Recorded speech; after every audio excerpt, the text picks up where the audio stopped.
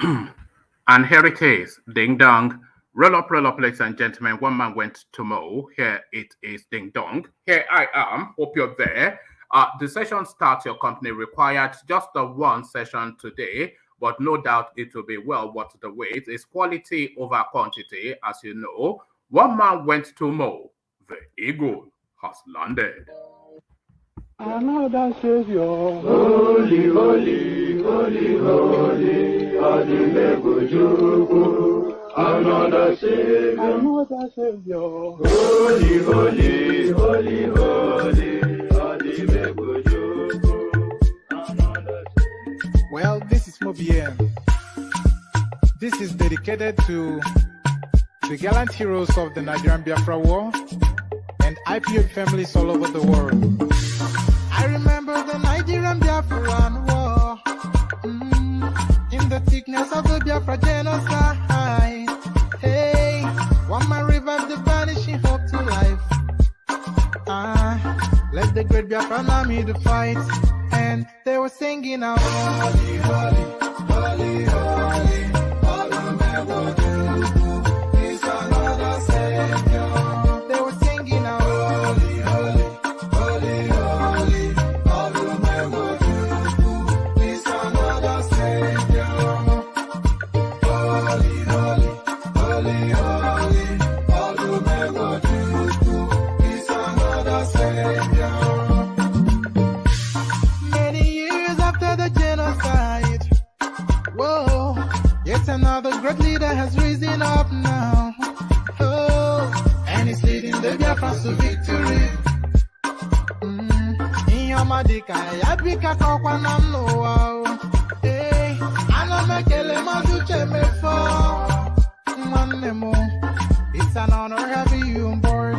When I'm singing along, holy, holy, holy, holy, Nandekano, it's another Savior. Gonna sing along, holy, holy, holy, holy, Nandekano, it's another Savior. When I sing along, holy, holy, holy, holy, holy, holy, holy, it's another Savior. Getting it right and getting it faster now. Holy, holy, holy, holy, it's another Savior. Holy, holy, get it moving right, faster, never freedom. It's another Savior. Yeah, for freedom. Holy, holy, holy, holy, Nandekano, it's another Savior. Another Savior. Holy, holy, holy, holy, Adimebujuku. Another Savior. Another Savior. Holy, holy, holy, holy, Adimebujuku. Another Savior. Well, this is Mobien. This is dedicated to the gallant heroes of the Nigerian Biafra War and IPO families all over the world. I remember the Nigerian Biafran War, in the thickness of the Biafra genocide. Hey, one man revived the vanishing hope to life. Let the great Biafran army to fight, and they were singing out, holy, holy, holy, holy, all the is another Savior. They were singing out, holy, holy, holy, holy, all the is another Savior. Holy, holy, holy, holy, all the is another Savior. Many years after the genocide, whoa, yet another great leader has risen up now. Oh, and he's leading the Biafrans to victory. Inyamadika, yabika kwa namno. Hey, anamekele maduche mefo. And there it is right there, the holy, holy song from the Eastern Yam Yams. The Eastern Yam Yams are so holy, holy. So guys, I bring you this. 2023, Peter Obi gives only condition that will make him stop campaigning for presidency. So I wonder, if being some incoherent, gobbledygook sort of a fella, I wonder if his incoherence is sufficient enough of a reason for him to stop laboring us with his difficult to understand narrative. But here it is, and there it is. 2023, Peter Obi gives only condition that will make him stop campaigning for presidency. I wonder if being a yam head is sufficient enough of a reason. So from that to this, PDP mired in crisis. Article can't restructure Nigeria.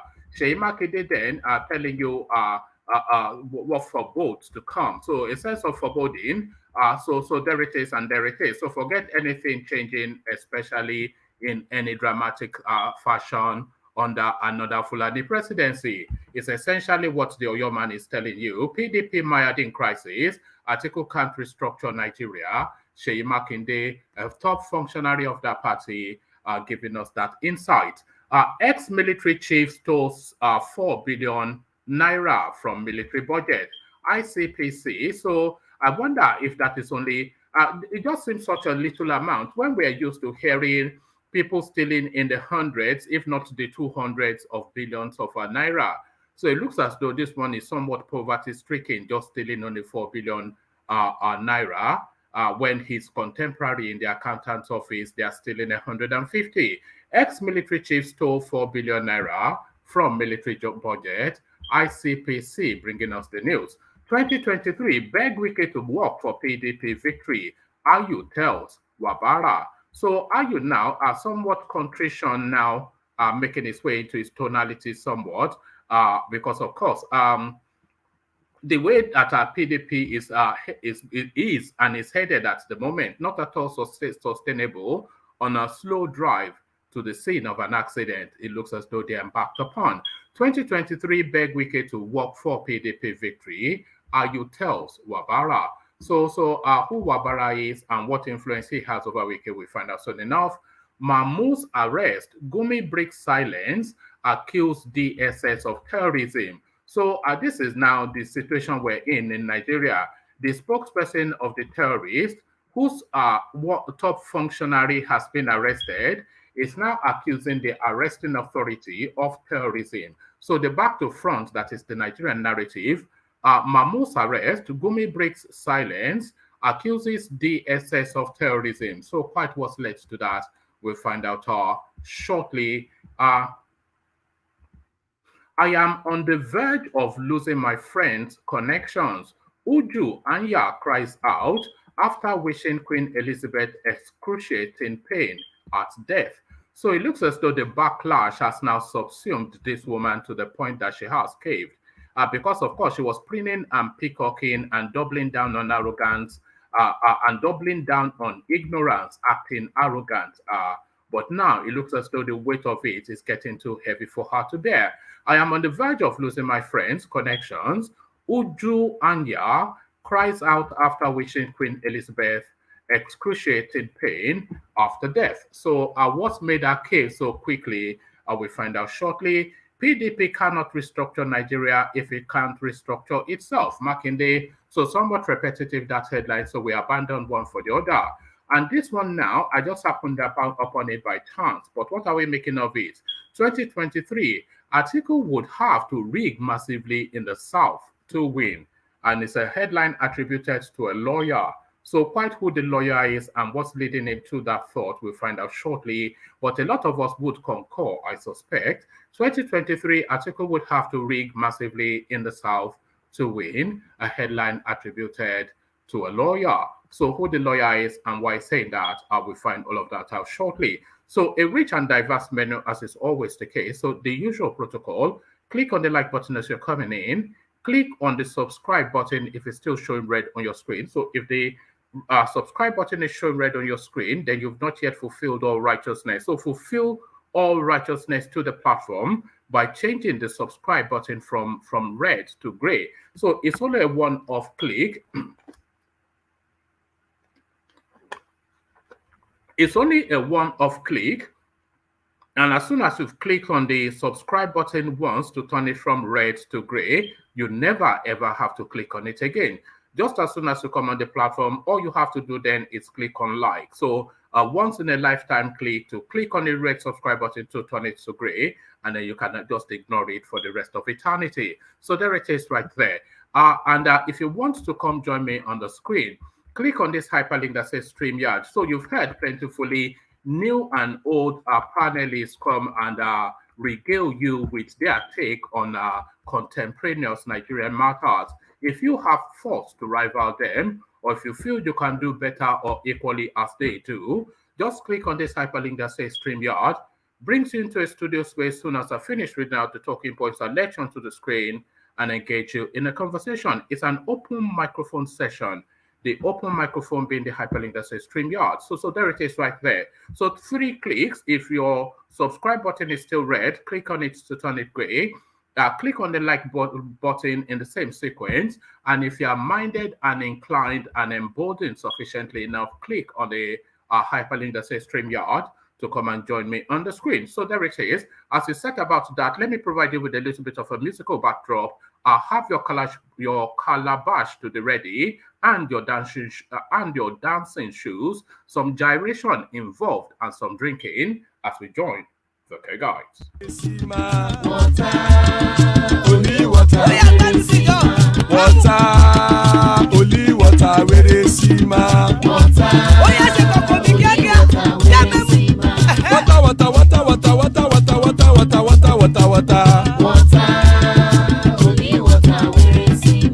Hapa o naido.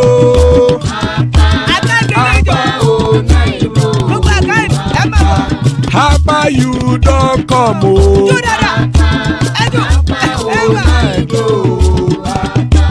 Hapa o naido.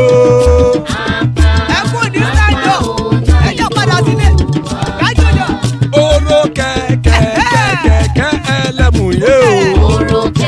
Ilé sọ́dí kẹ̀kẹ́ ẹlẹ́mùrè o. Bobby master kẹ̀kẹ́ ẹlẹ́mùrè o. Chief Wailati kẹ̀kẹ́ ẹlẹ́mùrè o. Eruku lẹ̀lẹ̀ ẹlẹ́mùdé. Eruku lẹ̀lẹ̀ ẹgbẹ́ ẹlẹ́mùdódò jàre o. Eruku lẹ̀lẹ̀ Ghana ti dé ẹgbẹ́ bọ́dì o. Ọmọ ẹlẹ́yẹ ẹyẹ o ó dilé o. Olúyẹ̀lá ẹyẹ o ó dilé o. Petrosoname ẹyẹ o ó dilé o. Petrosodunke ẹyẹ rẹ̀ ó dilé o. Ẹlẹ́kọ̀ ọ̀run mú ìní o.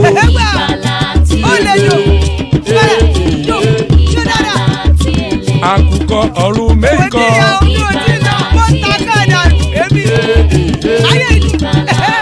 Ikú kò ní ríwà gbéṣe o.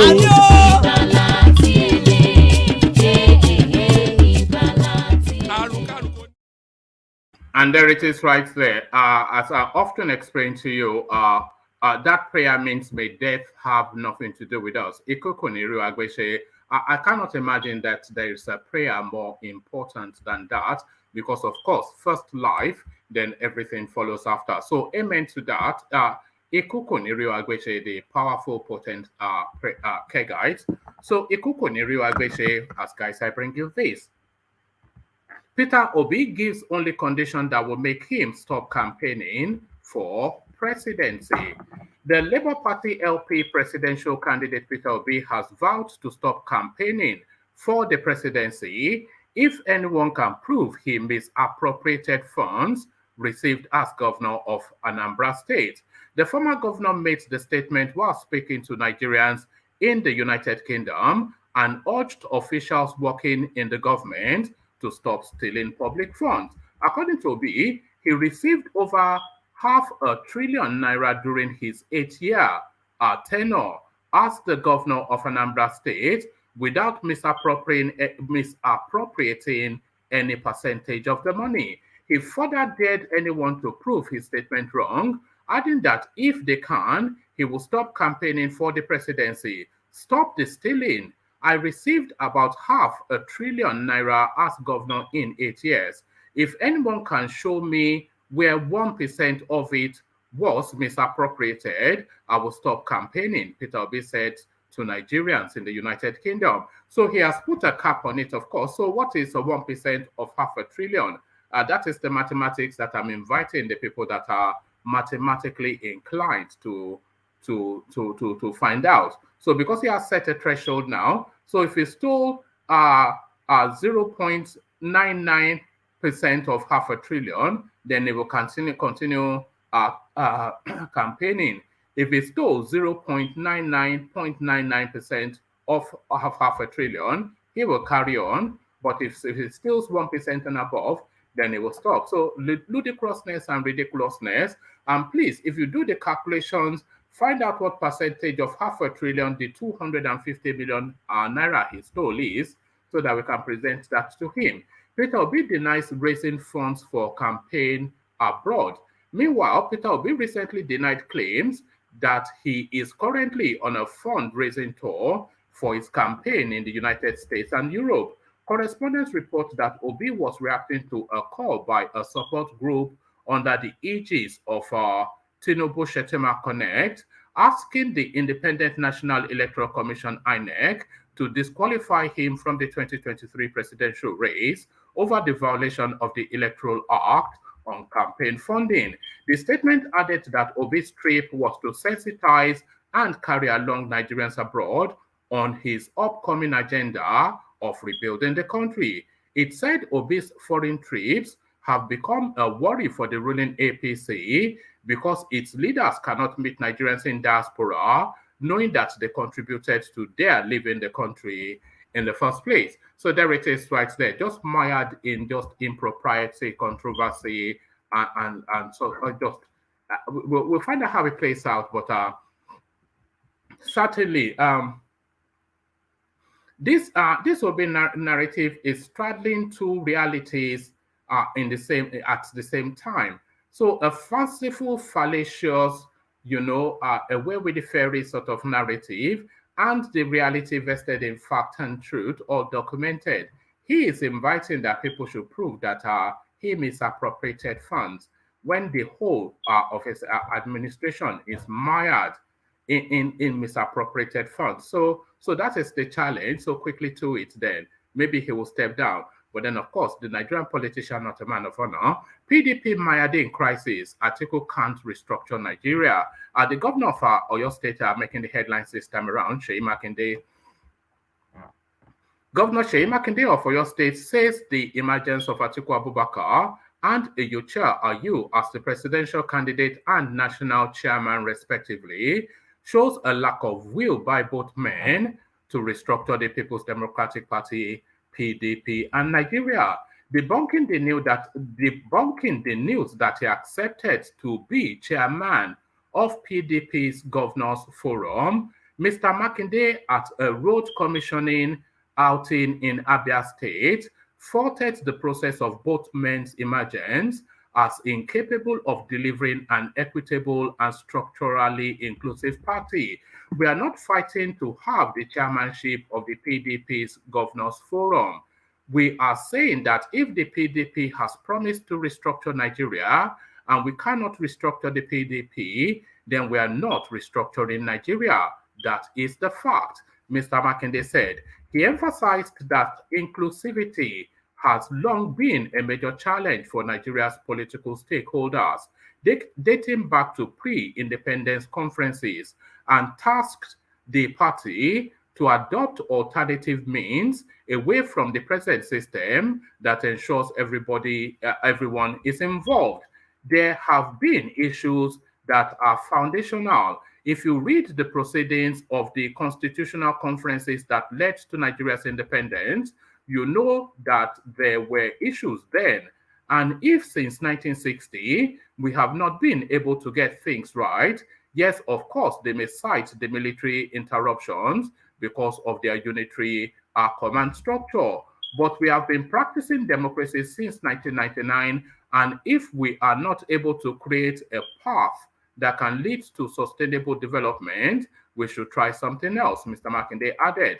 The governor, who is also seeking re-election under the PDP, has pitched his tent with outgoing Rivers State Governor Yemsen Wike as the party's internal crisis thickened, with political analysts fearing that his decision might cost him his second-term ambition. So his decision might cost him his second-term ambition, but in some instances there are greater things that supersedes your personal ambitions. So greater things that supersede your personal ambitions. So it looks as though it looks as though the Oyo State governor is taking a high moral stand and a high moral stance.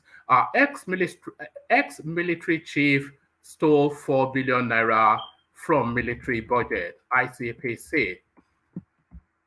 The chairman of the Independent Corrupt Practices and Other Related Offences Commission, ICPC, Professor Bolaji Owosonoyo, has disclosed that a former military chief stole the sum of 4 billion naira from military budget. Owosonoyo said this on Friday, September the 8th, during an event tagged National Policy Dialogue on Corruption and Insecurity in Nigeria, held at the ICPC headquarters in Abuja. According to him, the money was deposited into the account of two companies where he was the beneficial owner and sole signatory. He said the ex-military chief, whose name he did not disclose, used the stolen funds to buy properties in Abuja in the names of proxies. The ICPC boss stressed that the National Security Agency NSA and ICPC investigations and research on the issue of insecurity has shown that public sector corruption contributed to insecurity. He said some former military and security personnel are being investigated by the ICPC and our sister agency, the Economic and Financial Crimes Commission, for embezzlement of funds allocated to security. For example, a former head of one of the arms of the military, in the twilight of his tenure, deposited the sum of 4 billion naira from the military budget into the accounts of two companies where he is the beneficial owner and sole signatory. The proceeds were used to purchase properties in Abuja in the names of cronies and proxies. Some of the properties paid for by his service were also fraudulently converted to his use. The ICPC's prosecution of this high-ranking officer to recover all the implicated assets was strangely and perversely frustrated by a recently retired let's take that entirely all over again. Apologies. The chairman of the Independent Corrupt Practices and Other Related Offences Commission, ICPC, Professor Bolaji Owosonoyo, has disclosed that a former military chief stole the sum of 4 billion naira from the military budget. Owosonoyo said this on Friday, September the 8th, during an event tagged National Policy Dialogue on Corruption and Insecurity in Nigeria, held at the ICPC headquarters in Abuja.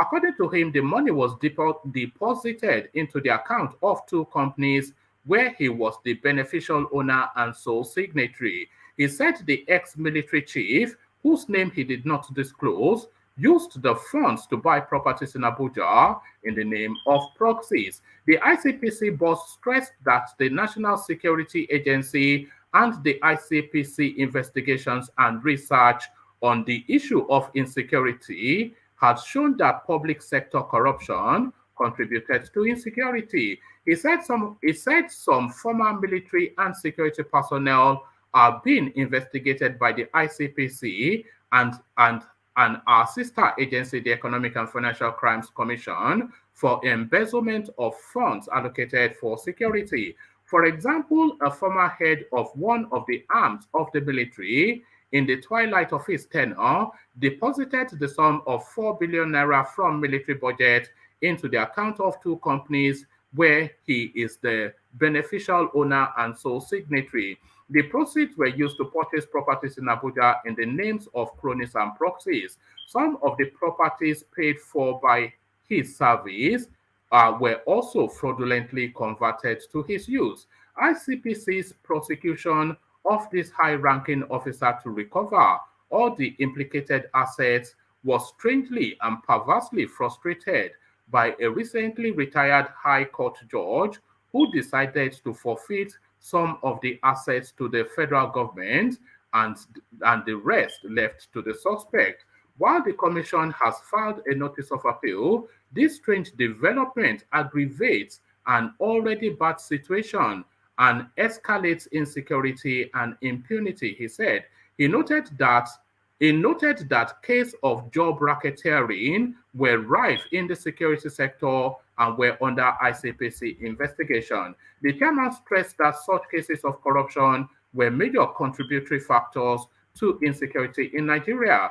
Awosonoye also mentioned the involvement of civil servants in the theft of funds meant for security operations. Another case under investigation is the theft of part of special intervention fund approved for security operations by some civil servants in the line ministry who transferred over $1 billion to 4 shell companies. A special investigative team under the leadership of the NSA and the ICPC recovered some of the diverted assets, including a state-of-art building located in Abuja and over 220 million naira in cash. Investigation on this matter is still ongoing.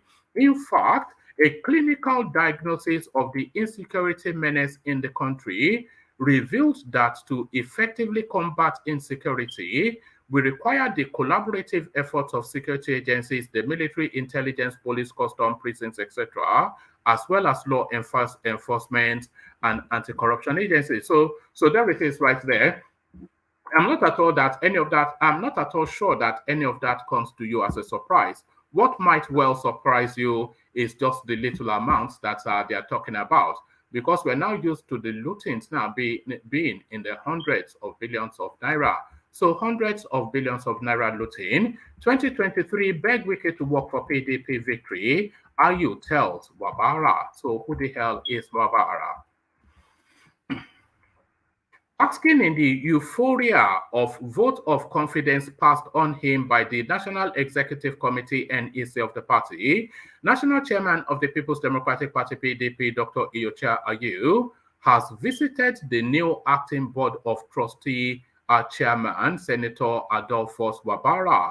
Ayu, who was in company of National Working Committee members, pleaded with the former Senate President to use his diplomatic skills to beg Governor Yemsin Wike and other governors and aggrieved members of their party to sheathe their swords. Ayu, who described the new Board of Trustee chairman as an elder statesman of immense experience, added that the PDP needs his diplomatic skills to wade through its crisis. He, therefore, implored the new Board of Trustee chairman to use his diplomatic experience by reaching out to Wike and all aggrieved party members with a view to presenting a united front against the All Progressive Congress APC during the election. Wabara emerged as the acting chairman of the Board of Trustees at the NEC meeting on Thursday, following the resignation of Senator Walib Jibrin. Ayu also notified Wabara that the leadership of the party had agreed to travel to Port Harcourt early next week to meet with Rivers State Governor for what he called full reconciliation. He, however, added that because of other pre-planned engagements, the deputy chairman, Ambassador Mala is just a Fulani name, so I'm not going to even bother, will be leading other members of the NWC on the trip, as it would not be available. So, and that is where the problem is right there, is it not? That is exactly where the problem is. So they're sending low-level functionaries to intercede and interact with Yemsin Wike because they're too arrogant to meet him frontally.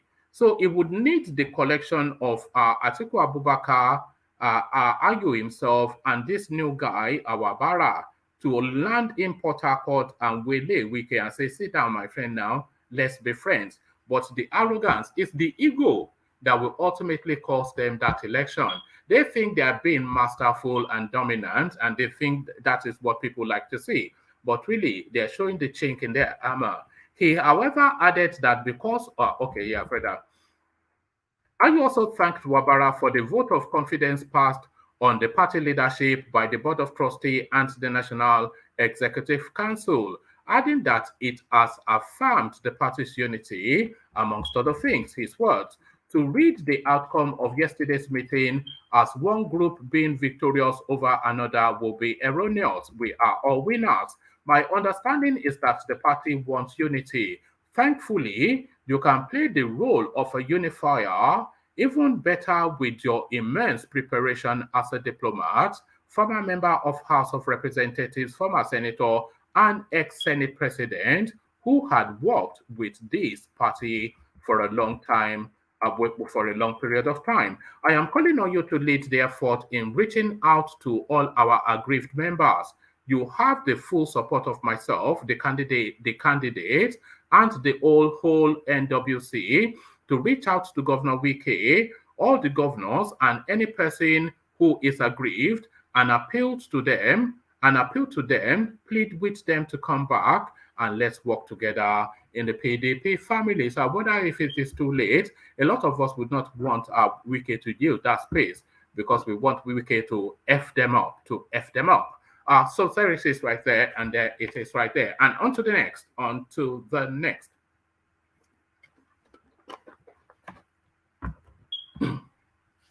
So on to the next and on to this.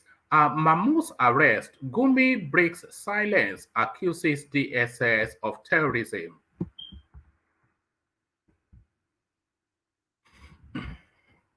Kaduna-based Islamic scholar Sheikh Ahmad Gumi has called on the Department of State Services DSS to either release to call Mahmoud or charge him to court. Citing the law, Gumi said anybody arrested over an alleged crime needs to be taken to court within 24 hours. I wonder if the rules apply differently to the Fulanis, because I don't remember this being the rule for Nnamdi Kanu. Correspondents have reported how Mahmoud, who negotiated the release of some of the victims of the Kaduna-Abuja train attack, was arrested at Cairo International Airport on his way to Saudi Arabia for lesser Hajj. He was deported back and picked up by the DSS at Kano International Airport. The DSS subsequently said Mahmoud has questions to answer on the rising insecurity in the country. During his weekly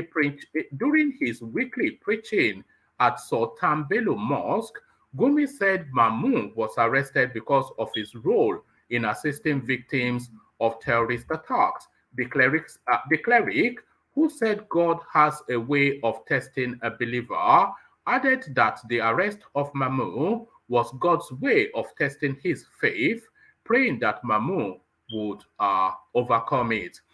Take him to court to face trial. Keeping him in custody despite being a family man was just to intimidate him. This intimidation is also terrorism. It's the lack of irony and the level of hypocrisy. This is the same guy that was all over the news telling them that they have to keep Nnamdi Kanu in perpetuity and throw away the key. But now that the noose is tightening around his neck and they're circling around him because they are using this guy, of course, as a pathway to get to him. So now, of course, it's set in a panic. The cleric, who said God has a way of testing a believer, added that the arrest of Mahmoud was God's way of testing his faith, praying that Mahmoud would overcome it. Take him to court to face trial. Keeping him in custody despite being a family man was just to intimidate him. So Nnamdi Kanu is not a family man, Abi. You must be not in the head. You must be not in the head. This intimidation is also terrorism. Arresting people unjustly is also terrorism. Just the lack of irony. This is exactly the same faith and worse that before Nnamdi Kanu. Where was this man's voice then? Arresting people unjustly is also terrorism.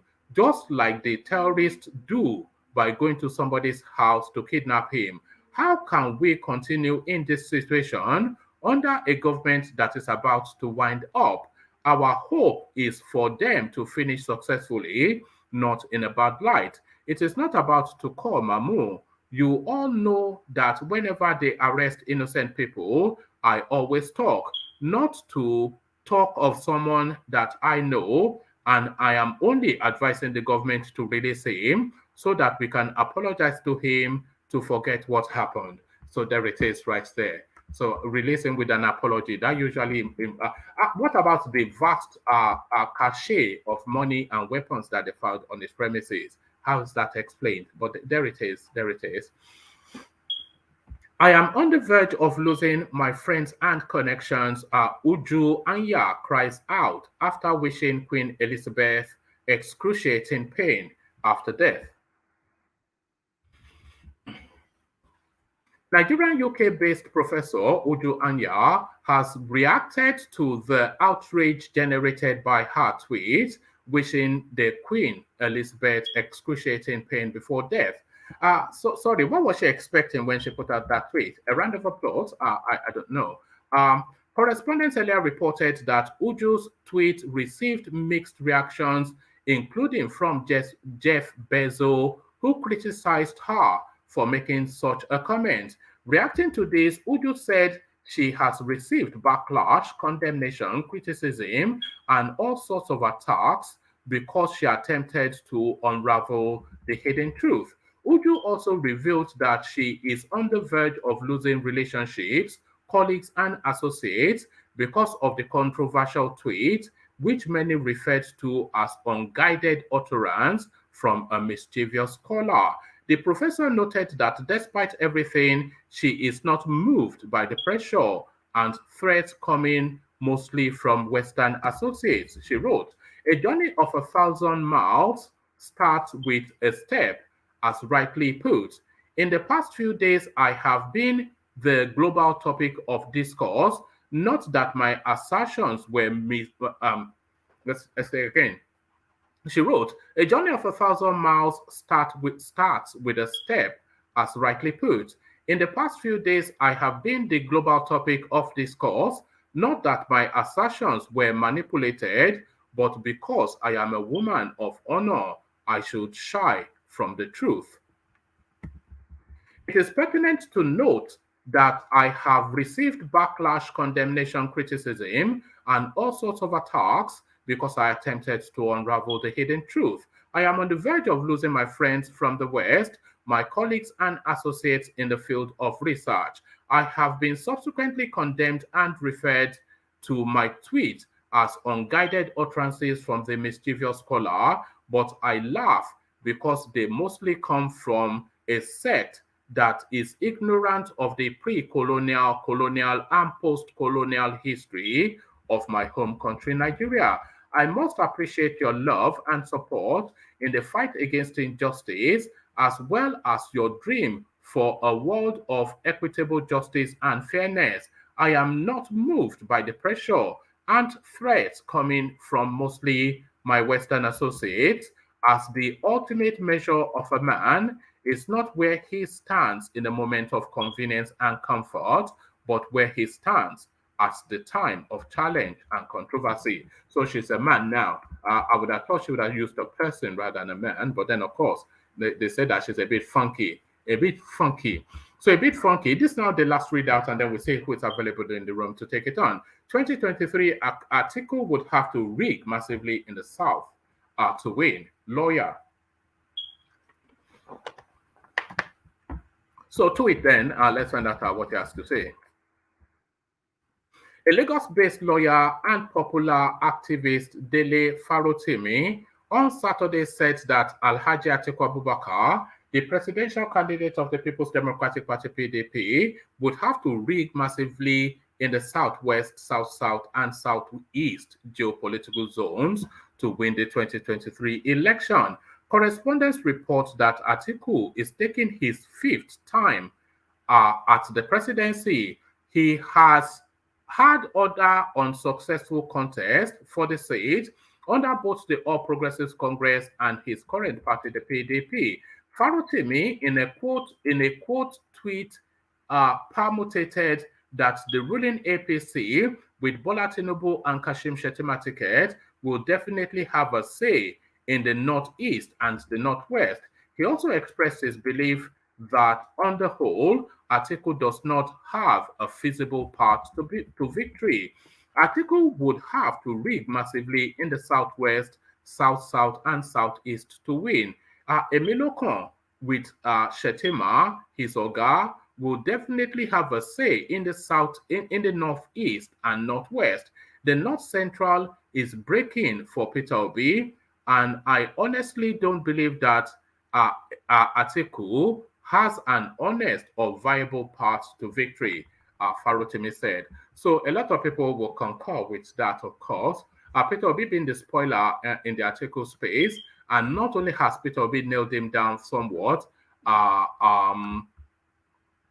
what's his name? Yemsen Wike now applies the final nail in that coffin. So two gentlemen join us this time around, Oba San Diego and Babati. So to you gentlemen. So to you then, Oba of San Diego, what are you chewing? You're always munching on something. On mute. I like to eat, man. Yeah, this is it. So here we are, and there we are, and here it goes again. So always a delight in your company, as you know. Yes, sir. The audience now used to you sharing your wisdom or your inputs. So straight to it then, and straight to the Peter Obi space. Peter Obi gives only condition that will make him stop campaigning for presidency. So he's saying if you can find a scintilla of looting attached to his name, then he will step down immediately. So I wonder if he has been watching this platform, because we have a case file on his looting. What are you then making of Anambra Bond trying to use Boju language? You see, one man, regardless of what kind of data you have, the man has not been indicted. It's all speculation or the data. I'm not saying he's innocent, but unless he's indicted, then we can call him a criminal or whatever, and that's applied to other people. But notwithstanding what I said, when you know you're right, you are right. I mean, he can be saying all this if you know that nothing can be proven. I mean, he's saying all this with, unequivocal, if you have anything against me, bring it up. Tell me other political aspirants who has said any of this. This is how you know. Do you not consider it to be a high-risk strategy? It could be. It could be. I'm not saying it's not. It could be. But he's making a case. It's near impossible to find a Nigerian politician without a provable misappropriation of funds that is attached to their tenure. Oh, I completely agree with you. One man. I'm not going to say Obi's a saint. After all, I don't know much about him. I started hearing, I told you he's from the Southeast. I started hearing about him recently, when he started campaigning. Well, I know he was a vice president, but by then I've never followed Nigerian politics. But when he, during this presidential politics, I decided to pay more attention, to the Nigerian politics space. Then when he, when he deviated from the PDP and went with Labour Party, so I started following him and start reading some of their manifesto. I mean, start reading part of their history, their antecedent, So that's why I decided to support Obi. I'm a Nigerian, a true Nigerian. It's not necessarily because he's an Igbo person. So my point, not to digress to that point, what I'm trying to say is he sounds very confident that you can't find nothing on him. But it's a bold statement, like he said. Then if they start digging and find something on him, that could be a problem for him. But looking at the way he's sounding, he sounds pretty confident. I mean, he's been saying, go verify. Of course, you have did a lot of verification here, with the data. You find out that, he did this, he embezzled money, gave some money to his gave some money to his family. And you said, you find out data too that they find some money in, I think, in Apapa or whatever, somewhere. Yes, and that's a known fact, by the way. It's all over, okay. So that's undeniable. Yeah, look, I'm not going to dispute any of them. I'm not in that space. But what I'm it's the strategy that is adopting, because I see it as a three-phase strategy. So Okay. he's inviting that if you find anything that I misappropriated money, that if you can find it, I will step down. So with that now, he's put himself even further in that space of somebody of probity, somebody that does not meddle with our public funds and all of that space that he has been occupying. He's solidifying himself there. But then when you start to present the proof, then you enter into another phase that no, this is controversy. These are the opposition dreaming up stuff. Prove it. Why has it not been with the EFCC and all of that? So it's a strategy that he cannot lose, because to prove that he stole public funds is easily done. That's a misappropriated. But then to say that, but to nail him down on it, it takes forever to do that. Certainly not the 6 months available. Okay, 1 month. That's a smart politics. I mean, if you can't, you can say he did it or whatever, bring out the data, but it can't be proven. And up to right now, he has not been invited by EFC. Has he been invited by EFC? He has not been indicted. So that's the point I'm trying to make. I mean, he's saying it boldly, and none of the other presidential candidates has come out and said something like that. I'm not saying even I thought they said it, they're going to be able to fish out anything from them. But Obi is playing the politics in that regard. Whether it's going to be, whether it's good for him or not good for him, I can't say right now. But the way he's playing it, everybody in Nigeria is buying it. People in Biafra is buying it. I mean, I'm not going to say I don't buy it or I buy it, because I don't know. I mean, I don't like to be proven wrong in that regard. So no, believe me, no man in this world, that I can say you are innocent.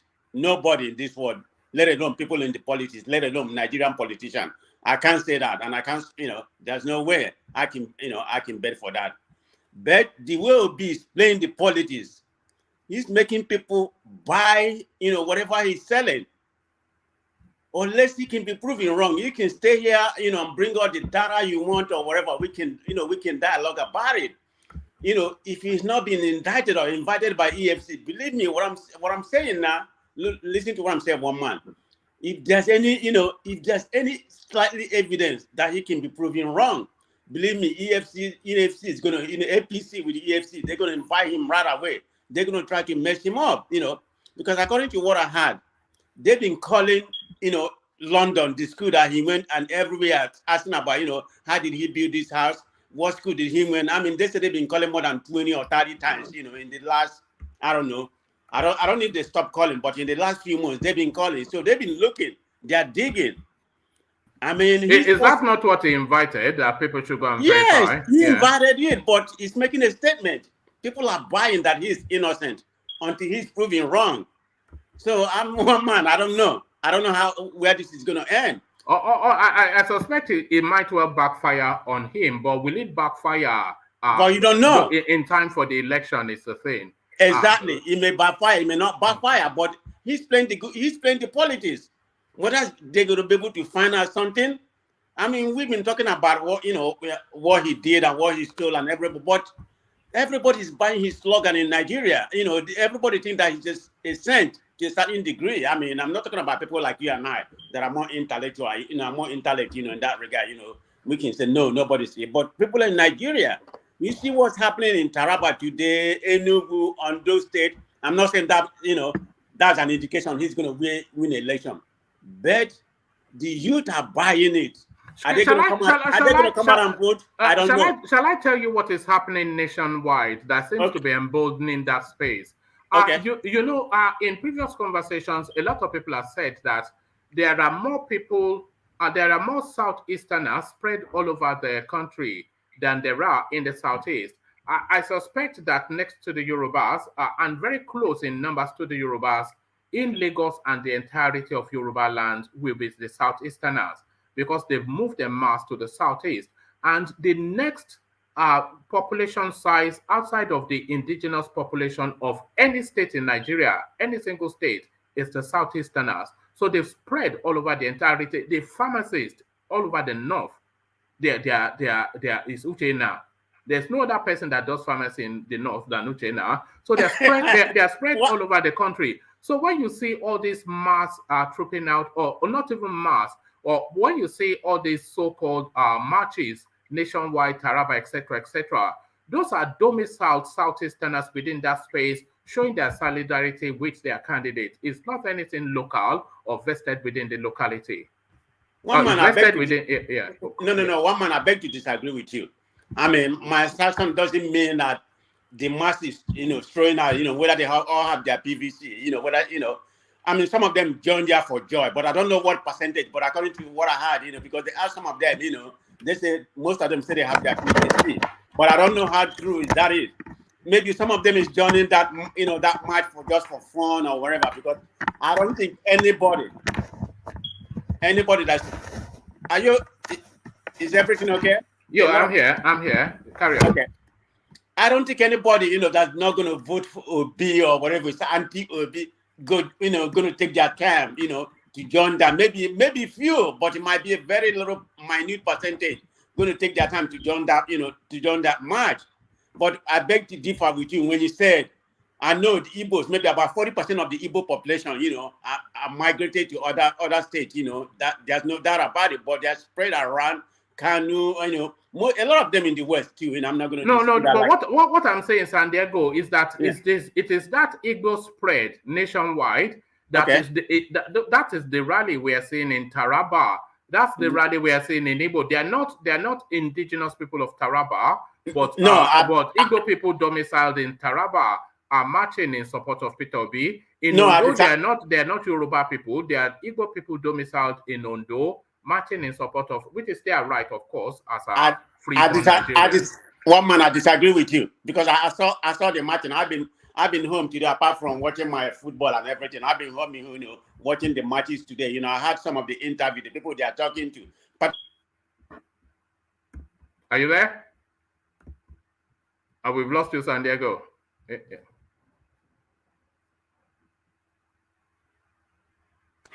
Can you hear me? Yeah, yes, I can now. I'm sorry, somebody keep on interrupting me. But anyway, I've been watching the matches, most of them are not. I mean, like in Taraba, it's majority the indigenous. Even in Ondo, most of them are mostly indigenous. What the matches and see, when they interview them, most of them are indigenous. Of course, when they want to interview, they'll go and interview Dan Ladi now, because they would have taken Dan Ladi along. One man. You know the game now. You know the game. No, the space I'm watching, it doesn't seem like it's Igbo that interviewed them. I don't know, my man, but Obi is getting a lot of love right now. Whatever it is that going to translate to any kind of victory? That I can't say. But he's getting a lot of love right now. But man, think about it. Why is it that nobody is marching for Obi or Atiku? Why? Because Obi is playing that politics, but others are not. But Obi is playing populism and razzmatazz politics. He's playing razzmatazz politics. But everything is organic. The march is organic. He's not contributing any money to the marches. I mean, people are just volunteering their time, their money, the T-shirt, and everybody. Obi has not contributed to any of those marches. I mean, he's looking for money to conduct his election. I don't think that's where his emphasis right now. He's looking for money. I don't know how much he's going to get. I mean, he doesn't like to spend. He's not going to spend his billion for this election. The kind of man I think he is. So everything is going on. He's going to spend your money, though. He's going to spend your money. Look at that. Well, I'm going to give my little change. I mean, my little change ain't going to be. I mean, if hundreds of people, thousands of people contribute, then that would make sense. But not the one I'm going to give. It's not going to make that much difference. But if you throw in your own half a million naira, and Emeka throws his own 2 billion naira, before you know it, this guy is buying another bank again, just like. Wait a minute, did you say $500,000 naira? Naira, no, I don't imagine you'll be throwing. I know a man of great wealth like you, even have but I don't imagine you'll be throwing $500,000 at him. I know I don't have $500,000, which I do. But anyway, yeah, I'm just surprised about what's going on. I mean, everything is organic, one man, believe me. So I still wonder, like the question that I posed to you, why is it the other people not getting this much love? Did you see Atiku march that happened last week? You know, this is a new phenomenon. Okay, that's something. Okay, and do you acknowledge that there's a sense of euphoria? There's a sense of euphoria around him. Oh, I completely agree with you. And that is the spill out. It's the spill out of that euphoric feeling, which is essentially Southeast based. Don't be saying that, one man. It's but not it is though.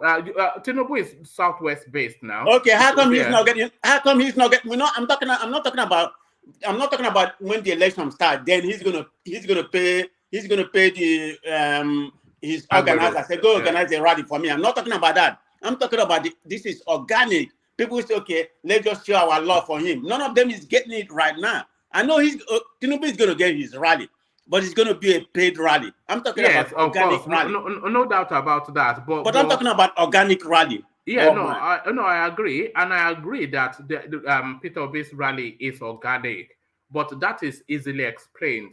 It is explained by the sense of euphoria, the sense of arrival. Don't say one man. Don't say Southeast now. Well, you know it now. So if you know it, then you know it. If you know it, then you know it.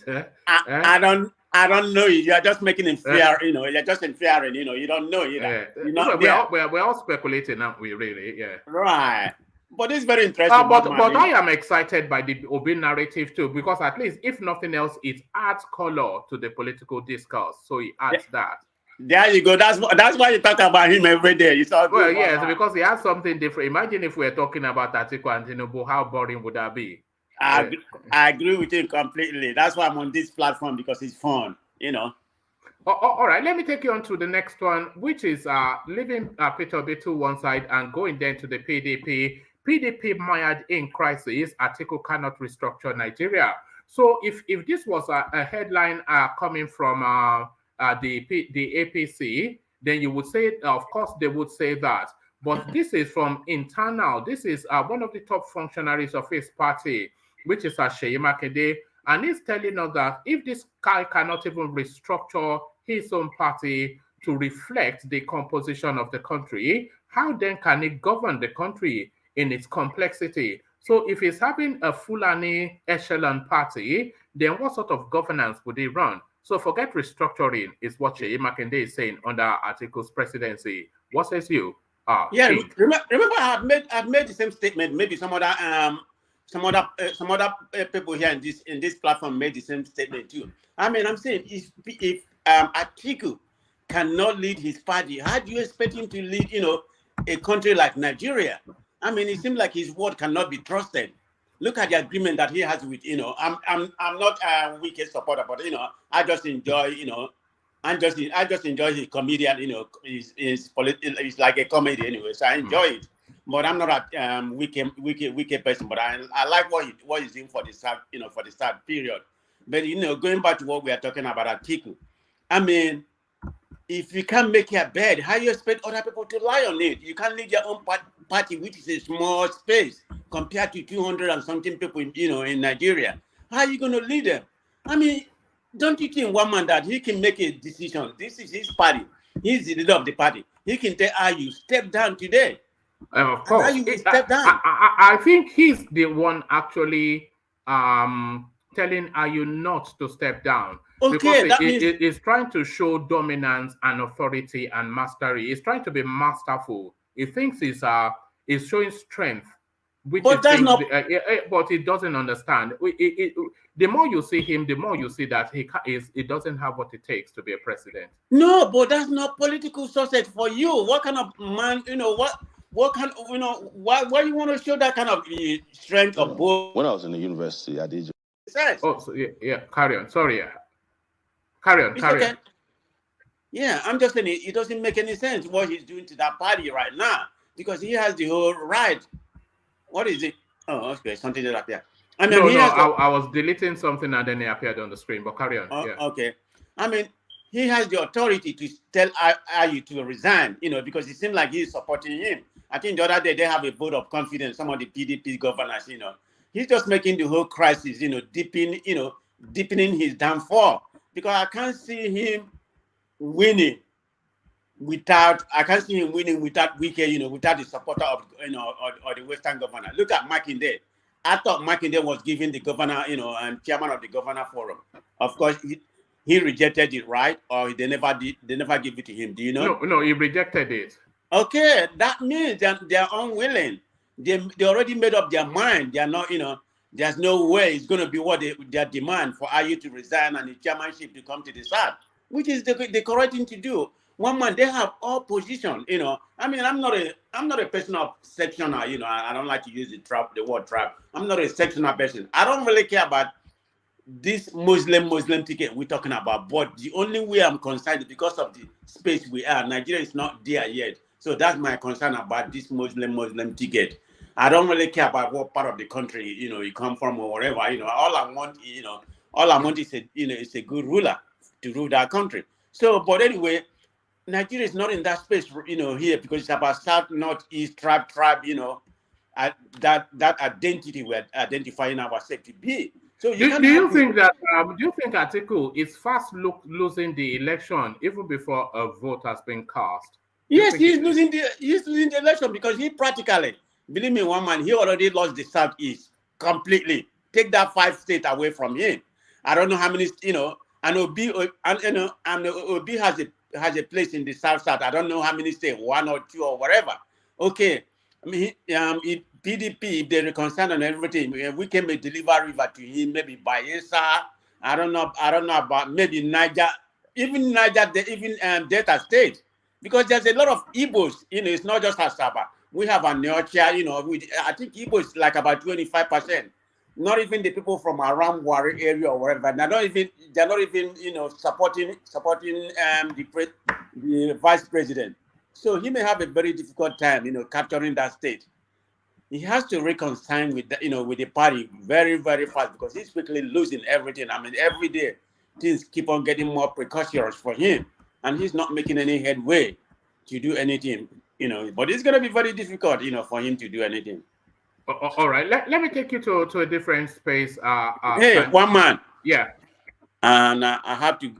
I'm not leaving, but I have to. Oh, you want to step back for? Yeah. Okay. Yeah, Okay. okay. All right. Thank you. Let me go from you then to Babati, who hopefully is ready to go. Babati, are you there? Yes, I'm all right, here. yeah. I'm here. Good afternoon, everyone. Good afternoon, panel. All right. Good to have you, Babati. And to this space, then Peter Obi gives only condition that will make him stop campaigning for presidency.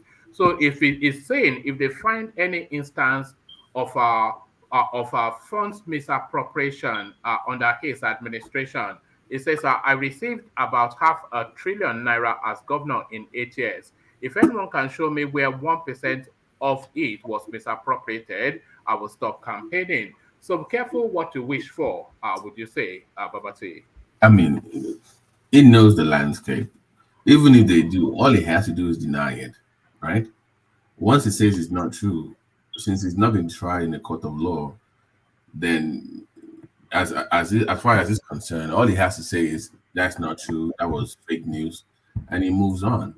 So what he's doing is he's just gathering sympathy because you have more people attacking his run during the governorship. They will attack it, then you just have to say, "Oh, it's a campaign. It's because of the campaign, because I'm Igbo, or because it's fake news by the opposition." Right. So it's triggering, but what he's doing is he's just feeding raw meat to his core fan base. It does not help him expand to other territories. You see what I'm saying? It's not. It does not help his case. So that is not a smart political move on his own part to trigger that. If they really wanted to do that, they would have done that. I'm sorry. You've done that extensively on your platform.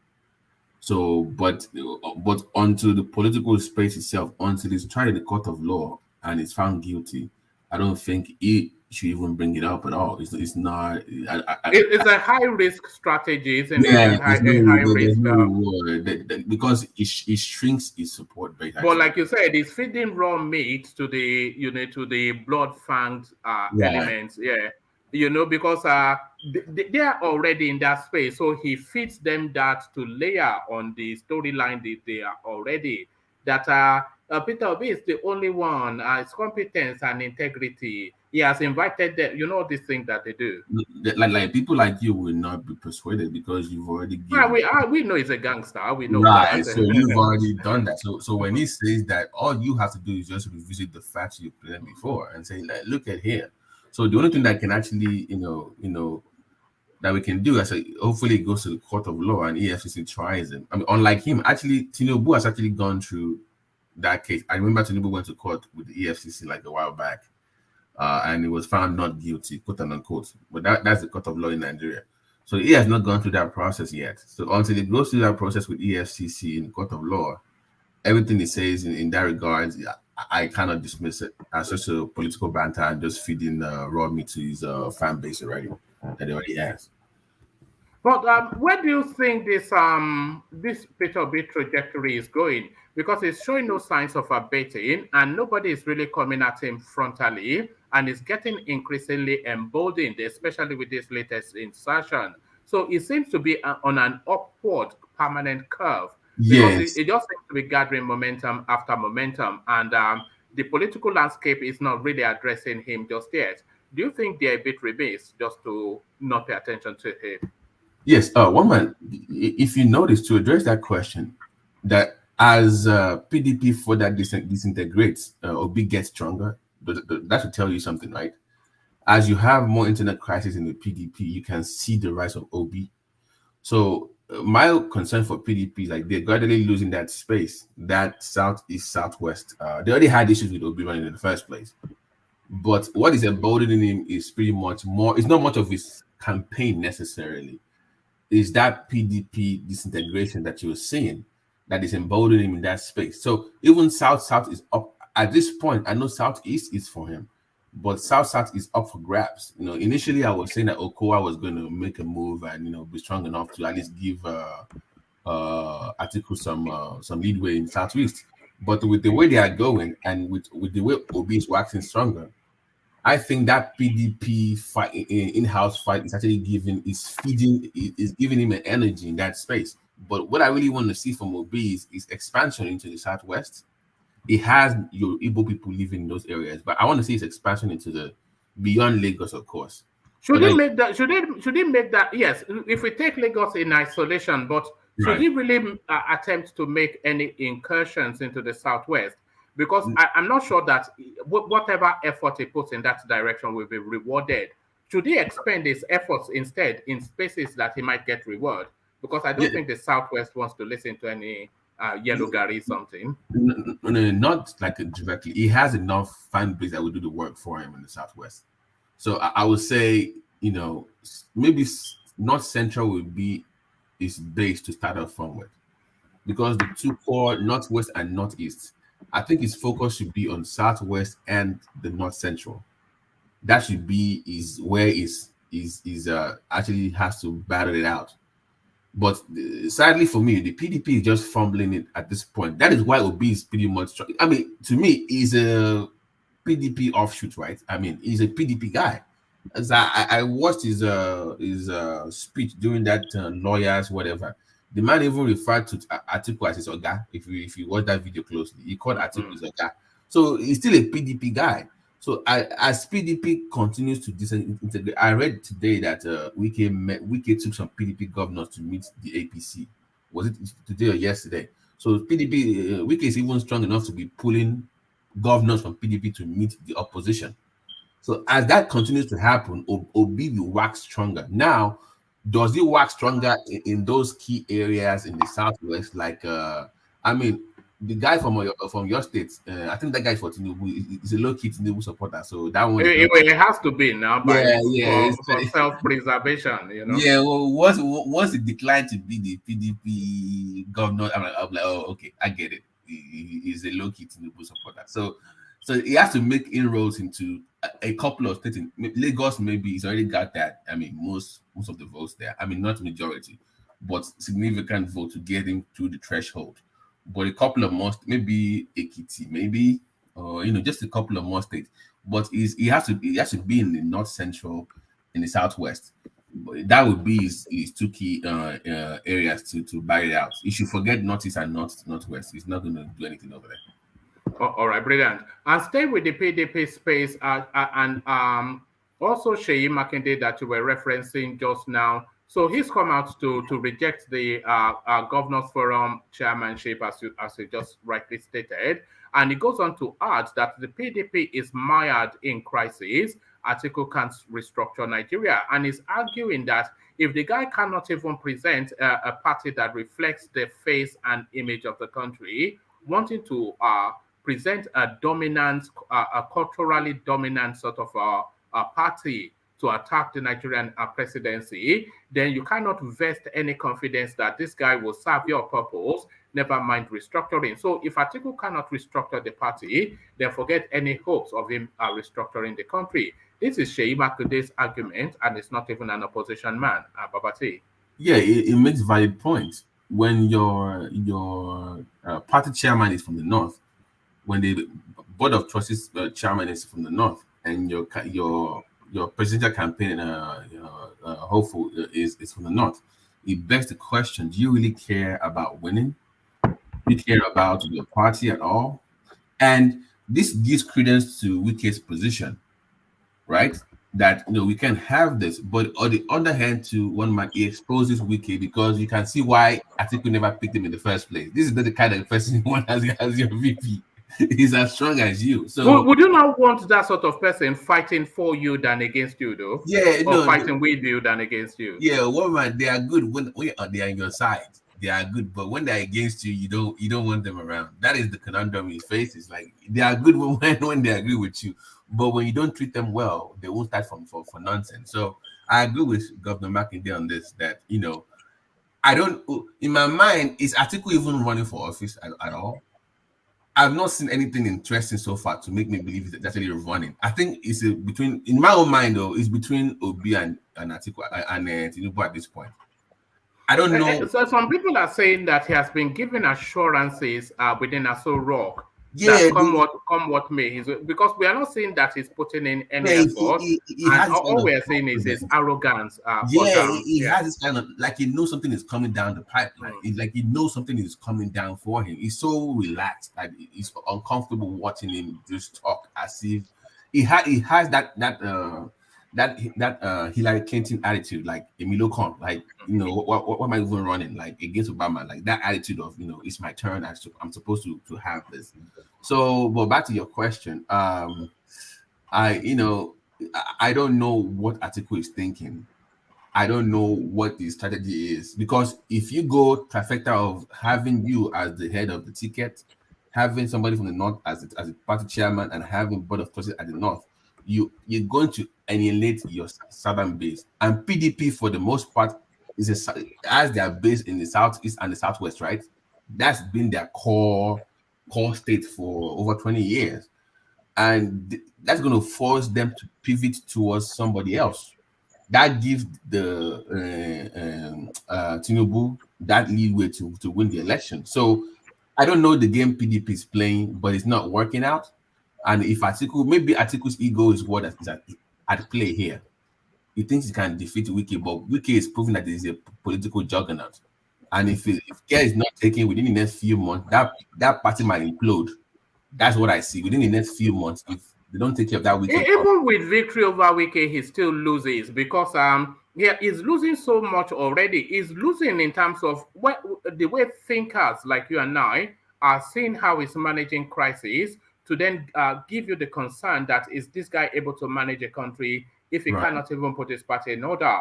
And that is coming off the back of what he did with the Deborah Samuels situation. So he's really hemorrhaging confidence just in his capacity, just from this drama playing out. But it even makes it worse because he's a former vice president. It makes it worse because you've been an executive before. So you run businesses now. You've run businesses before. So we are questioning your leadership skills. How do you manage people? And he's doing a terrible job. I think one of the mistakes he made was during that PDP primaries. The kind of things he was saying, it was not a comfortable thing to listen to. So he's doing a terrible job managing the crisis.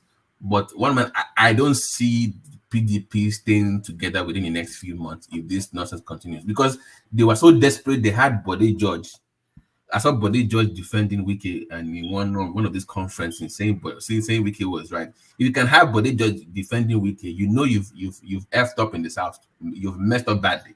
So if you look at the list, the Abia State governor is against the situation. the Oyo State governor is against the situation, but the judge is against the situation. Yemsing, so it's a north-south divide in the PDP. That is what I'm saying. That once you have that divide, you are going to splinter the party to where I don't see where you get the votes.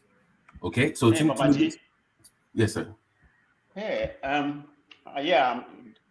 just want to interject on this space you're talking about. What happened if that party disintegrate and split into two? What's it going to make of it right now? That's what. Remember, I said earlier that the way Atiku is running, I don't believe he's actually running for presidency, because if you see this coming, this is just common sense. Now, if PDP implodes, it benefits Obi more because he's a former PDP. All he has to do politically is play up his old PDP card while still being Labour. You can play your old PDP card, say, "Oh, I was one of you," blah blah blah blah. All Obi has to do is say, "See, this is the reason why I left you people. I love the party, but see what this man is doing."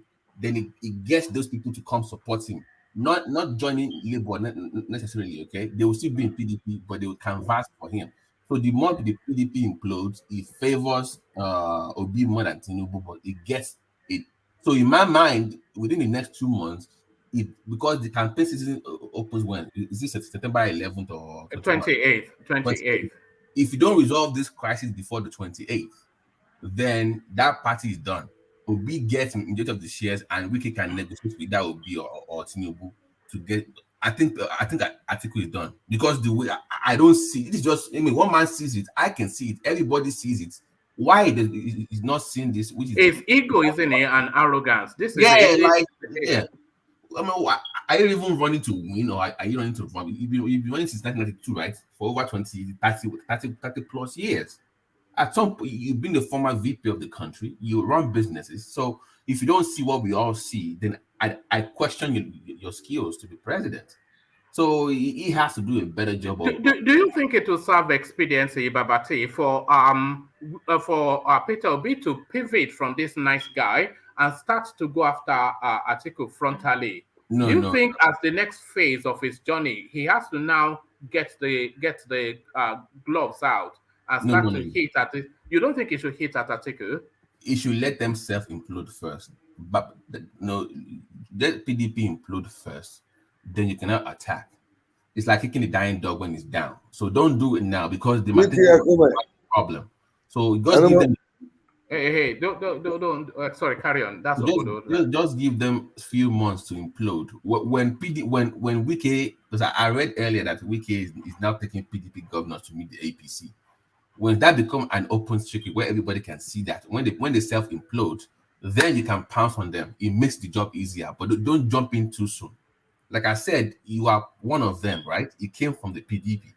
So what he has to do is just wait for them to self implode first. Then when they start to, because they will have factions, right? They will have factions, right? That will be more glaring that we will see. Then he can start to pick apart the factions in that party to his side. But if he jumps in too early and starts to attack them, then it might be seen as part of the problem. So he doesn't want that image right now. But just give it a few months. Remember 2014, Babati, when there was this sort of internal crisis within the PDP, the same party, and it escalated and crescendoed into a factional thing when we had the new PDP, right, which was a breakaway faction. So are we expecting, are we seeing the beginnings of a breakaway faction? Are we seeing the revisiting of our new PDP like we had in 2014? So how many PDP governors do we have in the Southeast? I'm not sure. 2 or 3. How many do we have in the South or South? About 3 or 4, right? So we might see an emergence of a rebirth of that kind of thing. But the question is, who does the new PDP, if it emerges in that space of Southeast and Southwest, who do they go with? Do they form an alliance with Tinubu or an OB? That is what, right? Because if they come together and say, you know what, F this Atiku guy, will they go with OB or will they go with Tinubu? Well, they will go with whoever they think is likely to, because it's a high risk strategy. If they decide to have a breakaway faction and Atiku becomes president, they are going to be heavily punished. So they will have to go with whoever they feel that's the most. Yes. So who do you think that will be? I think they will still go. They will still. I will say this. I will say the new PDP in the South will go with Tinubu, where the new PDP in the Southwest will go with Obi.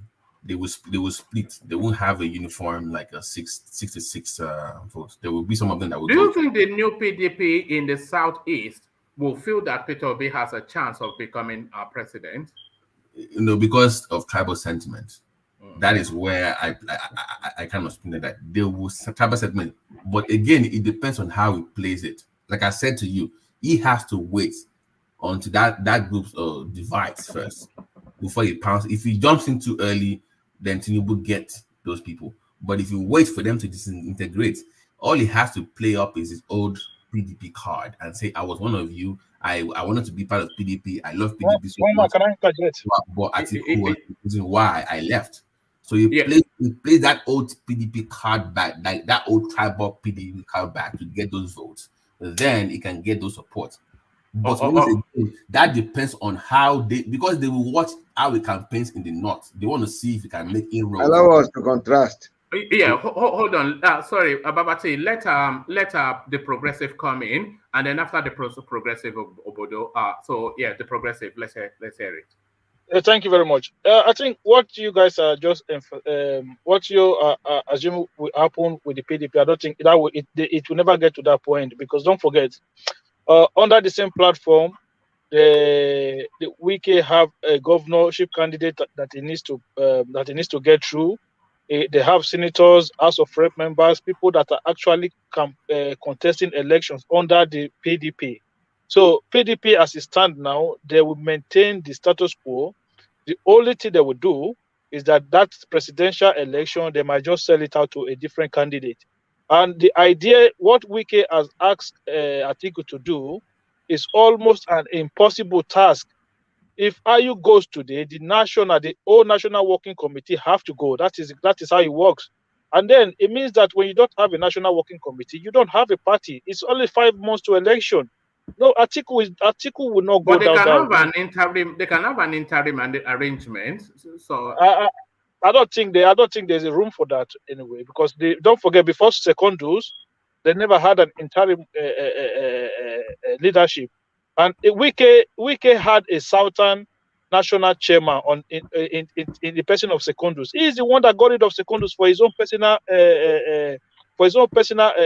gain, because he understood earlier that if Secondus remained the national chairman, then it will be a challenge for him to come to be the presidential candidate. Then he got rid of the man, brought in another candidate. Then it didn't favor him. The thing went round. Then now he wants this guy to go again. This whole thing, sometimes I understand that people are saying for equity and fairness, but Wike, I think he has overplayed the game. People need to see it for what it is. But do you think where he is in the game now, he cannot go back? He has passed the point of no return, because he has to play to the end now. He cannot reverse and start saying yes sir, yes sir. Yeah, that's what I just said just now, because they've all got, even Makinde. What if Makinde? What is he going to go to which party now? The time they can form a breakaway faction now. They've done it before. But they cannot present a candidate to INEC. That's the problem. Progressive, you are running in contradiction, because you said they will not implode, and you said that Wike will not give in and Atiku will not give that. Isn't that implosion? No, the thing is, Wike will just maintain. Wike will maintain the status quo, keep his candidate. Election day, he will elect his governor, his House of Rep member, but the presidential ticket, he will just sell it out to whoever he wants to sell it out to. Progressive. I just told you that Wike is now taking PDP governors to meet the APC. Let me find the link. So you're telling me that it's not an implosion already? Wike will listen, my brother. I'm going to bet if you have. I'm not a gamble man. If not, I will say let's bet whatever. Wike will not leave PDP.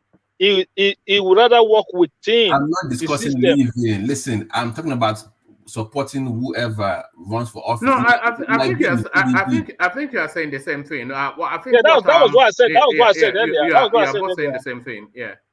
That was what I said earlier. That he's gonna make sure his candidate, his governorship candidate, and others, all his candidates get elected. But on that presidential ticket, he's going to sell that one out.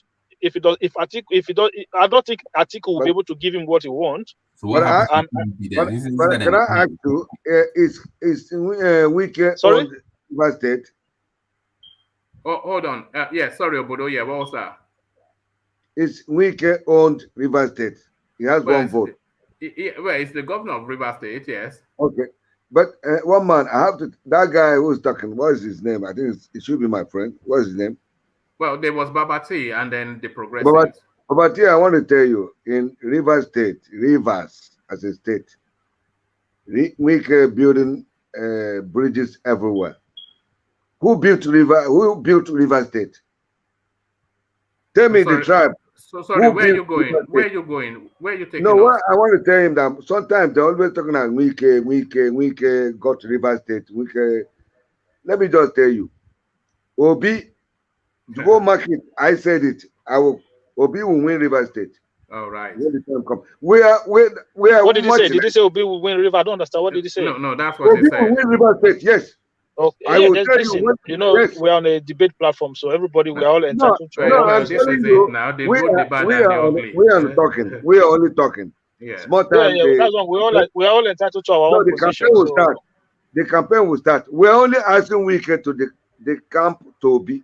If not, we are taking Lagos. We're taking what do you call? One man help me. River State. River State. What will happen? Lagos. All right.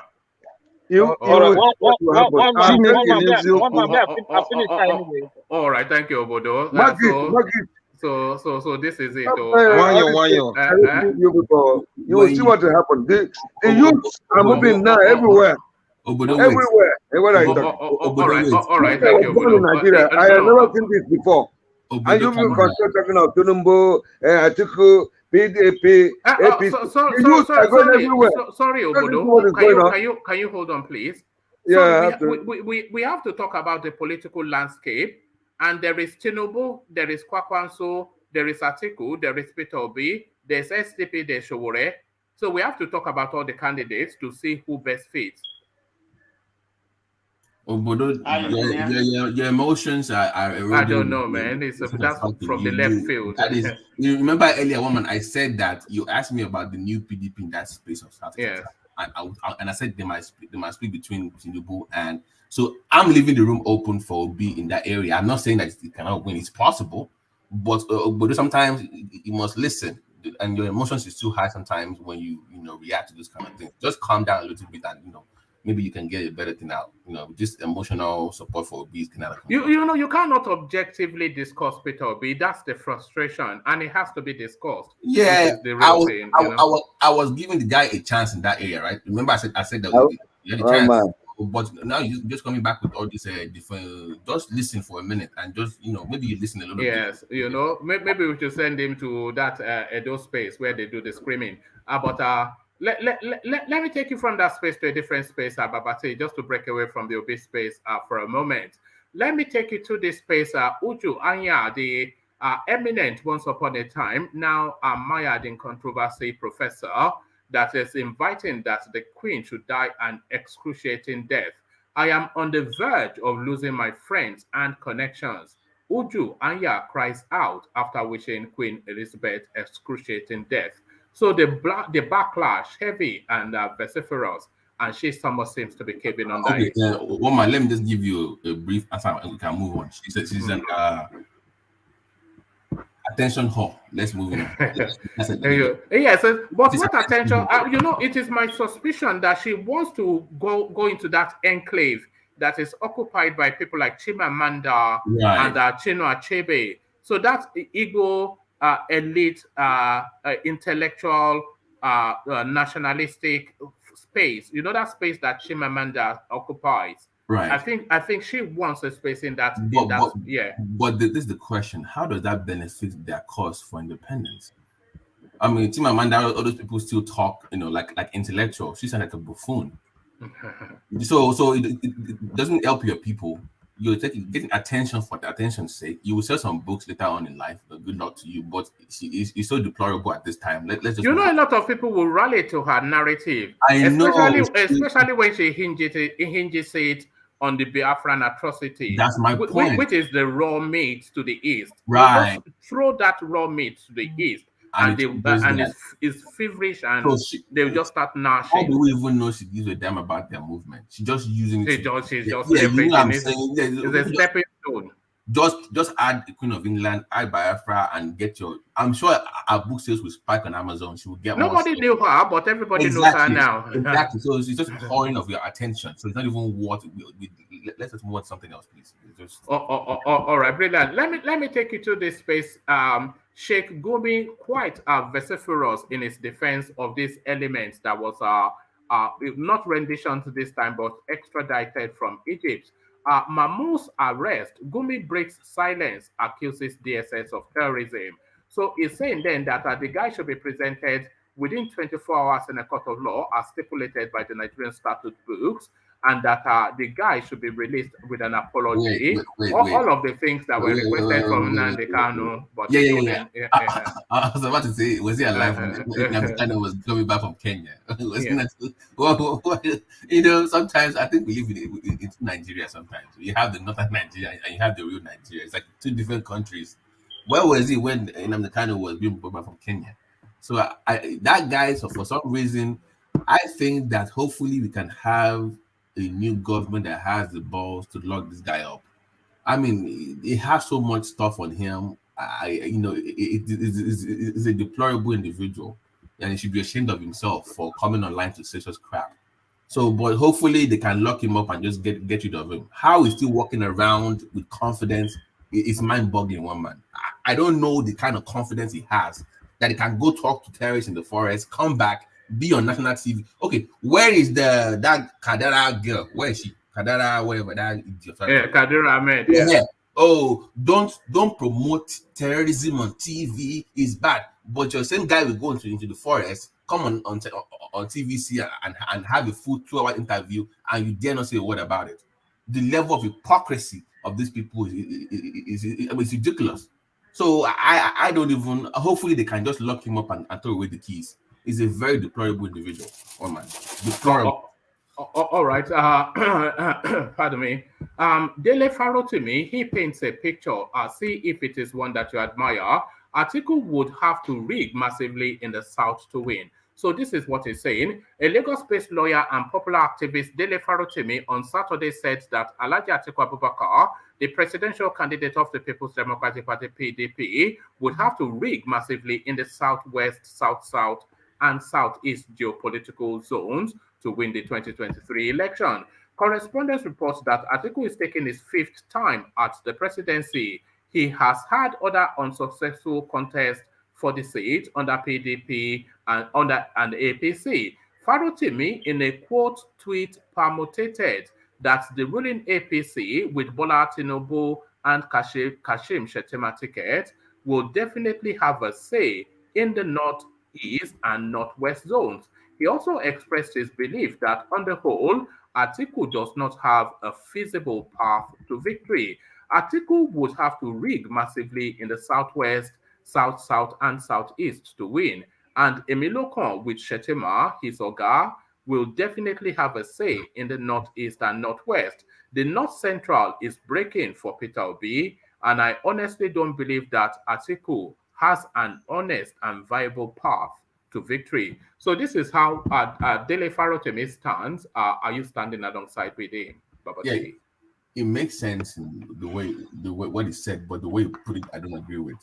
It will have to massively rig, but a massive rigging in the Southwest will be so glaring that it will be virtually impossible for people to even believe it. I mean, imagine they say the Atiku beat Obi and Tinubu in Lagos by 50%. You'd be like, wait a minute. That would be so ridiculous, right? You will know something is wrong somewhere. So, but it speaks to my earlier point about PDP disintegration, that the man has not learned his lesson, and the way he's going, I think it's more of self-inflicted wounds of Atiku. The way he's managing the crisis in the party, what is making this happen for the opposition. So that is where I'm coming from. So I agree that he has to rig, but he dare not. I mean, maybe in the south, he can rig over there. It will be more believable, right? If he does in South, but Southwest and Southeast, if he continues this way, I don't see him winning those two. So his part of presidency is even much harder So as of now, to be honest with you, I am actually kind of at this point one man, believe it or not. I think it's more like a Tinubu versus Obi slugger at this point. I have pretty much given up on Atiku at this point because I don't see the kind of politics he's playing. Show me the numbers. Where is he getting the Can numbers you from? allow me ask you a question, please? Let Babati land and then have your insertion, and then I'll go on to Charles. Yeah, so because like he said, he has to rig, but he dares not rig in those areas. He can't rig in the southwest.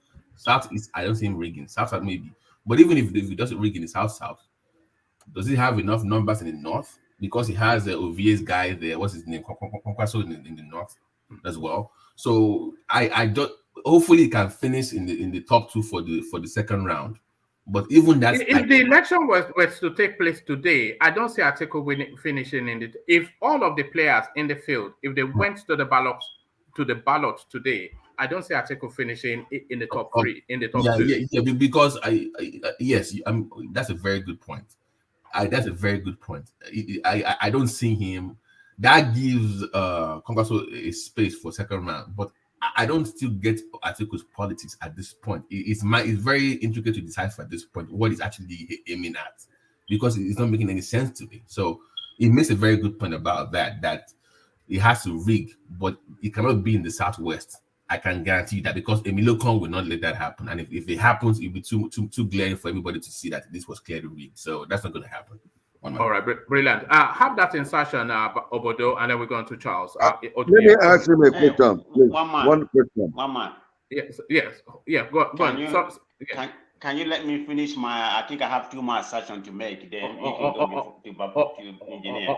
All right. So then let's hear from Obodo. Then we come to you, Obodo. My brother BT. Yes, sir. I love your language anyway, the way you speak, your narrative. But what I want to tell you this election, you maybe one day you will come back here to say what I want to say now. It is between Obi and Atiku. Tinubu, I want to tell you something. You know, this is something we are saying. Very soon they will start the campaign. Up to I don't know, maybe up January or whatever next year. Tinubu might not. You see that time will come. The Yorubas will see him because he's sick, and everybody know that he's sick, and you see that he will one of the movements he will fall, and the Yoruba will see him, and I'm sure Yorubas will vote to be. This is what I'm trying to tell you. This I'm not God, but I'm saying it because they use Shetimi or whatever. They use him there because they know that Trumbo, even if he cannot, because he's sick. If you look his hand, all the fingers are not moving well. What he talks nonsense. I'm not tribal, but I'm telling the truth. But I'm talking because I'm a Satana. You are not tribal. I'm a Satana, but I have to be honest. Tinubu, you see, before that February or whatever, Tinubu you will see that Yorubas will leave him and they vote to be, because Tinubu will fall in one of the campaigns and he will not even stand. Even if he will not even stand, he will not withstand because he's sick. We have seen it.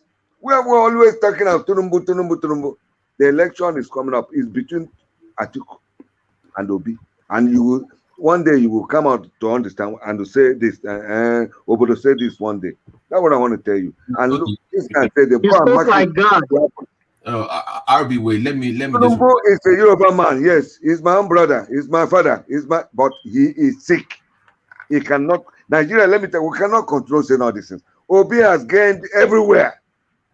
In diaspora, he has gained everywhere. All this, look, since I was born, I have never won the election. Let me tell you, I never seen such a thing happen in Nigeria, where a candidate are being moved by youths everywhere in the country, and he come to tell me that they will not. Instead, they will burn Nigeria. If Obi did not, they do anything against Obi, Nigeria will burn. I'm telling you, mark this, and I'm saying it. Obi is going to win, because I have never seen since I was born. I was born in Nigeria. I'm 61 years old. I saw the war. My brother engineer is listening. I saw the war. How can So you I have seen the war when you are 61? I The saw war, it. the war, I was a junior. They call me major in the war. I was they born in call you Yoruba. major in the war. I Se- think. se- I was born 7 in years Yoruba. old, I think. I was born in Cemetery Right there. Street in Ikeja. But during the war, we were fortunate to leave Lagos. You know, we go home. Some of Igbos, Obodo, how some of can you? Igbos were they even give them three this thing. I don't know how they call that. Stop being But what I want to tell you that mark this thing I'm saying, Tinubu will not stand. He will This not emotional- stand. The election is between Atiku and Obi. Go and mark it. That's what I'm saying. Tinubu, what are you talking, man? Wait. You're talking Yoruba. Am I not part of Yoruba? Obodo, wait. My mother is from Ilesha. Let me just tell you, my mother from Ilesha. I have a blood. Obodo. If you ask anybody about me, they will tell you I'm a Yoruba blood too.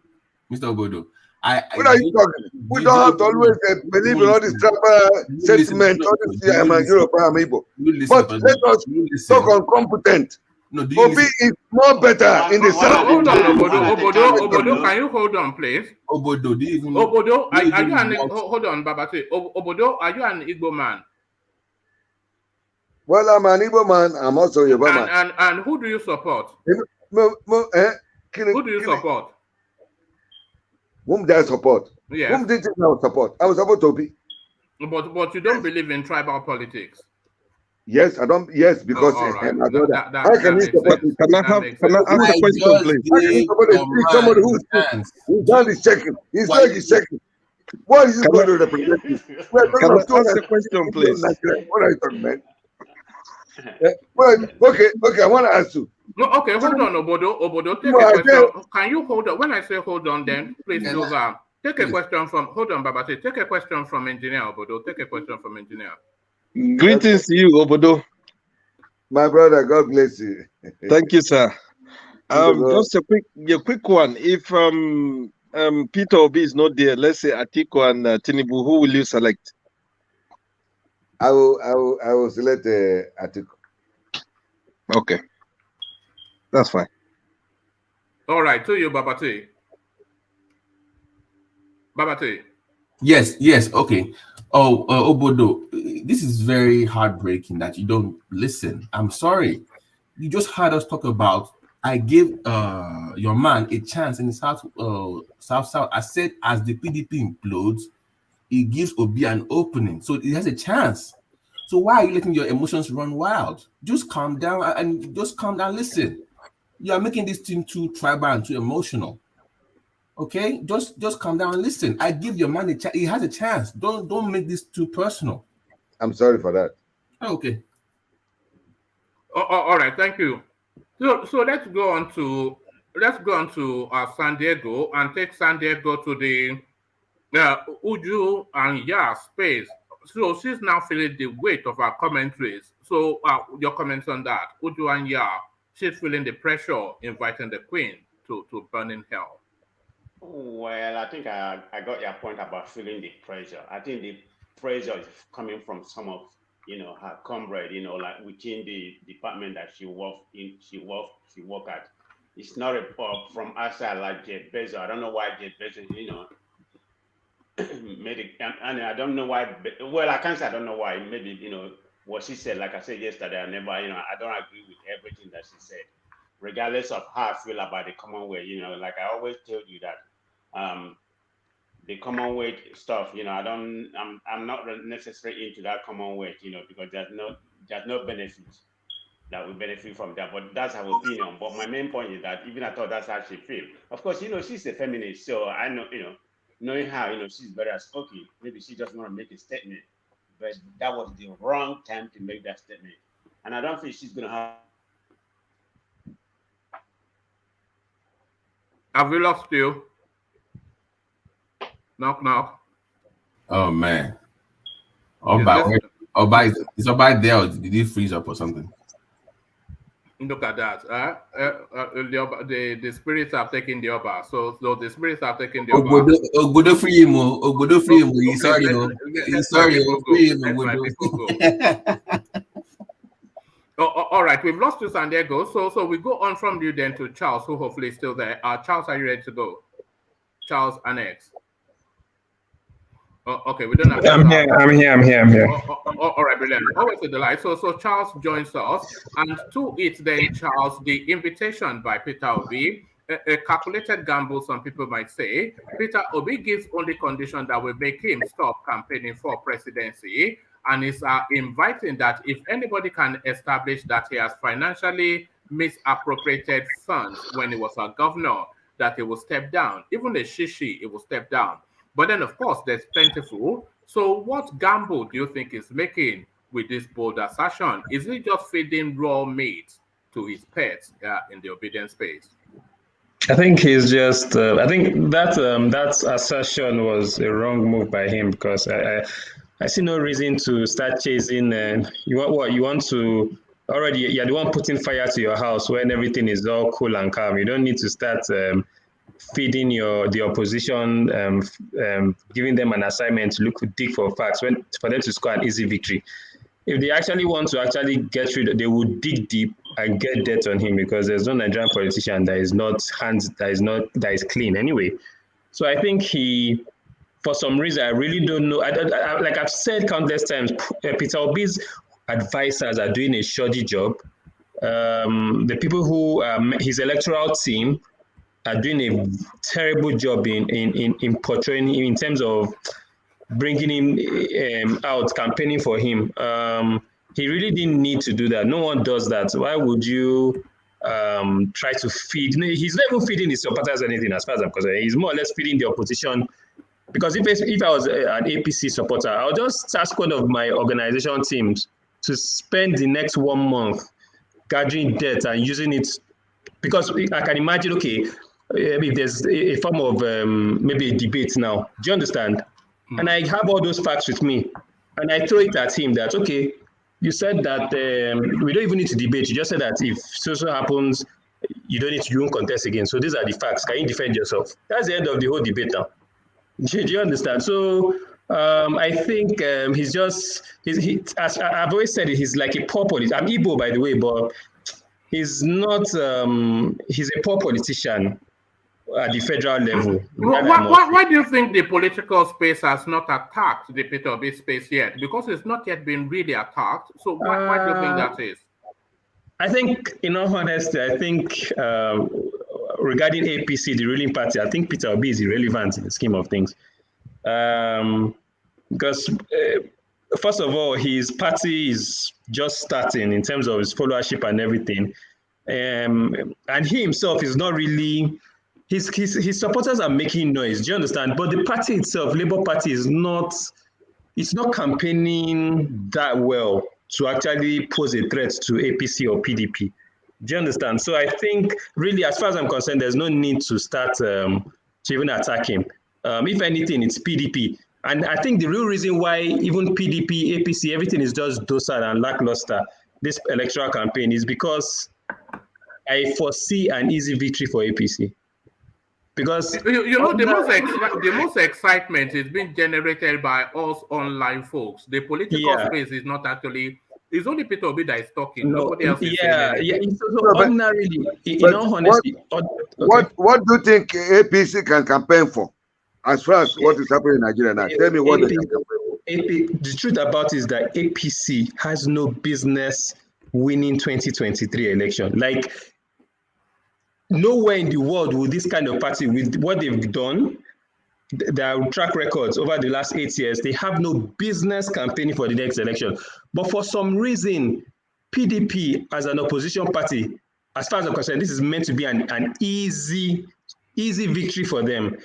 But instead, they are having inter-party conflicts, making it look as if they are disorganized, making it look as if Atiku himself doesn't even look like he's even really interested in the presidency.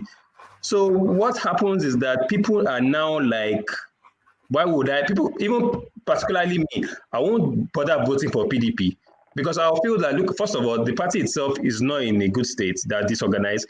Secondly, the party front person, Atiku, instead of him to even take advantage of this whole, there are a lot of debts to destroy APC with, too many, say. But they're not even doing anything. They're just just relaxing and just I really don't understand what's going on. I don't know if it's an APC PDP arrangement of, you know what, just stage this whole party conflict and let us just coast to victory. Because now nobody is even trusting PDP to even with their votes because of what is going on. So it's more or less like it's between APC and OB, and we all know that even if it was, let's leave PDP out of it, it was a two-party system in Nigeria, APC and OB, there's no chance. So I'll be honest about it. So as much as I would like OB do or something. you have the sense that there's something big going on that we don't know about? Because I always have the sense that there's something actually going on that we don't know about that is going to catch us off guard. The only thing I can, with everything I've seen so far, I think PDP in some ways has sold their vote or their voters out or something. I don't know how to explain it, but I think PDP is nowhere interested in this election. I think maybe there's some form of arrangement of APC, you know what, go for your 16 years. After 16 years, we'll start afresh again and we'll come back or something like that, because I really don't, I don't think PDP is really interested in this election at all. At all. They're not even ready. Do you think PDP can survive another 8 years in opposition, or if they lose that in the 2023, that's the end? No, they would survive. See, look, I've said it. I think APC and PDP have some form of arrangement. I think it's more or less PDP did 16 years, APC, give or take, whether good or bad, they'll do 16 years. Even for APC, even in bad times, even when they're not supposed to win, PDP would self-implode to make APC win the election. Ordinarily, when you look at things, PDP ordinarily should, if APC could take a Southerner as president, PDP had no business bringing in Atiku. Do you understand? Bringing in Atiku. The only reason why they will bring in Atiku is basically, is more or less like they just wanted to just, and it all came down to the presidential nomination of fielding in Atiku. It all came down to that. It was more or less like they shot themselves in the foot, because this was an easy victory, like too easy. If they had just selected a Southerner, I don't even care if it's OB or not, if they had just selected a Southerner and a Northerner as president, none of this rubbish should be happening. None. Even Wike will never. What does Wike want? Will he go against his own people? But it seems as if they deliberately imploded just for APC to coast for another 16 years. That's what I feel. Sorry, you mean Wike? They should have picked Wike instead of Atiku. Is that what you're saying? Well, Atiku, I don't care if it's Wike or any other person, but they should have picked a Southerner. No, give me a name in that PDP so that they should have chosen from the south instead of Atiku from the north. Any Southerner. Any Southerner, because it was the Southern turn, was it not? Based on the PDP charter or whatever. I'm saying that we go against Tinubu because they cannot just pick anybody from the south. It has to be someone that can beat Tinubu from the south. So you think? Forget about Tinubu. Tinubu is in the wrong party at this point in time. Really? Yes. He's on the look. If they had picked a Southerner, Wike or Obi, let us put Wike and Obi because those are the two Southerners, okay? Right. Mm-hmm. Those two have a better chance of winning Tinubu. Okay. I think Obi in the PDP, he has a good chance of defeating Tinubu, but I'm not sure that Wike, because Wike is just too weird, you know. But I think Obi in the PDP, he might have they would have taken some rigging. You are 100% correct. Oh, but we know you're gonna. We know. Yes, of course. Yeah. Charles. Yeah, go on. No, I was just saying that I was putting it to you that if PDP had presented Peter Obi, then there was a very good chance that he would have defeated Tinubu, because he cuts a clean-cut image and it's the party that has national spread, so they have the accoutrements to promote him. I mean, if Peter Obi, as he is now, if he's in a major party like the PDP, I think Tinubu would have been, would have been writing his concession speech already. One man. Do you think Tinubu can beat Atiku in the north? Hold on. Let Charles address that. You know what? In all honesty, as much as I would hate to say this, if only this whole Biafra thing, this whole Kanu narrative did not happen, the chances of Obi being the presidential candidate would have been higher. I think even the move Atiku made in leave that Biafran something. There's even bandits in the north. Apologies, Okay. but Obodo, you must let us have a conversation. Sorry, carry on, Charles. So like I said, if the whole Biafra agitation, the whole IPOB didn't happen, maybe PDP, Atiku and the North would have been more comfortable fielding in maybe Obi. But I think because PDP as a party did not want to, selecting Obi as a candidate might, how would I put it, portray PDP as more of a southern party and taking away northern votes from them permanently, both now and in the future.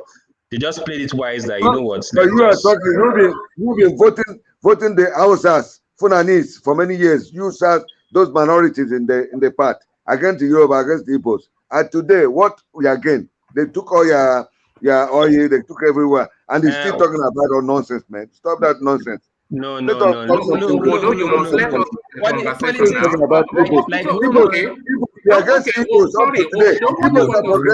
You're not progressing.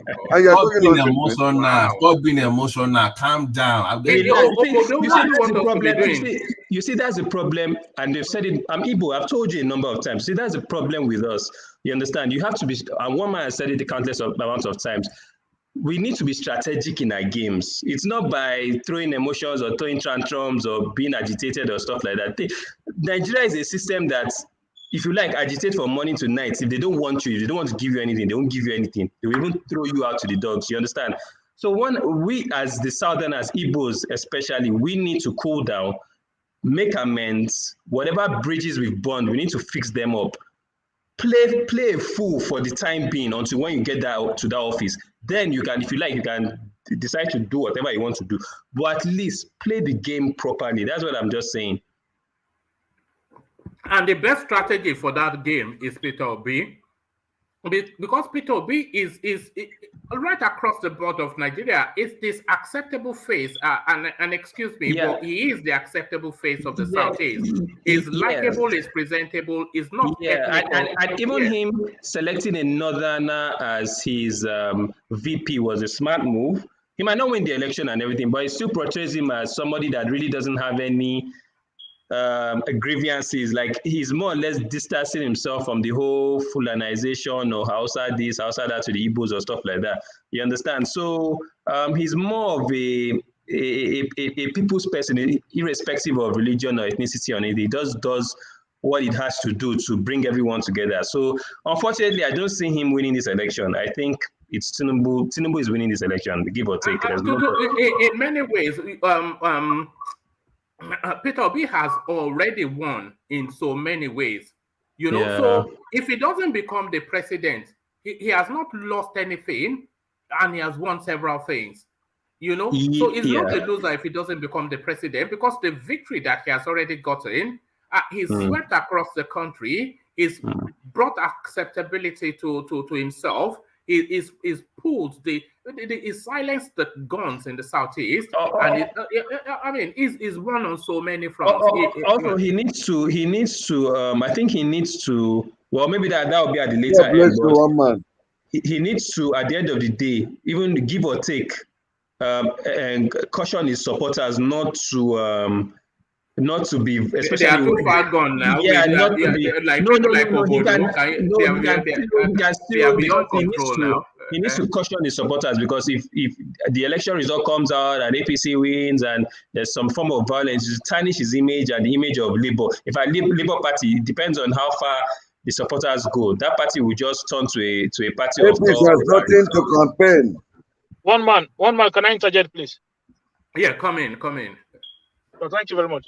I think I heard someone was saying if PDP had given it to in a democratic setting, right?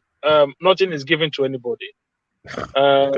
Especially in the system that we practice, when we practice this delegate primary system. You have to put in the work. You can't just turn up. So you can't just turn up and say, "Oh, because my face is sellable, I'm likable, then you should give it to me." No, it doesn't work like that. What do you mean by putting in the work? Is it by sharing dollars, or which one? Because that's the work that Nigerian politicians do. There's no work in it. is the highest bidder that wins the election. So what work are you talking about?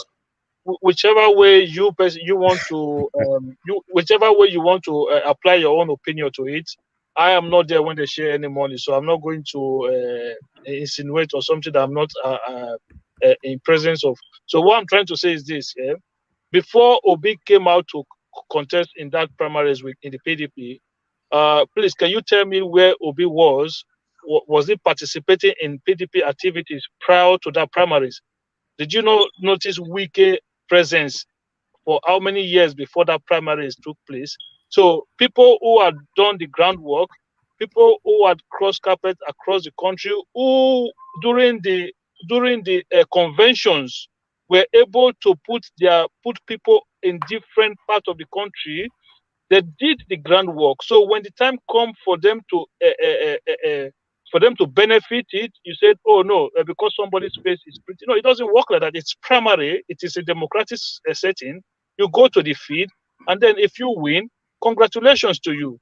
And the idea that we sit down here tonight and we said PDP is going to come third behind Labour Party. I don't understand. How do you even make such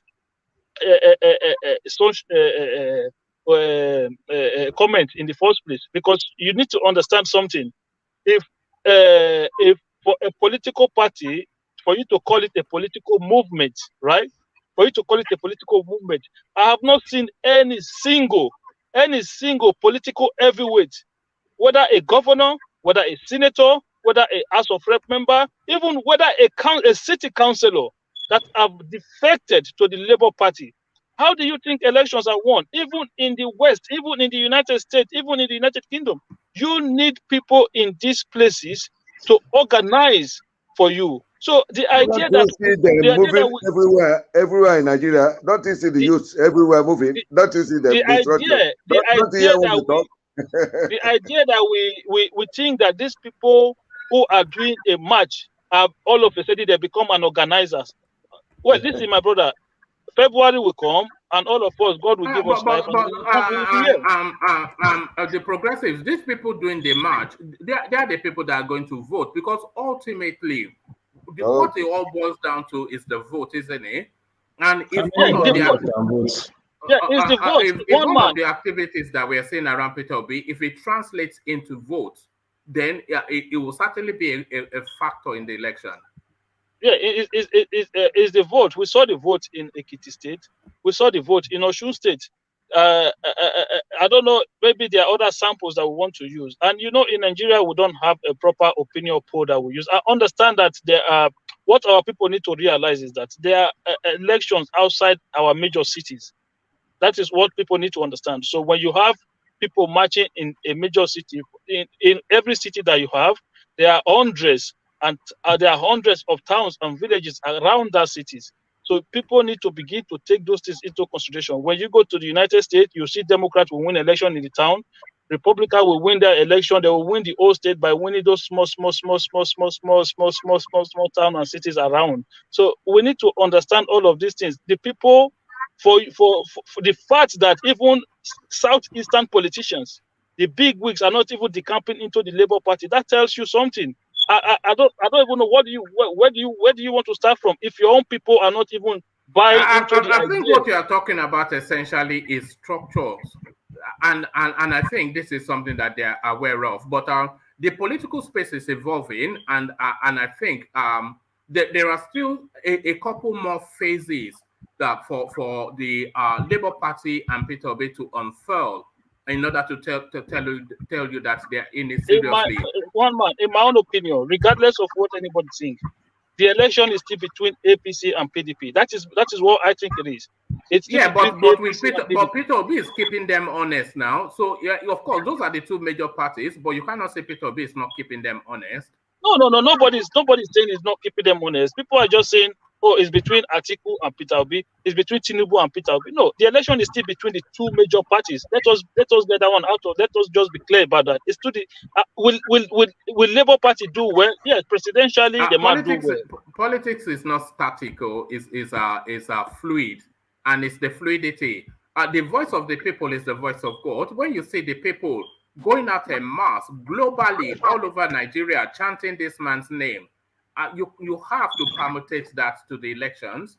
Yeah, I'm not saying we're not. I'm not saying we're not going. Do you think Peter Obi has mass support? Yeah, but this is why I'm saying I'm not saying it doesn't have mass support. You're talking an election of you need about about 15 or so million votes to win the election outright, right? And you're talking about winning 25% in 24 states across the country. That is what we are talking about here, one man. Hey, progressive. I'm not saying it doesn't have the mass support. I'm just saying, is it enough? Progressive. Progressive. Yeah, carry on, San Diego. Yeah. I just want to start to the comment you made in reference to Ekiti and Osun State. You can't use that as a benchmark because the one in Ekiti and Osun State is more of a popularity vote between the Adeleke and the other one. So I'm not saying Obi is going to win, but the assertion that that would have been a benchmark for what's going to happen nationally, that's not the case, in my opinion. So is it not the first opportunity to test Peter Obi's popularity? No, and they came back with about 3,000 votes. No, it's not. In my opinion, went there to campaign. It's not a benchmark, believe me, because during the presidential election. No, one man. It's not an opportunity to test Peter Obi popularity. That was an opportunity to test the presence of Labour Party in those states. It's not that has nothing to. You want to see how the party is on ground in that state. But progressive Obi movement is not about Labour Party. It's about the movement for the people. It's not about Labour Party because Labour Party don't even have any identity. It's because of the movement that surround Obi. Obi is like the people, not necessarily Obi itself. I mean, that's the way I see it. That's the momentum that is going within that space. Okay, my brother, please. Now, you see when you said earlier that if Obi doesn't win the election, that Nigeria is going to burn. Please, Nigeria is not going to burn. After the election, whoever wins, we will have to. Hold on. Progressive. Who said that? He didn't say that. It was someone else. I think no. I'm not saying it was you. I think it's is it Obodo? You call it. I don't know. We know Nigeria will not bomb. We're going to continue. We all know that. So we're okay with that suffering. I didn't say that. All I said is going to be a lot of japa by the young people. All right, the young people will japa anyway. But but back to you, Charles. So back to you, Charles. Round up that space, and then I'll take you to a different space. So you were talking about Peter Obi's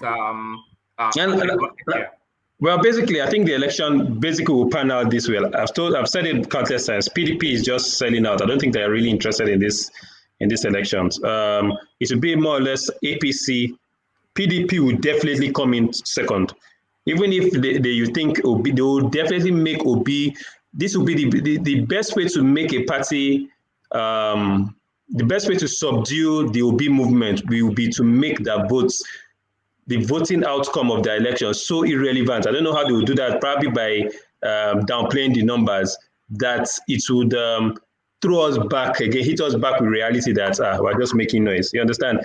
So I think APC will come first, PDP second, and Obi might not even come third. They might do it in such a way that they will hit us so hard with the results that will just be dumbfounded, and that Obi movement will not kick up again. You understand? That's what I just feel. All right, brilliant. So interesting times as we go into the campaign phase. Then, of course, we will recalibrate our thoughts. But pardon me. Let's take your thoughts on this. Uju Anya, her name is, and just as the news was making the rounds globally, that the queen was ill and her family were gathering around her. Everybody with the anticipation that she's about to pass on. And she went out then to wish her an excruciating death. So the backlash, immediate and quite potent. So she's now feeling the weight of it. A well-respected professor once upon a time, but it looks as though the weight of it now. I am on the verge of losing my friends and connections. Uju and you cries out after wishing the queen excruciating death. So what are you then making of the woman's commentary and the backlash that she's suffering? As she's a professor, she's very, and there's freedom of speech and everything. Do you understand? She's a professor, she's sound and articulate, but she's not a wise person. Yeah, she lacks wisdom. because the society where she is, you see that Western globalist capitalist society where she finds herself is not one of, they can be democratic, they can be saying, talking about democratic principles, they can be talking about freedom, liberty, freedom of expression or speech. But the truth about it is, when you go against one of their own, they will come back at you and destroy you. The comment she made was, in fact, look, there are times for everything. She could have done that during the course of her when the queen was alive, but not at the time of her death. Even if, what she's saying, there's some elements of truth about it. The timing was distasteful, it was wrong. And the wording as well. The wording was very bad. Now, I don't know why people lack so much wisdom. They just think that they're in society. You see the West, UK or whatever, the way they've structured their society is, if you go against any of them, they will destroy you. The same way they did to, you see what they did to the Russian capitalists and everything, how they just froze them off and crunched them all together once they just went to the bad side of their books. They can do that to anybody. And no matter how important or how rich or how smart you are, if you go against one of theirs, they will destroy you, destroy her career, and she will never have any place to work. They've put certain measures in place that checks against anyone that tries to beat the system or destroy the system, the existing system. In the same way, Britain, even if you are a citizen there, if you are not if you are not born, if you are not you are naturalized there, they can at any point in time take away your citizenship. And those things are in place so that even when you are in the system still has a way of, you think you have rights, the system still has a way of taking away those rights if you go against it. Charles, I'm sorry to comment. I'm sorry to disturb you. Would you, not only her saying, I've already heard about even the Kenyans, Pakistans, Indians, even though some of the English people have been talking against the woman, not only her. You know, because if I don't know, okay, let me just say for myself. I will tell you this now. Hear it. Let her soul rest in phone. You know what they call phone in Italo? Hellfire. No, please. All right, thank you. But sorry, carry on, Charles. No. The English. I know that the Irish, during one of their football festivities, they were saying some distasteful things about her and everything. In fact, the funny part of it is that one of the reasons why they actually cancelled those EPL games, you understand, is out of fear that most of the supporters are going to say distasteful things about the Queen during the matches, which happened in Ireland. Do you understand? That was one of the reasons why they did that. Don't think that even in UK that people don't have things to say, but nobody will come out and say it, because the moment you throw yourself out there, they will use you as a scapegoat. They can be, it might be a democratic system, freedom of expression of speech, but they would use you, they would turn things. Trevor Sinclair, one of these guys, one of these sports guys, also did the same thing by tweets. And now his job is on the line. So many things are going around him. Once you go against one of their own, forget that, let no one be carried. Especially somebody as revered as revered, you understand? Either one of the big oligarchs or whatever, Western powers that be, or the Queen or the President of the United States or stuff like that. If you go one of theirs, they will come back and shut you up. And I think the timing, what she did was totally wrong.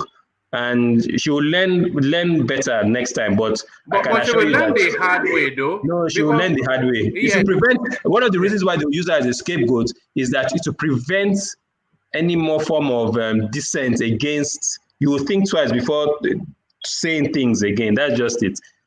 It's just a way of checking people. They will not renew her tenure in that university once they expire. Hold on. They will withdraw. A lot of our fundings will dry up. The ones that are already committed will not be renewed. And our colleagues, they would not want to work with her. No one will associate themselves with her. She will certainly be isolated, and you'll see her start to shrivel. She's cool. Wait, what university is she in? Is she in the US or the UK? No, Carnegie. I think it's in the US. Carnegie University. But even It's in Pittsburgh, Philadelphia. Yes. Do you know what that is going on, one man? Briefly, this is what happens. It happened. Is a Trump thing that happened? Remember when we were like, "Oh, Trump is racist," and you see, white people they have one thing that we don't have as black people. They have racial loyalty. They can support you on all these causes that you are talking about, but once you go against one of their major figures, they might support you with your feminist movement or whatever, but they will break with their own people always. And when you're black and you come to America and you think that you're too comfortable and you can speak anything you like, they will think that they're still white. It's still a white country, and we need to be very careful when we talk about their politics. Just be very mindful when you speak about American or British politics. They have a limit that you can get to before they come against you. She will be destroyed. She's done. Yes, and I think she's starting to feel the pressure. I think she deserves everything that comes. Everything that she gets, she deserves it. Hey, progressive. She doesn't. Let me take. When everybody's saying that she's done in what way? I mean, she may not get any kind of. Let me finish. I want to quickly say something here. I think she deserves everything that comes her way. You see, in life, there are some things in life whereby you see the way you are now, the way we are here right now. It doesn't matter how much or whatever you've done to me, right? There are some things you don't wish even upon your worst enemy. So we as a people, I think we don't know that there are boundaries sometimes. We don't know that sometimes there are things you don't need to do, regardless of how much you think of that person. When somebody is in their dying bed, right? Regardless of what your opinion is of that person, that is not the right time for you to be what of the Igbo children? It is not humane. It is not a humane way to behave. Let me give you an example. You see this world. You see this world we are in there. Africans, honestly speaking, let me not lie. Africans are just pawns. We're just in the eyes of these guys. We are nothing, because there was one thing I saw. This famous English journalist that likes blabbing a lot. I can't remember his name. He's always on Twitter and stuff. When Mugabe died, he made one terrible remark about Mugabe, about his death, about him being a bad leader, about so many things. But there was no form of, there was nothing again. Nobody came to him, nobody attacked him and everything. But when it comes, reverse the situation to one of their own leaders, it's all hell will break loose. And the sooner the truth about it is that the sooner we realize that these guys, they just run things. Do you understand? We might racial loyalty. Racial loyalty. I've said that racial loyalty. They have that. They might portray themselves as we solidarize with you. Yes, we did this, or they'll bring it out all there. They'll say freedom of expression. You're free to do what you want. But the truth about it is, once you go against them, all those democracy, all those sentiments. Charles, I think they have the scope to take that criticism of the Queen, because they know that those criticisms are out there, and they know that there's some veracity to it. I think it's the timing and more to it, the wording that failed that woman. And somebody of our learning to say that she should die an excruciating death. I think it's a choice of words, that really. She could have. She was smart. You understand? She could have. God bless you. Oh my God. Don't make me remove you now, please. Let's have no, a conversation. No, I want to tell you something. Let's just have a conversation. What happened during that period? One man. I don't know how old you are. Are you going to take us through the Biafra war? I was born there. That woman when the children were born, our people everywhere. That woman was there. All right. Okay. Apologies, but I'm not going. Sorry, Charles. Carry on. So like I said, if she was smart enough, she could have actually. This would have been a way of maybe starting things from a clean slate. Okay, you have a new king in town. Africans, we've done all this. Or the British Empire has done so things to Africa. Let us hope that may her soul rest in peace. Let us pray that the new king looks into maybe the reparations of Africans and stuff. There will have been a better way of expressing your dissatisfaction with maybe the British royalty and look for passing an information to them that okay, you expect the new king to make amends for what they've done to Africans, but may her soul rest. You understand that kind of thing. But the tone which she used and the timing, timing was at a time where. One man, can you hear me? I don't know if my network is good here. No, we can hear you, but we're hearing Charles at the moment. But let Charles carry on. Yeah, so the timing was at a time where everybody, the whole world, was centered around that topic. You understand? So that would rob it just tarnished the whole emotional and grieving period of the queen. You understand? It just soiled the whole ceremony. You understand? So I just felt the timing was wrong. All right. Yes. All right. Thank you. All right. Thank you. So we have to try and manage the session with Obodo on board. I don't think he will let us have a conversation, but I'm sure he will. Let me take you to a different space. Sorry, leave yourself muted unless you want to speak because we're getting feedback from you. That's Oba of San Diego. Let me take you to a different space, Charles, and let me take you to this space, Mamu arrest. Gumi breaks silence, accuses DSS of terrorism. So I'm sure you've been following the storyline, Charles. This element that was arrested in Cairo and repatriated to Nigeria for reasons of being linked with terrorism also has an association being one of the aides of Sheikh Gumi. So he's now speaking to law and telling us that the law stipulates that somebody cannot be held for more than 24 hours without being presented in court, that inviting the release of these elements and an apology from the Nigerian state. We've been here before, but if you substitute the name Mamu with the name Nandi, then the story changes. All animals are equal, but some are more equal than others. Charles. No, we all know that now. They don't really, it's more or less everybody for himself in Nigeria. That's the difference between the South and the North. You understand? They would always fight for their own, whether good or bad. It's the same way that Deborah incident, how the whole thing, they didn't even find those guys to apprehend. However, if it was a Southerner that did that, I'm very sure they would have caught them the next day. You understand? So the North, when it comes to themselves, they're united, whether in good or in bad, they will always defend their own. But as far as I'm concerned, this whole arrest of whatever is, I don't know why it's coming out now. Obviously, because the elections are near and they are trying to score some cheap political points just to give APC redeem their name in some ways. But that notwithstanding, I just feel like I've said, we are not all equal in this country. Some definitely are more equal than the others. But it is impossible for them to. It is impossible for them to treat this element with soft gloves. Given what we've just seen transpire with Nnamdi Kanu, they have to treat him in equal measure as they treated Nnamdi. Nah, they wouldn't. They would treat him with soft gloves. But you know how Nigeria is. The case they've captured him.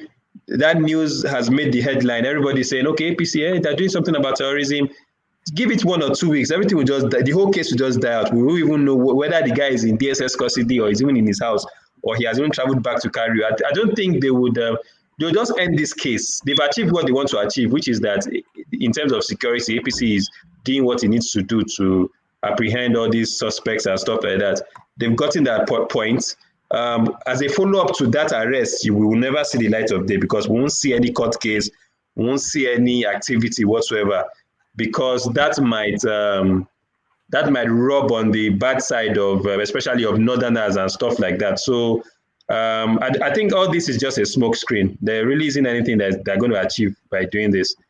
So that notwithstanding, I don't think he'll be treated the same way Nnamdi was, that they will make him a scapegoat and make him look like he's a second-class citizen and stuff like that. They would dare not do that to a Northerner.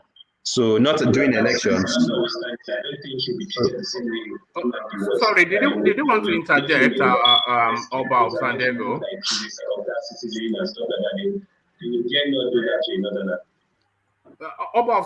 Sorry, I'll take you to another talking point, but first, unless somebody wants to interject, please keep yourself muted because we get feedback from your system. No. Yeah. That's about San Diego again. I just did say. Yeah, thank you. So let me take you to another talking point, Charles. To this space, then, Seyi Makinde is inviting you to consider PDP mired in crisis. Atiku can't restructure Nigeria. So this is Seyi Makinde that they were trying to use as a pawn in a game that he has mastery more than them. So the complaint now in the PDP space is that the top echelon of the party is carpet blanked northerners. So they've now invited Tambuwal to step down as the chairman of the PDP Governors Forum. They want to install Seyi Makinde to counter that, which is just a pretense to the narrative. Seyi Makinde rejects that and is speaking to a greater thing that if the party cannot even be structured in a way that reflects the face of the country, how can then that party govern a country that reflects its own space? So forget restructuring if Atiku is your president. This is what Seyi Makinde is inviting you to consider. What are your thoughts around that, Charles? Atiku has never been one in support of restructuring. Atiku is more of so that I think that's why, like I've said, everybody needs to. Nigeria has to. When it comes to political parties in Nigeria, you know the way we have socialism, capitalists, Democrats, Republicans, and stuff. We don't. Atiku. Everybody knows where Atiku's policies run to in terms of when it comes to president. He normally focuses on more or less like privatization, the capitalist. He's more of a capitalist kind of political party.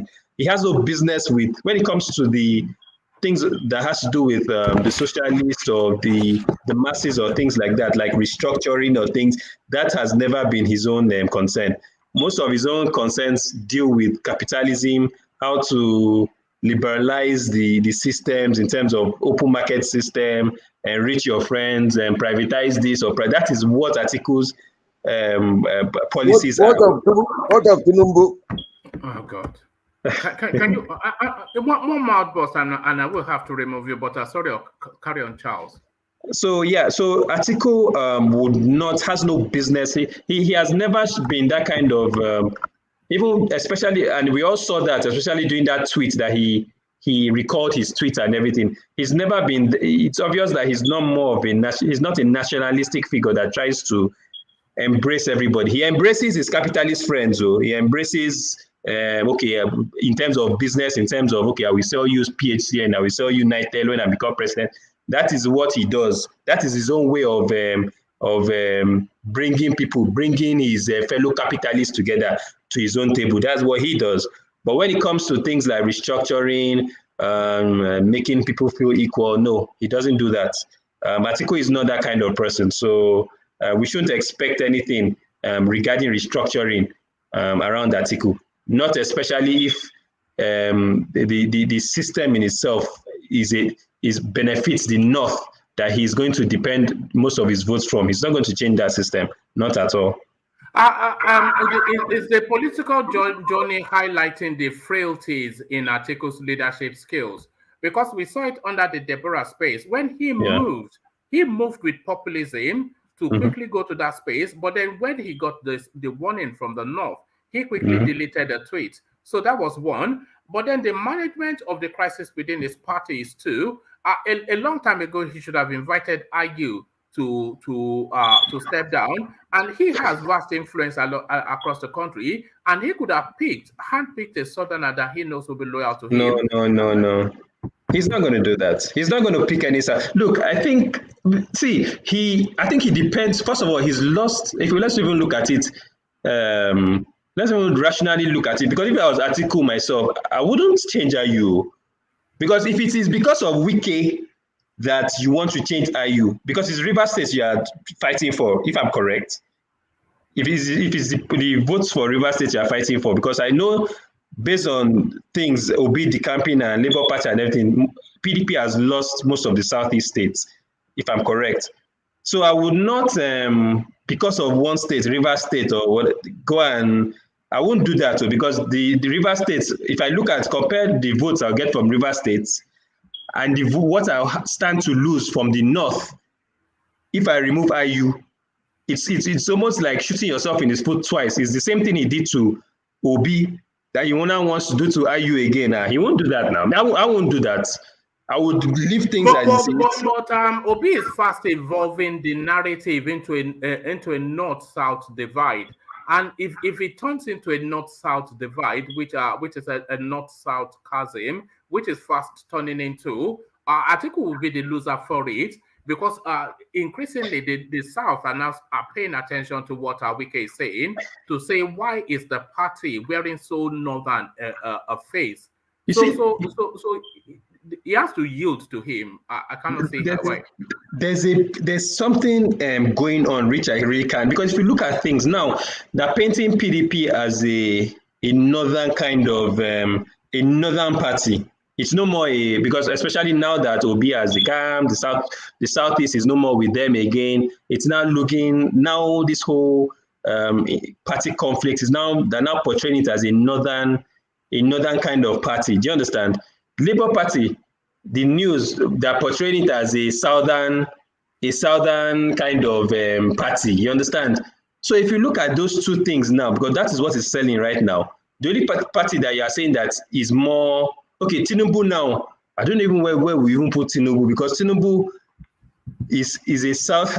I honestly don't understand the way that they're forcing us mentally to believe that Tinubu is more of a nationalist party than PDP and APC, because PDP is now the what they're going at is that it's the BOT chairman, the whole structure is northern dominated. Labour Party, the whole structure, the flag bearer and everything is more ethnicized in terms of the southeast and whatever. It's only APC that is more of the only thing about APC is just basically the Christianity and Muslim something.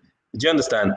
But when it comes to the whole embracing, okay, the south and the north, it's actually there. The only problem is in terms of religion, Christianity, Muslim ticket up. But when it comes to actually a party that embraces best of both, it is APC. So inherently, they are actually forcing us at the end of the day to choose APC. Because that's what I see. I see the West looking at PDP as a national, a northern party, looking at Labour Party as an eastern party. Sorry, can I interject a little bit? Yeah, come in, Colin. Yeah. It was actually because of Charles that I came in, because I was chatting away and I saw the link to comment. First off, let me address the APC being nationalist. I don't understand that, because everyone in the government without Buhari has so far shown something different from what the picture you're trying to paint. And that would take me back to what actually made me come into the platform, because there were parts where there was something that you said that I thought was very offensive to me personally. And just because you're an Igbo man or has an Igbo name doesn't really give anyone right to just come up and say that Igbo people should keep apologizing to Nigerians for IPOB. It never said that. I didn't say that. No, I don't know that was basically how I received it. No, that was actually how I received it, because there's you see the problem with us. We are too emotional. When did I say that one? Let him. Yes. Yeah. Let us hear how you heard it. Yeah. And then the way I see Nigeria. Yeah, the way I see Nigeria, there's agitation everywhere. You know, yes, Igbo people, IPOB took it too far, and they started doing what they were doing, and there were reasons to that. I'm not going to try to justify it, because I personally never really liked the person of Nnamdi Kanu, but I could never really disregard most of the things that he was saying, even though that I don't like his person. So when I see people be like, oh, I'm an Igbo man, whatever, from everything that Charles said, he supports Tinubu, I support whoever I support, like Obi. Yeah, I support who I support. And it's okay for anybody from anywhere to support anything. But when people try to come from a very funny part to address things, I take offense to that. So when I heard some things that he was saying, But coming back to the election, generally, how I see this election, I think it's been so far said in this platform. I see this as ethnic election. The North that Tinubu is banking on will go for Atiku. Whether anybody likes it or not, that's how it will be. The Southeast will go for Obi. The Southwest will go for. So I don't see any pathway of any of these guys winning this election outrightly, because aside from population, the constitution also made it in a way that you have to get certain number of votes from certain region to be able to win. But the election hasn't, the campaign hasn't even started. Until it starts. Collins, sorry, Babate, because he has put Charles on the spot, let's give Charles the right to reply, because I didn't understand Charles's commentary in the way that Collins has chosen to digest it. I understood that Charles was inviting that the East should embrace the Northern, but you explain, you have the articulation. More or less, so yeah. Basically what I was saying basically is that, yeah, like I said, we went a bit too far. To be honest, the whole Nnamdi Kanu, the whole Eastern stuff, based on what Buhari did to the East, was a bit justified, really. The whole, we just felt quite marginalized based on this, and rightly so. However, we went a bit too far in the whole narrative. I think it derailed in some course and everything. But basically what I'm trying to say is, at this point in time, those things have been done. What we should be trying to do is to build bridges. But because we can see for a fact that going the whole agitation pathway of self-determinations, we're not taking these, we're being, really does not work. They will just shut us down and there's nothing that will happen. So the best thing, like I've said, is more or less build bridges. We've heard in some ways, the Buhari administration has also done a lot of things that caused that reactions. But what we should do is to sit down at home, strategize, and politically make what do you call it? Build bridges with either the northern part and the west, just like Tinubu did. Tinubu, at the end of the day, had to just form some form of allegiance with the north. We are all Nigerians. We can talk about the Biafra war, we can talk about certain things, but like I've said, we can't do things alone. I don't think there's any ethnic group in Nigeria that can jump out. The Yorubas tried it with the whole Oduduwa and everything, but at the end of the day, they really didn't go far in it. So the whole self-determination, the whole Biafra, yes, we could actually, we were justified in doing that, but at the same time, we should cool that down, go back to the drawing board and try to politically align ourselves with the playmakers in Nigerian politics and make things work for ourselves in terms of winning the presidency. That's just what I mean. Oh, okay. I hope that clarifies that. Where's Collins? But he left. I think. One man, because I was gonna, because he said it was going to be a tribal election, and I was going to ask him about it. So the top two that will make it through, and secondly, that those top two, that means a tribe in Nigeria has to vote for a different one in the second round, right? So if you have a Igbo, Hausa, then the Fulani will have to break. So if you have your top four, who will be your top two that will make it through, and what tribe will have to break lines to vote for another? But it calmed down, so I don't know. I was hoping that we'll get that from him. But come back up. Come on. All right. Thank you. So round off your thoughts on that space, Charles. I'm not quite sure where you were. I think you were with Seyi Makinde, were you not? And his invitation that Atiku cannot structure a party. How can he restructure a country? Like I've said before, I think this is all just part of the narratives that are going with. I don't think PDP is not interested in this election because the way things are is as if they were not. Labour Party, we just started some few months back, seems to be more organized than a party that's over the past 8 years, you've been taking the back seats. You couldn't strategize, you couldn't plan, you couldn't at least prepare yourself for 2023. But 2023 elections is just a few months away, and we're still talking here, sitting down here talking about the constitution of the BOT or the party structure or stuff like that.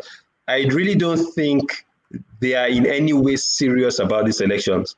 So, like I've said, it's APC to lose, really. But I say APC just winning these elections. I think PDP is out as far as I'm concerned. All right, brilliant. Well put. So brilliant, well put. Always well put by Charles, but he doesn't join us often enough, is what the audience complain about. I think he's trying to ration himself. Are you rationing yourself, Charles? What's going on? I don't want to be like Obi. I don't want to be in the Twitter scape and the internet this thing. I want to make my popularity. Just keep it, peace, give you piece by piece. Yes, there is this. Keep them wanting more. Keep them wanting more. Exactly. So there is this. Charles, you all know Charles. It's not a new quantity to the space. Let's go back to Oba of San Diego, who did have the floor but had some problems with the system. So we go to Oba, and then we go on from him to engineer. So Oba, are you with us now? All right. Still problems with the system, I suspect. So let's go to engineer to interrupt him in munching on a pie at 1 a.m. in the morning. So munching on a pie at 1 a.m. in the morning. Engineer, this is your weight loss technique. You have to put it in a book. I'm sure it will be a bestseller. How to lose weight munching on pies. So that's engineer. So engineer, I'll go to Avi. I'm only joking, by the way, of course. So engineer, to it then, and to the conversation, Peter Obi gives condition that will make him stop his campaign, and is inviting that if anybody finds any instance that he misappropriated government funds as governor, and then he will step down. Is he chancing his hand a bit too hard, engineer? Yeah, greetings to you, woman, and greetings to my brothers. Unfortunately, we don't have female on boards. I don't know what woman and Ajale Koko do to Abia and our Selby. Yes, we're trying to invite Irene Finest, but she's too intimidated by the intellect of the platform. She says you people are too clever for her. But carry on. Fair enough. Well, Peter Obi, well, he said his mind, and it's kind of like a challenge to other parties.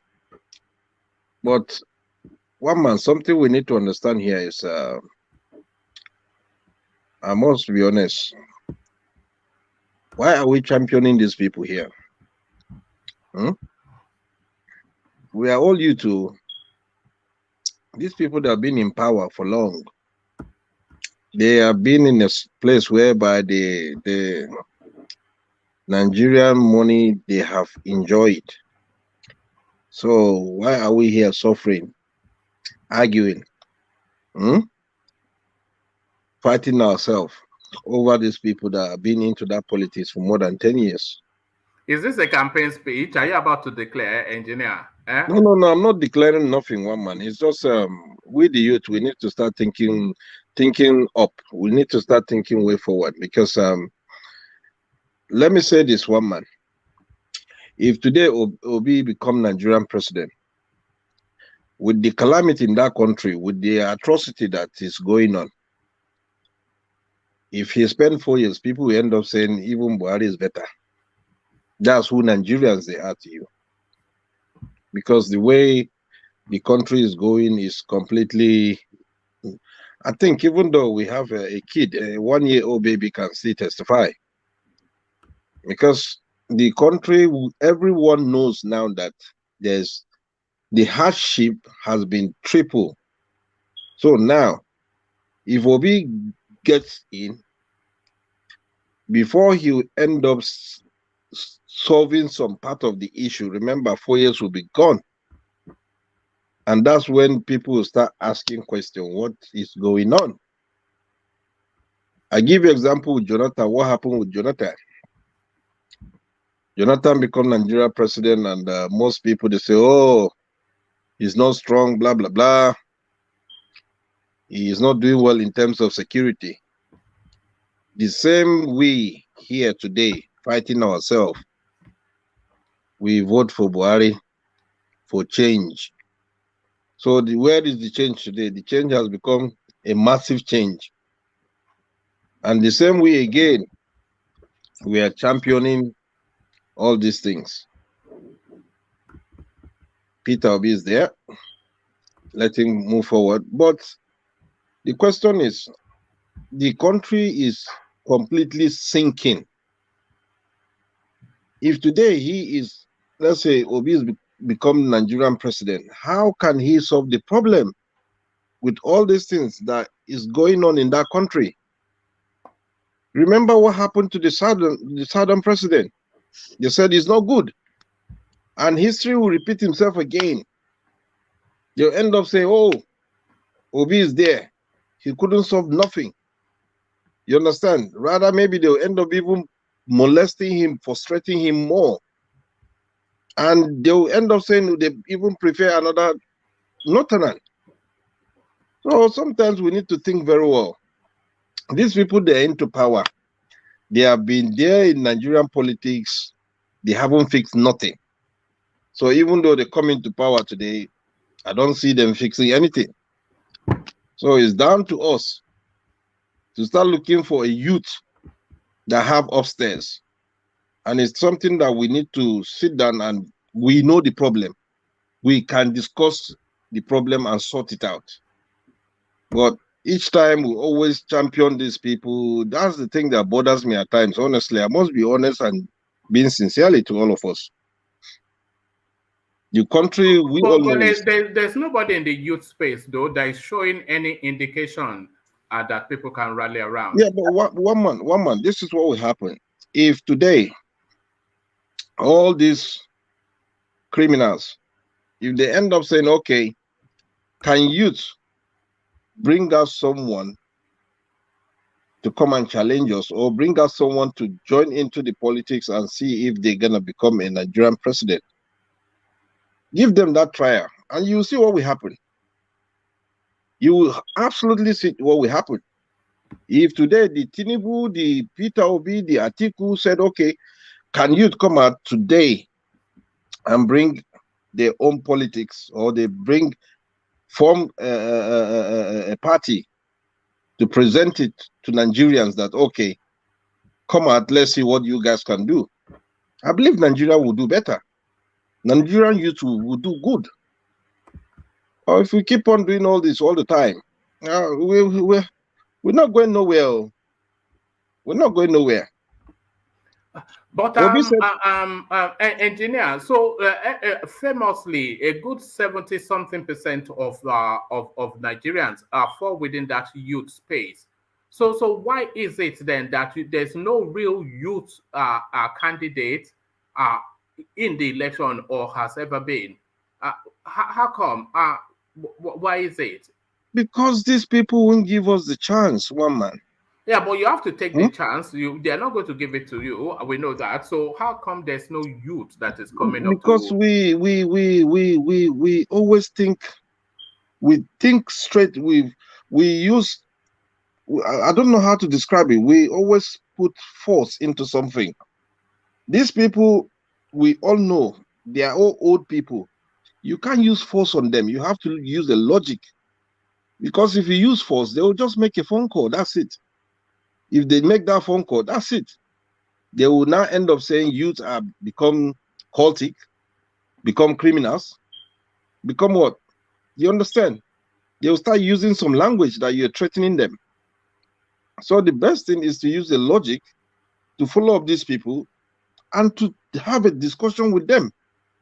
So we can have that youth empowerment in that country. But if we don't start championing ourselves, honestly, we'll find it hard. I'm sick and tired of us fighting ourselves all the time. All of us are youth. How can we be supporting these old people? For how long now? For how long? In the next 10 years, where do you think we'll be? Our face will start having wrinkles. So are we still going to continue voting for these criminals? So it's just something that it bothers me most of the time, honestly, one man. Obi, right. Fine, fair enough, Obi. Obi wants to come out and say whatever he wants to say. Good luck. Good luck. But the problem of that country will not be, he can't solve it. It's impossible. It's beyond his capacity. He will end up even collapsing or resigning. That's it. So all these things, we have to help ourselves. Youth, we need to communicate. We need to help ourselves. Enough of these people, they have been in that power for long, more than 10, 15 years. What have they let's say today, the three solid candidates in Nigeria today, what have they done for Nigerian youth? Palliative rights, they hide it. Look at how youths are dying, struggling to eat while you have food. Different countries, they contribute to us, and you went and hide it. From there, you know that these people are evil now. So we need to wake up. Honestly, we need to wake up. We are sleeping. God will help us. All right, thank you, engineer. So, engineer, to the space, this controversial Nigerian American professor that is inviting the queen to have an excruciating death. So she's now feeling the backlash somewhat of that. So what are you making of her commentary? And what are you making of the backlash? And what are you making of the propriety, both of the timing and the wording of what she had to say? Well, as a professor, I can say, as a professor, things you do, what image are you showing to the world? All of us, we are in the same position where she is today. But we have to use logic. We have to use our common sense in terms of things like that. Social media can rise you up. Within a second, they can pull you down straight away. You understand? Because things that bothers her, I know, but she should have have a trustee to sit down and have a discussion before coming out and say such thing. And at the end of the day, all of us, we are going to go back to that seafood, regardless whether we like it or not. We all were going to go down. But in terms of that kind of words, is as a professor, I must be honest to you, is completely unfair. Because one day all of us will die. So I think whatever she said and whatever that happened, we all know that it's not that easy to forgive, but the damage has been done. So regardless of anything, till today, till tomorrow, we are still passing through it, and we are seeing it. So if you don't have that patient mind to control yourself and to make things go well, it's just unfair. But let's say a dead person is a dead person, regardless of anything. Don't accuse a dead. Accuse people when they're still alive.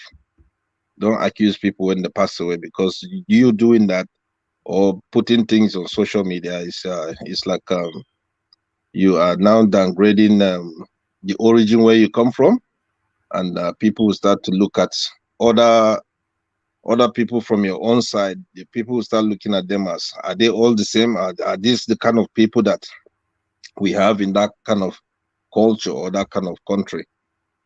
So it's a bit kind of unfair for she to come out and say that kind of thing.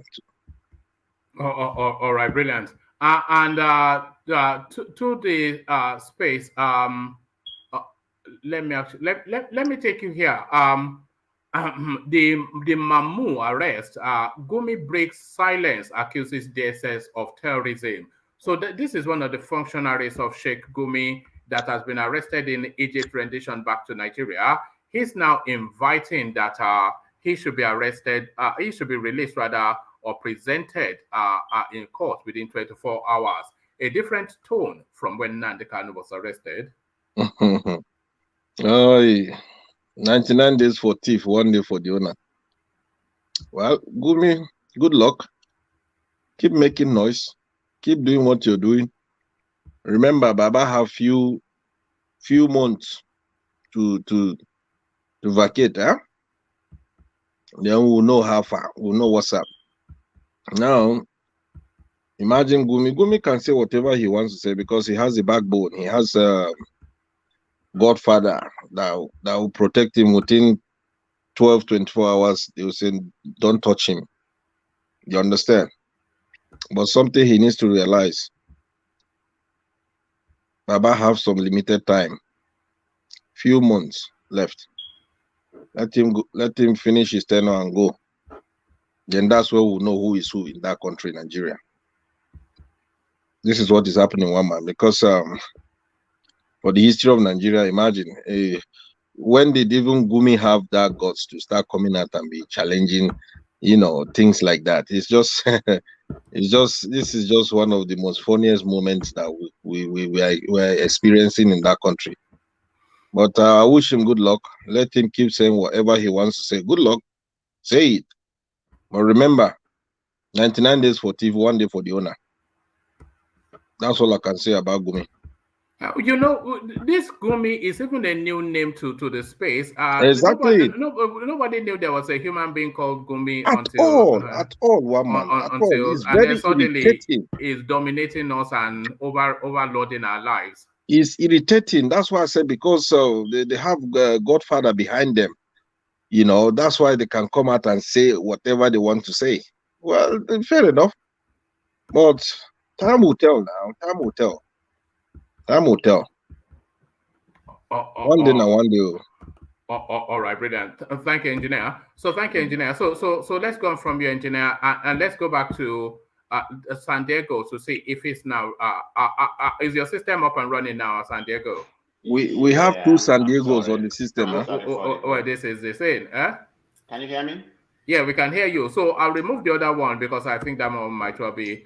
So yeah, good to have you, San Diego. Praise God, he's back. Praise God. Yes, it's those American systems. No. Don't mind them. Made in China, America. I'm telling you. So to it then. We were taking you to the Sheyi Makinde space, and he querying Atiku's capacity to restructure Nigeria when he cannot even structure his party. So your commentaries on that? Can I digress back? I think I was still on that lady from. Oh yes, Uju Anya. Yeah, Okay, so to my that. commentary on that. Yeah, to that then. Yeah, but anyway, going back to what I was saying in reference to her, I would definitely come out that everything that she said is ungrounded, wrong. Unequivocal, spacious. There's no room for what she said at that particular time. It was wrong, regardless of what she said. Is that going to be any repercussion? Repercussion in terms of relationship, but in terms of losing her job, definitely. From my understanding about the United States system of tenure, she can never be relieved of her duty by no means. They can sanction her in a way. What I mean by sanction her, maybe she won't get any kind of promotion or otherwise, but I doubt it, because the word tenure, you have to commit a crime or anything so outrageous before they can punish you in that regard. So she may be sanctioned in a minor way, but not to terminate. So that's the only consequence. Because as of today, she has doubled down on what she said. But she's also feeling the social pressure of what she said. She's feeling the social pressure. One man, she has been there before. This is not the first controversial. Like I said, I'm familiar with her. I'm not supporting her by no means. I'm never a fan of her, because she's too feminist and whatever. I think she's kind of, I don't want to accuse her of what, I don't want to accuse her, what I'm thinking. So I never support her, she's a very careless figure. She like attention. So this is not the first time that she's speaking like that. She has spoken in many spaces. But what she just stated concerned the world, particularly when it comes to the Commonwealth, So, and a lot of people will like the British, even here, CNN, they've been showing that, I'm a CNN fan, but that's how they've been showing all day. I've never watched anything on that. I was telling my wife, is that how we're going to watch on CNN? But anyway, even the first... we are held hostage by it in this country. They've canceled everything. So you cannot switch on the radio. You cannot switch on the television. You cannot switch on anything. We are held hostage by it. Right. So in that area, she's definitely wrong, But if you really think about it, there's no advantage. There's no significant advantage for being a member of the Commonwealth if you really think about it, because the nation, the benefit is just an alliance. That's what I think. You only justify, it's just a ploy for being, a ploy by the Britain, of new colonization of other people for their own agenda. That's how I feel about it. But this is not the right time. Even I thought that's how I feel, which is how I feel. It's not the right time to make that kind of statement. I mean, you have to respect the dead, whether you like them or you don't like them. So she's completely wrong. So she deserves everything, that she get it. But in my conclusion, I don't think she's going to be terminated. This is my own opinion. Yeah, but she's going to pay. She's going to pay a heavier price than termination. She's going What to you be. call a heavy price? Well, she's already been ostracized socially, and you know when if she's a professor, then she'll be involved in some form of research process or something, and the research space is heavily dependent on funding. So I'm not quite sure that a lot of people will be rushing to fund her, and I'm pretty sure that quite a few of our colleagues, they will want to distance from her because they don't want the association of that commentary with their name. So she's going to be somewhat isolated very, very soon. Yeah, you make a good point. That's probably because of the kind of because of the kind of backlash she's getting. That's definitely, I agree with you. That's possible. Yeah, but that's just my own assertion in that space. All right, and to Sheyi Makinde and he querying Atiku's capacity when he cannot even hold a party together, but promising to hold a nation that is even vastly more complex together. That Makinde, let me ask you one man. You're familiar with the politics in that area. The West. Can Makinde win Oyo State? I mean, he's very popular. They like him a lot. But can he win Oyo State? I know. They say it's under pressure. They say it's under pressure. Because traditionally in Oyo State, most governors don't get 2 terms. I think it was Ajimobi that broke that particular mold just recently. But traditionally in Oyo State, it's very rare that a governor gets two terms. If Why it's is not, that so? I think it's just the politics of the space. They have power brokers like the Adedibus and whatnot. If you don't serve them, they will get rid of you. Or if somebody comes with bigger money, they will give him your slot. That's just all your politics. Very rare that somebody gets 2 terms in your state. Oh, okay. I didn't know that. I'm glad you like me on that. Yes, but with him now doing this, I think he puts himself under even more pressure. But perhaps he's taking a principled stance. Right, taking a principled stand, I guess in regard to the South, I mean, I hold him in high regard. I always like the guy, I mean, I hold him in a high regard, whatever they're doing right now for the Southerners. Because we can't have all this, the North that has ruled us forever. But like some people have made a comment in reference to Wike, what he did or whatever, I mean, he didn't want Soludo to be the chairman, because of his presidential aspirant. So sometimes when you do something, they come back to bite you. Is he doing the right thing right now? Yeah. But what is he going to become of that PDP? I mean, the faction is so great. I can't even imagine imagine Wike reconciling, with Atiku. I mean, how are they going to be friends? I mean, they have done a damage to the party, done a damage to each other. I can't find the reconciliation. In my own opinion, I don't think Wike is going to leave PDP. He's going to end up, staying there because he has some, the governorship and some people, he wants them to be, to be re-elected because he doesn't want them to probe it. Believe me, Wike has River State after Lagos State. River State is the second richest state. That man has enriched himself, and he doesn't want to be probed when he leaves office. So he's going to entrench, his people there in case, he leaves off. Of course, he's not contesting for anything. So my own analysis in that regard is that he's still going to be with PDP, but he's not going to support them officially. Is he going to align himself with any political party like APC or PDP? If I had to guess right now, I would say no. He's going to stray neutral, or he may tell his people who to support. Like his people may, support each other, but he's not going to come out boldly and say, this is the person I'm supporting. Because after this election, there's not going to be PDP. There's not going to be Atiku PDP anymore. I mean, this is last chance. And Wike is looking at it that, okay, after Atiku exists, this is going to be my party from now on. So that's the way he's probably looking at it. He's probably playing for the future, aspiration, for his future aspiration. Because PDP is exploding right now. And they're paving way, in my own opinion, the person that stands a better chance right now, number one chance, I will give it to Tinubu, followed by Obi. But the problem Tinubu has is because of his party APC. I mean, they have destroyed our country. So It's gonna be very interesting. You know, you and I, we're gonna stay here and watch. I'm going to Nigeria in Christmas, so it's gonna be interesting. Yeah. Oh, is that your tradition to go to Nigeria for Christmas? Oh yeah, I love Christmas because I like to party within Lagos area. You know, that's the time everybody come back. They did all of them. That's the time that's the best time in Nigeria. I mean, Nigeria has the best festival time. You know, during the Christmas, those 3 weeks, 2 weeks. That's the best time to go to Nigeria. After that, you better start running away. Go back to where you Yes. come from. How long do you stay for, and what sort of budget do you take? Approximately, believe me, I budget enough to, you know, to last month. Of course, you know, this, judging by the current rate right now, you know, it's even more better for me, you know, to stay. Approximately about 3 weeks. I think I think I've been there. What's the biggest I've been about? I've been there about 3 weeks and 3 days. I've not been there for a month, but close to a month. Yeah, about 3 weeks, which is what I'm doing this time too. 3 weeks. So what's the budget? About 10K? Would you say about 10K, and then you get out? Well, I have an account.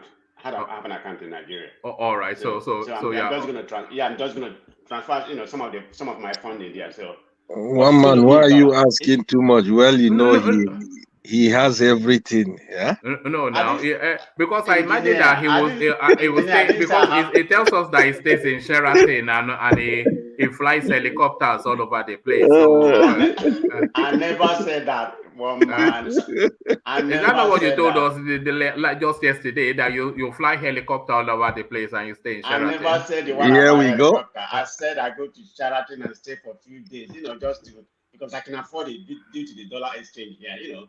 Enjoy my time. No, but I like Christmas is the best time to go, you know, and it's a little bit cooler, you know, a little bit of Harmattan, so I can't stand heat.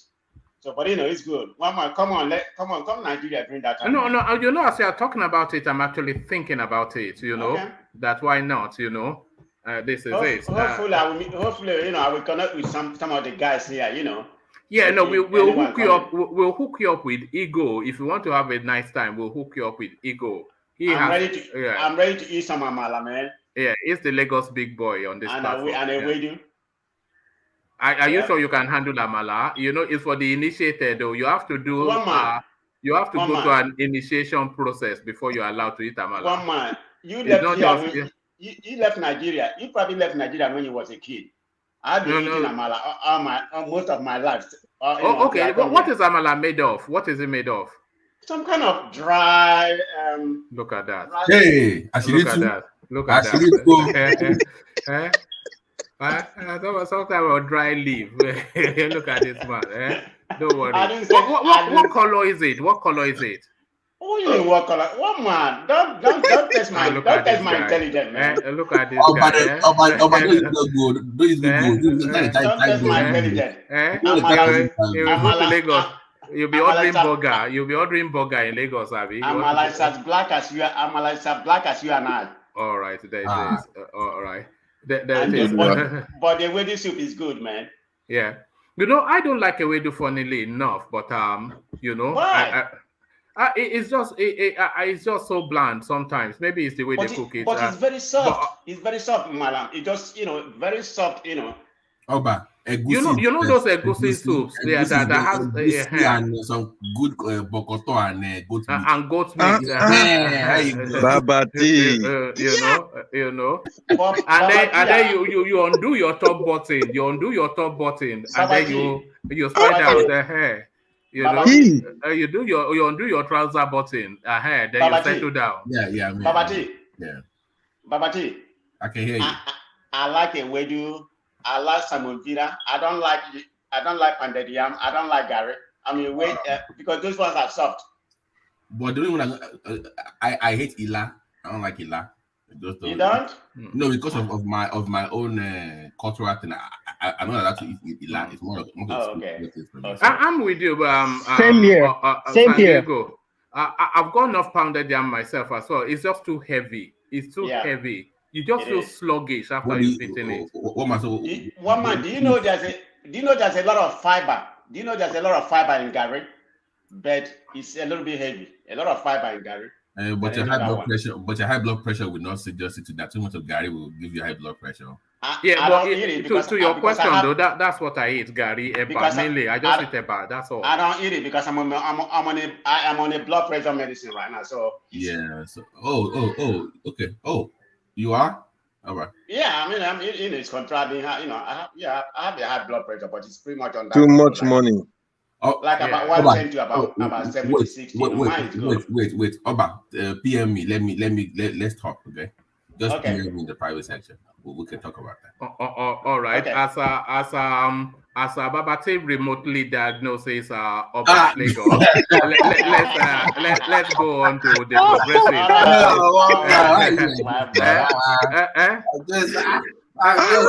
It's only on this. I mean, that Gary will give you high blood pressure. I've never heard such a thing. Look at that. I thought it was Gary that calms you down. Continue one man. Continue. I thought leg will differ. No, don't worry. I just Agboa. But so to it then, and let's go on to the progressives. Who hopefully I think should be with us. I know you've been having there is. So good to have you, the progressives, and straight to it then the Peter Obi conundrum, inviting that if you can find one shishi that he misappropriated, he will stop his political campaign. So that then sets the task for the APC PDP team. So we're expecting then an avalanche of allegations against Anambra Bond within the next week. The progressives. Thank you very much, Roman. I heard you talked about Irene Finance not having the mic. She's too afraid to come now. I've been asking her to come on, but she's too scared. She says she says we are too intellectual for her. She prefers. Madam Irene Finance, she's my sister, and she is a very intelligent and eloquent speaker. You know, if you get to engage with her, you will know that she's a lady of timber and caliber. She's probably she just doesn't have the time to come on at the moment. But I think she's too busy toasting boys in the comment section. She's too busy toasting boys in the comment section. I'm sure. I'm sure she's a married woman. I'm sure she is. I'm only joking, Irene. But so yeah, and I know she's quite able. I'm just trying to see if I can tease her onto the screens. But she had visitors. One man, she had visitors. I speak to her. She says she had visitors. That's why. Visitors? Is she not the one using Spanish to toast reads in the comment section? You think I don't understand Spanish? I understand Spanish, oh. Como estás? Como se llama? My God. All right. You know what? If you could notice that I was going in and out. This gadget these days, I don't know how they make these things, man. I have a new Samsung phone. The thing just keep overheating, and then the other one. It's progressive. It's not only you. I've said it before. I think if you enter through YouTube, your phone starts hitting up. Yeah, this. Yeah, it thing as if it wants to catch fire. You know. I don't. And it's a brand new. Sorry, what model is that? It's S22. I use a Fold 2. Yeah, I think some time ago in UK we have S20. They recall it back because it's overheating.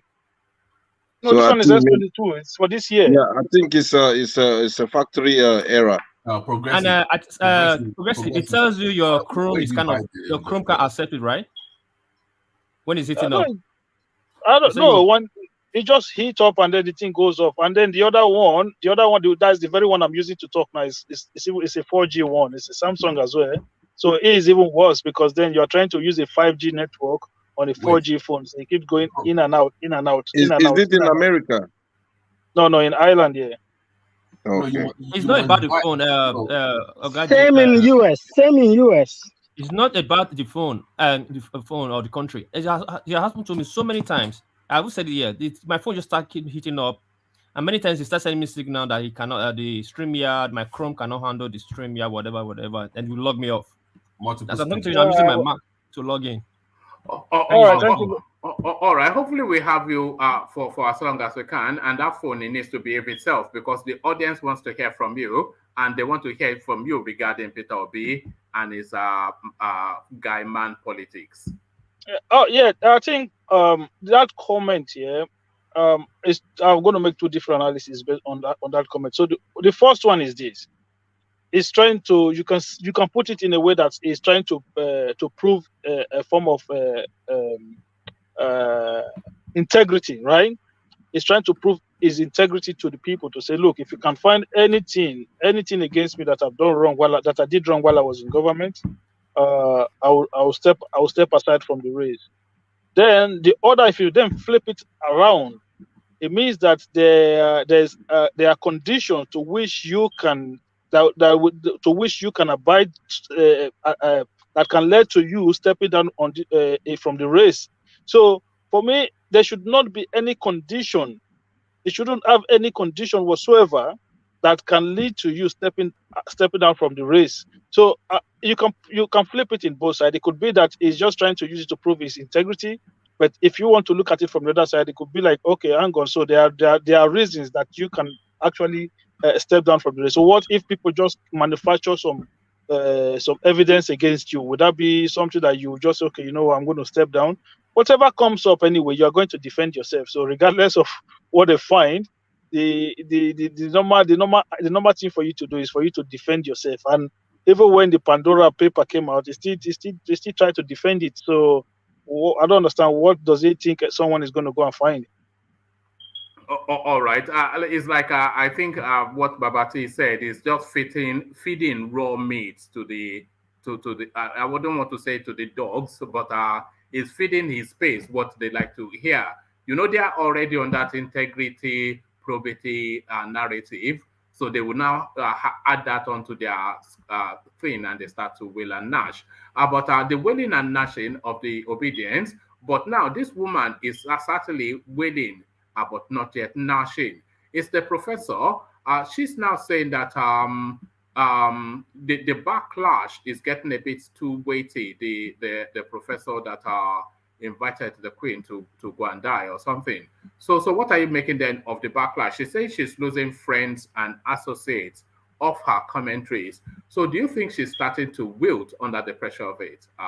Uju and yeah.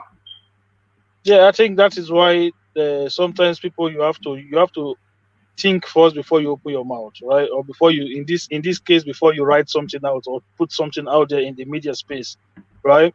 So for me, I said it earlier, she deserves everything she that is coming her way right now, because, you know, as a human being, I would never wish upon anybody what she wish on the queen. Are you Regardless whether, disappointed that somebody that is a professor because even some of the things that she was saying, not everybody disagrees, is really just the way she's put it and when she said it. yeah, if she had just gone against the records of the monarch, of the English monarch, like just condemn their record, the history, without having to wish her some kind of bad death. You know what I'm saying? So when she go that way, then she crossed the line that she's not supposed to cross as a human being. You must have empathy to other human, especially someone that is on a dying bed. You can't do that, regardless whether she's a queen or just an ordinary person. As a people, we must begin to understand that things that we do, things you don't want people to do to you, don't do it to other people. So when you, especially when you are a professor, you associate with people of high intelligence, right? So when you behave in such manner in a public space, don't then be surprised when the reactions then comes, and then you start to complain that, oh, you're losing friends. Of course you're going to lose friends. Nobody will want to associate with you when you do things like that. All right. So the progressives, Shey Makinde is asking you to consider that is article capable of managing a multi-complex, multi-ethnic, multi-interest sort of a country when it cannot even structure a political party, and is inviting you to see the bias, the ethnic bias that is played out in the PDP, and asking you then to project it to Atiku's presidency. Is Atiku, by prolonging this narrative, that is a distraction, now turning the narrative into the main theme of his election campaign? And is this showing us then his lack of capacity to manage? So Makinde invites you to assess Atiku's management skills at the Progressives. To be honest with you, see, Atiku Abubakar is one person that, because he hasn't been a governor, right? Because he was elected as a governor, but then Obasanjo took him to become a vice president. So I don't really have a form of judgment on his antecedent, apart from the idea that I just see him like a kind of a corrupt capitalist, not just a capitalist, but a corrupt one. You know, one of those ones that will just privatize things to their friends. You know, things like that.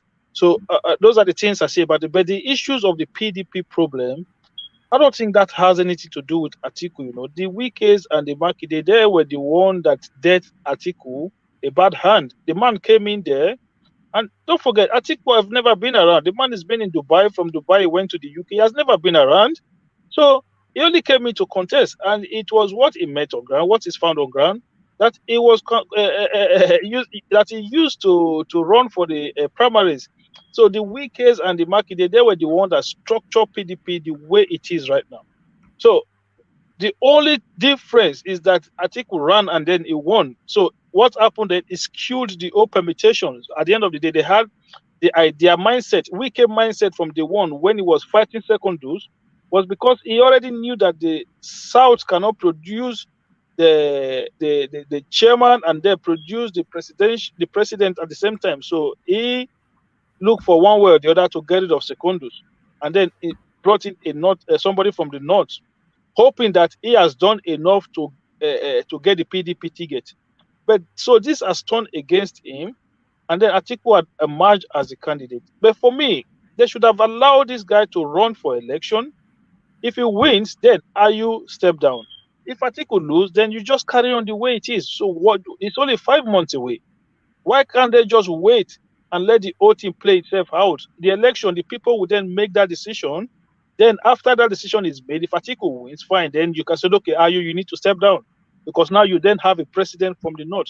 Atiku is still a candidate. You know, he hasn't emerged as a president until that time comes. For me, in my own opinion, I don't want to follow whether the PDP constitution or not. I'm just saying what should be fair is that after the election, everything becomes permanent. If Atiku is elected, then that is now a permanent position for 4 years. But Ayu is threatening to carry out his full 4-year tenure, because he's been telling us that he was elected for 4 years and therefore does not see any reason to step down. Yeah, but he is the chairman in this, so everything is in his favor. I don't know. The only way he can step down is if people like Atiku then have to go to him and plead with him to say, listen, for peace sake, just move aside. You understand? So I think that is the only way the man will step down. But apart from that, it doesn't matter what the Wikis and others, because he was able to push Secondus because they came from the same state. You know, that was why he was able to push Secondus around. But this one, there is not from his state, so pushing Ayu is going to be difficult for him. All right, brilliant. So to the space, Sheikh Gumi and his man Friday. So he's inviting that the DSS should release or charge Mamu immediately, and he's quoting law that you have to present somebody in court within 24 hours, describing the renditioning repatriation of Mamu from Egypt as an act of terrorism. So there's a sense that we've been here before under a different name and under a different banner, but Sheikh Gumi, he was quite critical of that space. So the hypocrisy, when the same thing happened to Kanu, what was this guy saying? Yeah, but it's not hypocrisy. The man is speaking for his own person. So the question you need to ask is that where were those Nnamdi Kanu's people to speak for him as well? So this is the problem. This is what we always say. Sheikh Gumi, that is his own person. For me, I said on this platform last time, for me, Sheikh Gumi himself should have been arrested. So the fact that he's even coming out to ask for the guy to be released, I think that is even a slap in the face of the authority. So for me, the idea, this is one thing I always say about our people, right? Una the Kanu's ordeal, right, is going through all the challenges at the moment. But this is somebody that was actually fighting for the emancipation of his own people, like freedom for his people.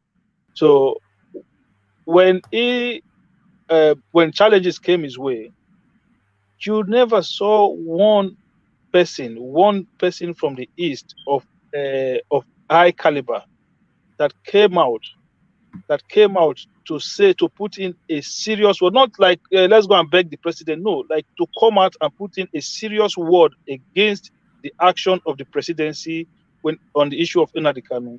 One man, I'm going to give you some example right now.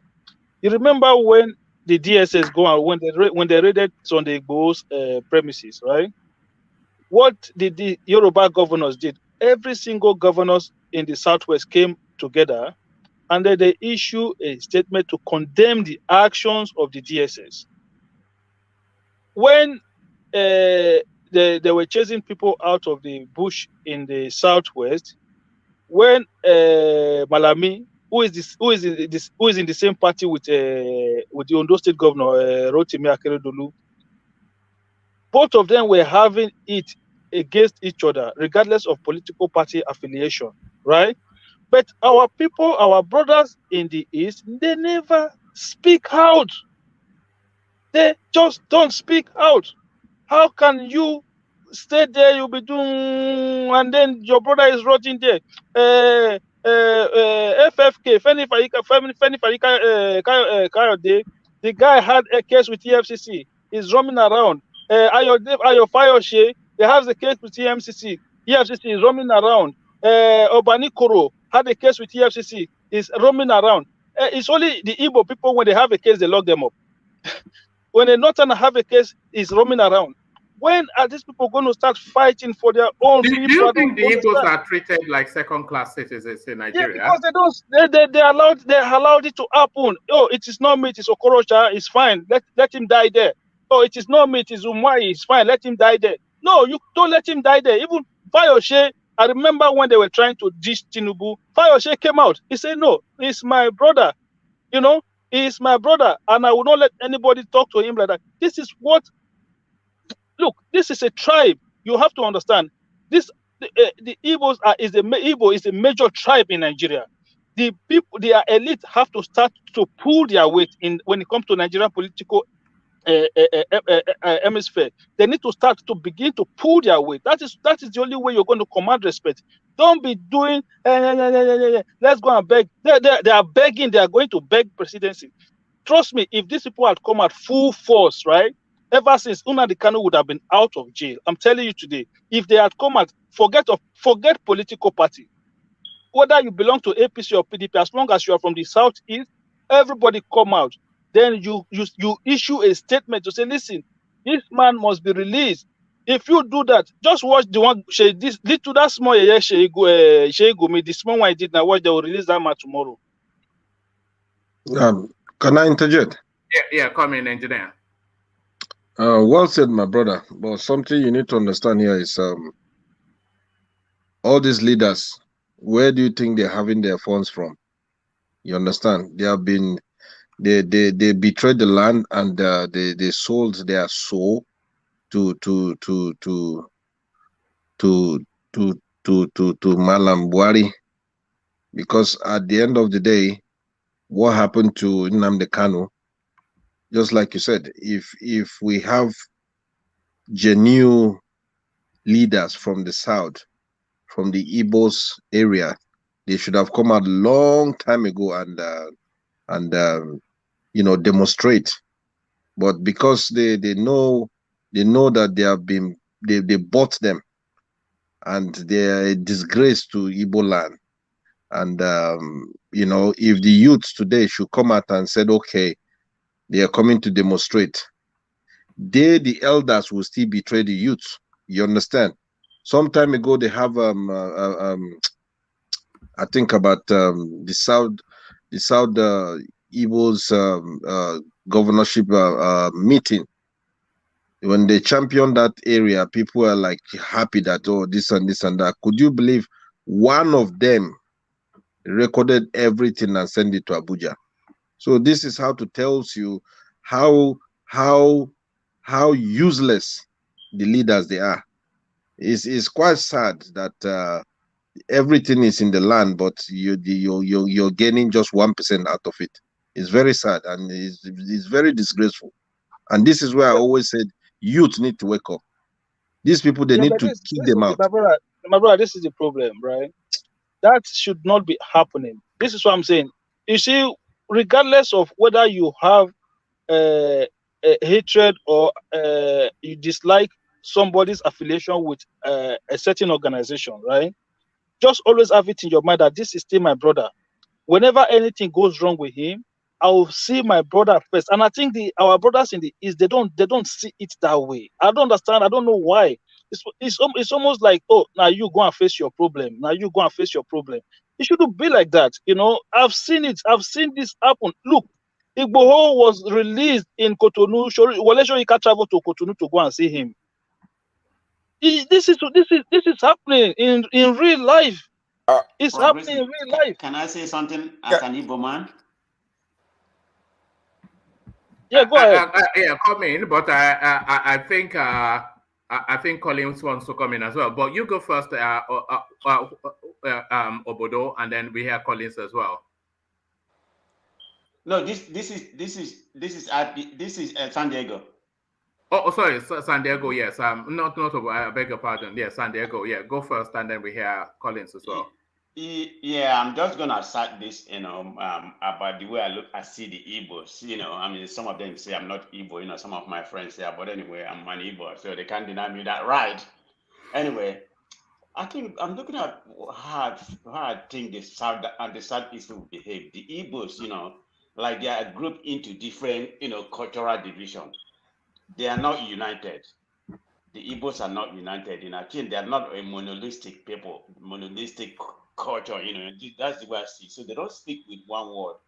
They don't have what they call a single united, front when they speak. So this is the problem they have. Is it good? Is it bad? I mean, there's some good to it and there's some bad to it in terms of political arena. That's where they are losing everything because they are not united. When they don't speak it, they don't speak one single voice.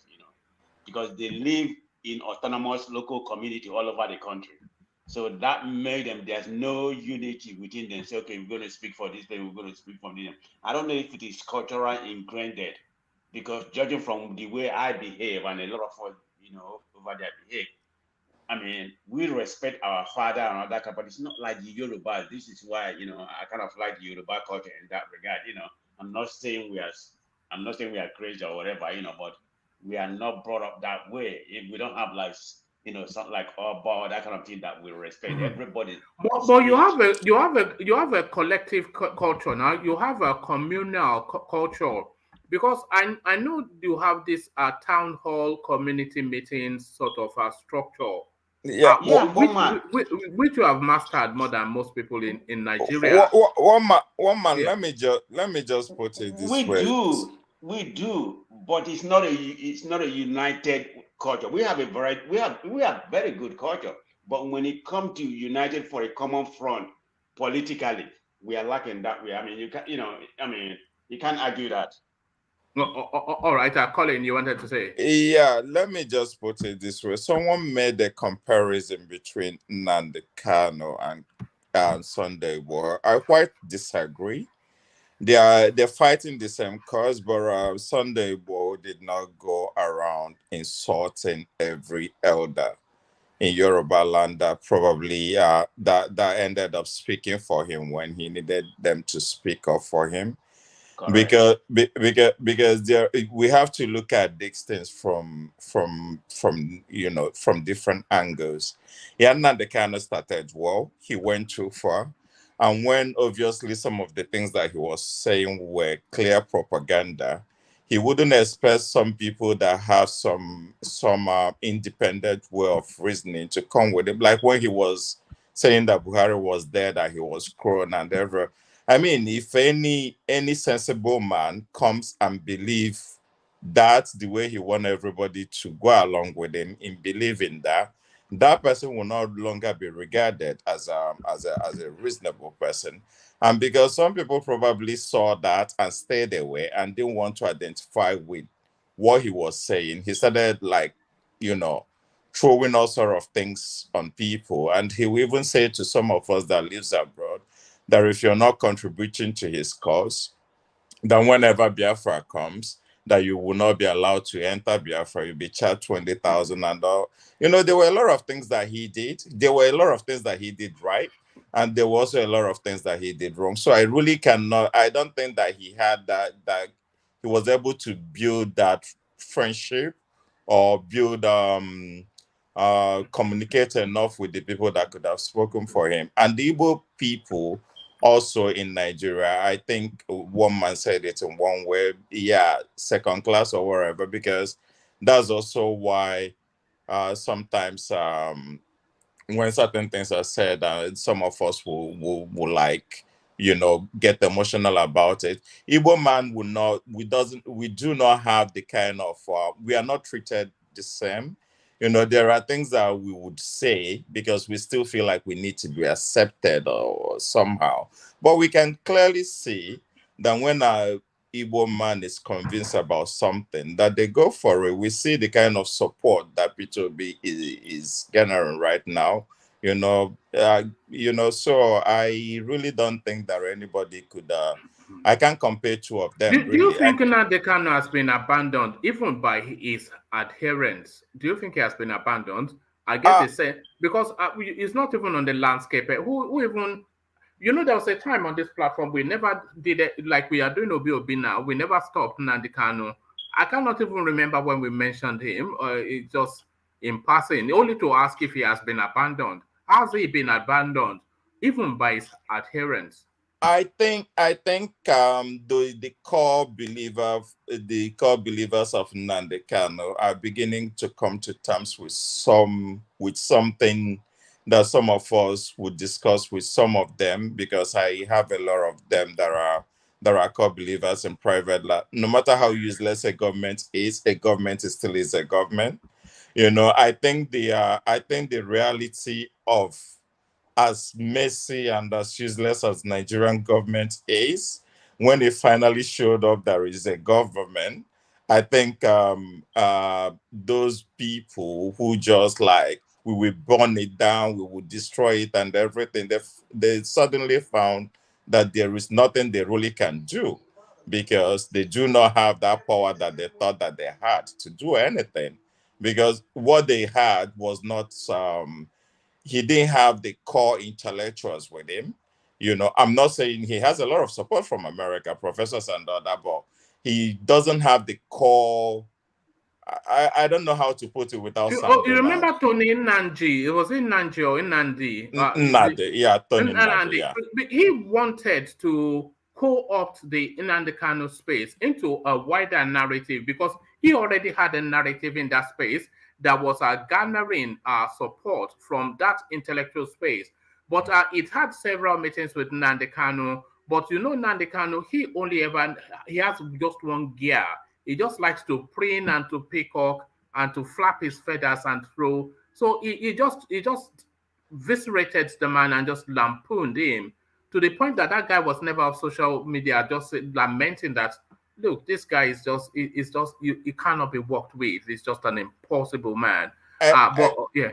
Exactly. Nnamdi Kanu was a dictator, and like I'm sorry, if there's any IPOB person listening to this Well, they person know it. You're nonsense. not telling them what they don't know. I'm an IPOB now. So Nnamdi Kanu was a dictator, and he faced what every dictator at some point in their life had to deal with. You know, and whenever they get to that point, all their core believers that keep egging them on tend to disappear, because really and truly they don't, you know, when you don't have he had a lot of truth in what he was doing, but the manner and ways that he was going about it and wanting to control and rule. Because even the Biafra that he was fighting for, there was a time that I was like, I wouldn't want to live in Nnamdi Kanu Biafra. You know, if he succeeded in getting that, because he felt like it would be worse than living in Buhari, Nigeria. You know. So, but do you think it was after an idea or an ideology, or do you think it was propelled by money? Do you think it was just profiteering, Nnamdi Kanu? I mean, it could be because it really and truly, does he have a day job? You know, and I'm not saying this you know, he took way. a private jet to that Kenya when they caught him, and a lot of people were speculating that there was it was a female interest, really, that they said they went for a conference or whatever on a private jet, Fendi, you know, all of these things, and you said it's only from the subscription fee or membership fee or whatever. You know? Yeah, he doesn't have any day job that we all know that he was. Yes, he was busy, he was online all the time, but even prior to him becoming Nnamdi Kanu that we all spoke about, nobody could say exactly what he did. He was an estate agent in London. That was just it. It would take you to say this is a 2x4. He has a downstairs toilet. That was his job. He was an estate agent. Okay, so yeah, so there is that, really. So I wouldn't want to compare. I wouldn't want to compare what the Yorubas elders did for Sunday War. Maybe if Sunday War were allowed to go on longer, maybe he would have went into that, because Nigerian space has a way of pushing you to the extreme. You know, so he just will keep pushing. My brother, what I'm trying to portray here is this, right? Is that the southeastern elite, right? Our Igbo brothers, the elite among them, is that it's not about Nnamdi Kanu per se. It's about your presence in the political sphere. Okay, so yeah, you know that what Nnamdi Kanu has done is wrong, but what you have to put into perspective is the fairness, how people have been dealt with in the country. Are they been applying are they applying fairness in the way things are being handled? Okay, look at issues of banditries, right? Then look at issues of people who are carrying out the acts of terrorism. How are they being treated in the society? A lot of them, they call them for amnesty. A lot of them, they call them for all form of discussions. Last time, the government was trying to release a baby and the mother to a terrorist leader with the hope that he was going to surrender or stop from the terrorist act he was carrying out, but that never happened. So you can see that there's a kind of a soft, a gentle handedness on one part. And when it comes to one part, you can see that they wave the hammer, they wave the sledgehammer, they wave the saw and everything on the other part. So this is when these people need to come out and say, no, it is injustice. It is not fair. If you're going to do it, apply it equally to everybody. So if you're not going to apply it equally to everybody, regardless whether Nnamdi Kanu has insulted me before, I don't care. Let him out. He's my brother. The only person that used to speak out a little bit was Abaribe, and I haven't heard from him in a while now. So a lot of these people don't do these things. That is why today we are saying Shey Gumi is double standard. No, it's not double standard. It is where the country is at the moment. It's just that our brothers in the east are not waging their own power. They need to do that. I could remember. I couldn't believe my eyes. Right, one man. When Akeredolu was going back and front with Malami, I was like, what is going on here? Why? What is, like, the man was daring Malami, he was daring him. He told them, he said, listen, he said, there is no land. He said, there is no land here for herdsmen. He said, this is our land. He said, when we say people go out of the forest, they go out of the forest. And they are in the same political party. So sometimes you get to a point where you have to apply a little bit of force.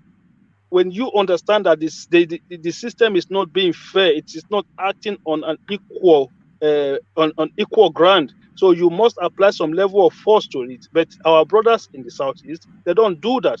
It's almost like you make your money, you live your life. Yeah, but what Collins was saying that if we really want to give ourselves the space to speak freely, there's somewhat of a second tier treatment of the Southeast within Nigeria.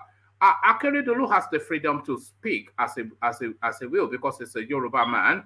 But if that was coming from a Southeasterner, the reception to it, it will be met with a bit more force, with a bit more resistance, because especially under this Buhari administration and traditionally within the Nigerian space, there's the belief that somewhat the Nigerian state sees the Southeast as second-tier citizens of the country. Do you not see that? Is that not? What do you say to that? I don't see it that way. Listen, You don't see that? Akeredolu is a sitting governor. So what stopped the governors from the Southeast from speaking out? They all have immunity. What's Buhari going to do to them? They all have immunity. What is he going to do to them? He cannot arrest them. He cannot try them. They've He been cannot do nothing to them. okay. If I move from Nandekano, because his own case was a bit more delicate to a wider scope of the Igbo concern, I see where you're coming from. And I think in that regard, they have been found wanting, because even when the Amoteku gave us something to basically take and copy, that could have stopped ESN. If ESN was not, if Nandekano, if they didn't create that vacuum for Nandekano to make that ESN thing, if the Southeastern governor had done that, because already it was already in existence in the West, in the Southwest, so there was no way even Abuja at that point could have stopped it. But they know how they stopped it. They know how they would. All they needed to do was to promise them vice president, or probably even promise them presidency. They call a meeting of five Eastern state governors or wherever. You will see that two of them might not show up because some were already implanted, and some. So already in the wider scope, I see argument that you're trying to make. But when it comes to Nnamdi, look at Peter Obi. Everybody coming to tell Peter Obi to declare that he's not with IPOB. What kind of statement is that? The man never said that he was with them, but people still want him to come and say that he's not a part of it, or he's not, that he, that kind of thing. So he's not fully addressed that space yet, and it is a space that people are still keeping in the back pocket for him. Peter Obi. Which doesn't really one man, he doesn't need to address it. Doesn't he has to do. He has to do. No, he doesn't. doesn't. I don't think so. He doesn't have to, because he never said that he was a part of. He just like okay, Tinubu, for instance, it was on the paper. I saw the old paper that goes around. Tinubu didn't believe in one Nigeria, and this is a man who is today wanting to be the president of Nigeria. Nobody has ever asked him to come and address that. Yeah, but the most recent narrative from the Southeast, for many years, the Southeast was subsumed. And a lot of people will say, oh, the IPOB space, they're just a tiny minority within the Southeast. A lot of people will say that, and they are probably right. But silence means consent. For many years, the whole of the Southeast was subsumed by the IPOB narrative and the Biafran storyline, consumed the whole of the space. And that was all. We only heard that single story from the Southeast for years and years and years and years and years. So it was just that Nandekano group, but by virtue of the fact that there was no real pushback against that narrative from the Southeast, a lot of people then leapt to the space that is essentially the Southeastern narrative, and it did consume the Southeast. And Peter Obi is from the Southeast, a senior from that space. So it will be invited at some point to address. It will be invited to say, should Nnamdi Kanu be released unconditionally, and that is the question that will stymie him, because there is no, he is wrong in any answer that he gives to that question. Even if he says let the court decide, he's wrong. So he will still have to confront the Nnamdi Kanu IPOB narrative because he's a Southeasterner. I don't think that question will consume him.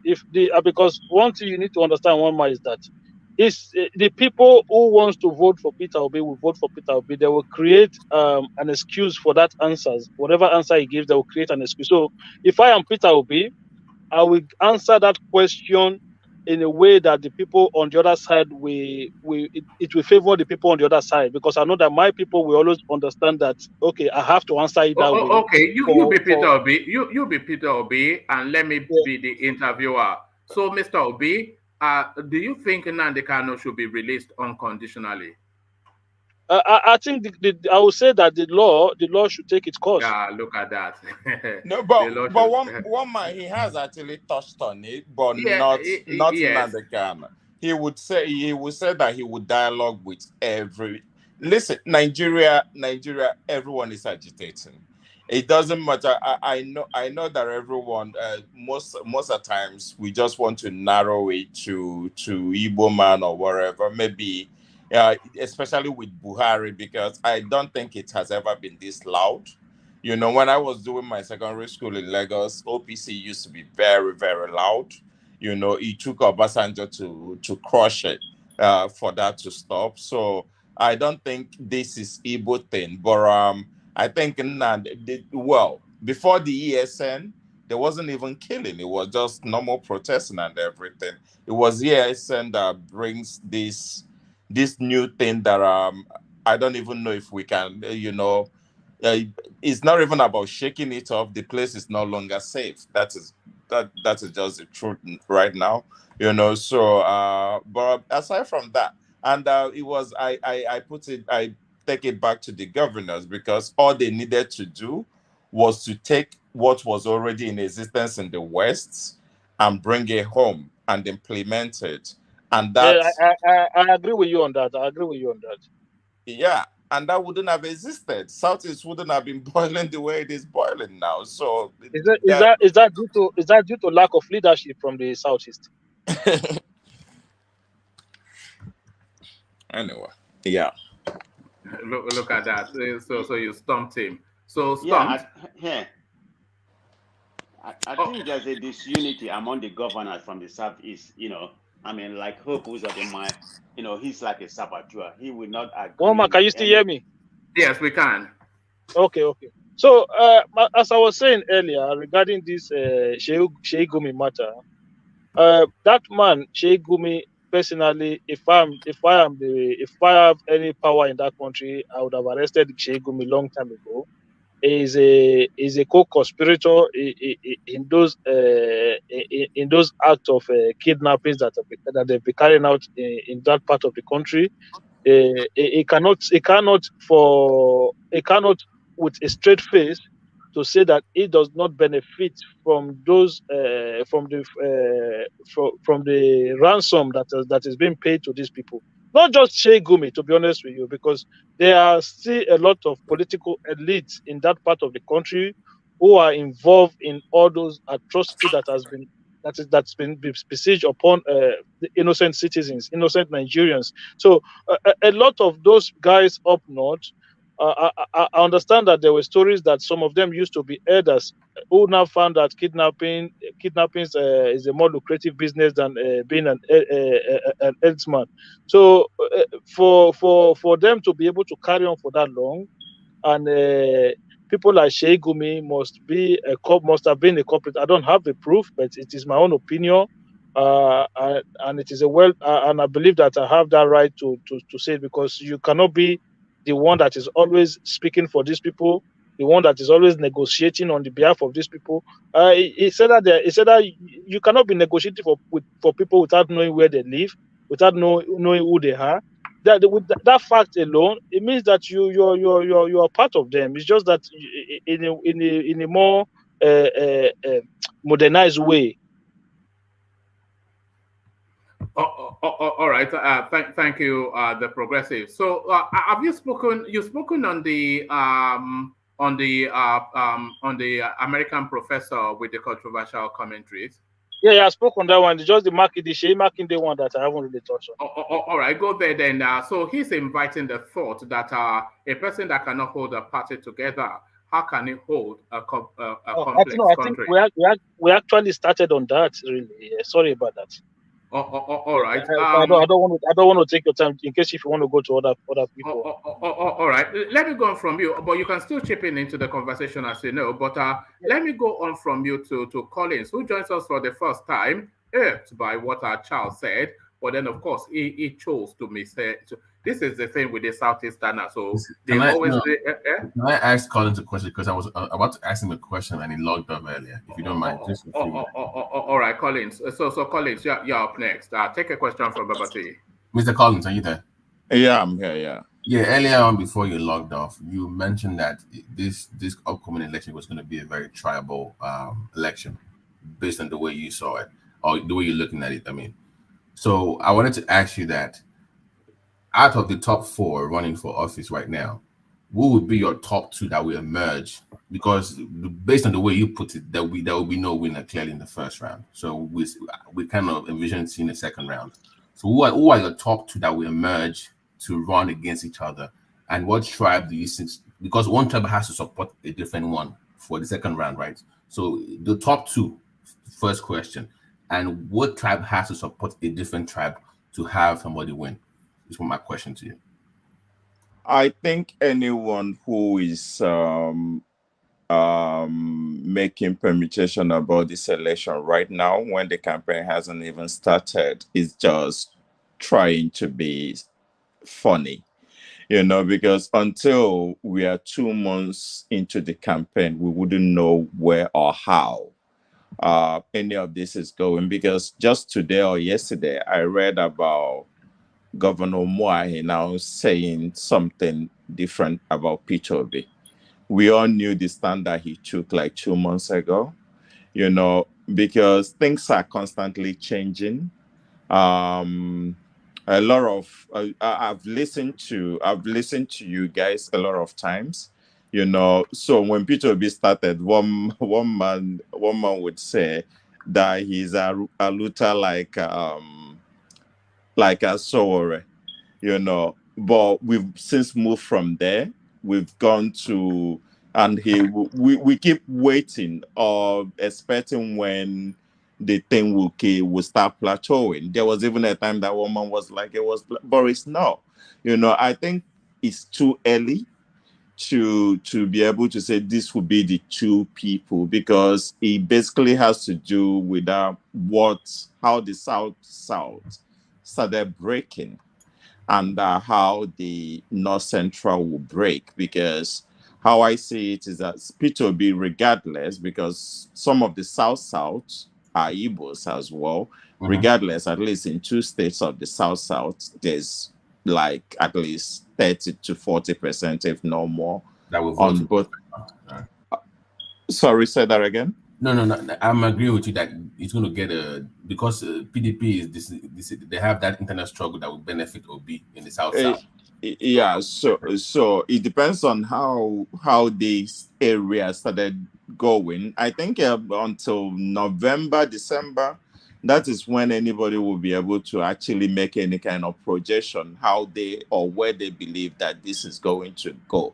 But if you ask me as of today, from what I'm seeing, I will tell you that Tinubu is actually much more disadvantaged than people realize right now, because the North, knowing the North, will go for a tick. I'm already seeing all the campaign from APC back to PDP and everything. And with what Wike is now doing, there is now looking like Southern Northern thing. He will even get more votes from the North, because I think that Tinubu has been counting on the Northern vote for a long time. He kind of neglected the Southeast and the South.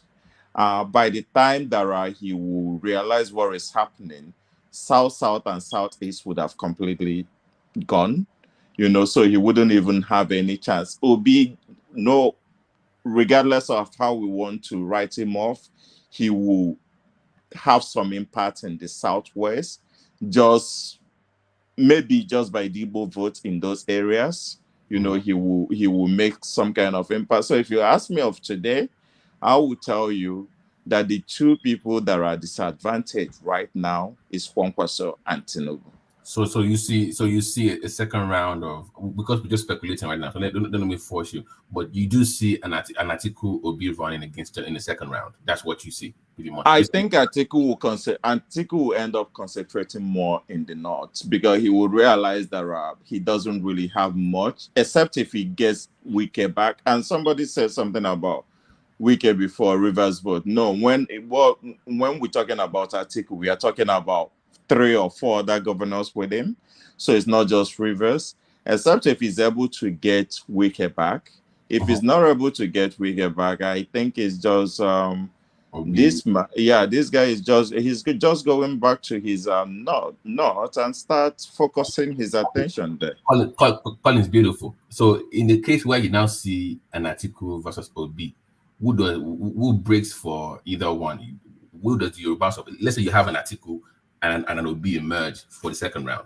So where do you see this, the North Central and the Southwest breaking for? Who do they see them supporting in that kind of a scenario? Just want to take your take on it. If it comes to that, I think I think we will still get some votes in the South and the North Central, but I think it depends on how Obi campaign, really. It depends on how many mistakes or how he trips or what dates, because if he's there them now to start digging up things, it depends on what they're able to dug up, that would determine how Southwesterners, I believe, there's a lot of intelligent, there's a lot of intelligent people in the Southwest, right. So I would expect some of them to, if it comes down that their own man is not there, their own son is not there, I would expect some of them to now look at it like, okay, who is but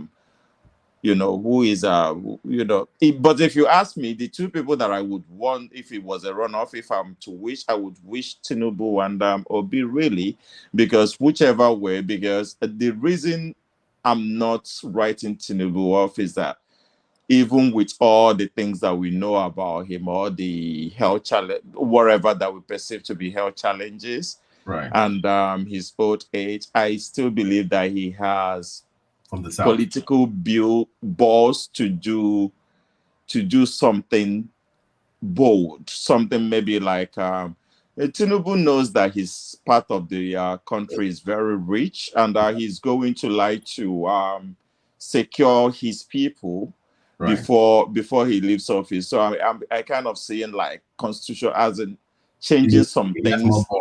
So, but do you see an Obi having a chance against Tinubu in that scenario? Then, if you had a Tinubu versus if it comes down to Obi and Tinubu will take it. If it comes down to Obi and Atiku, I think Obi might take it just by the sympathy. He might just get some sympathy. Sympathy of the Southwest being betrayed. They might say because they betrayed that. Yeah. Okay, that makes more sense. Thank you very much, Collins. Come on the show more.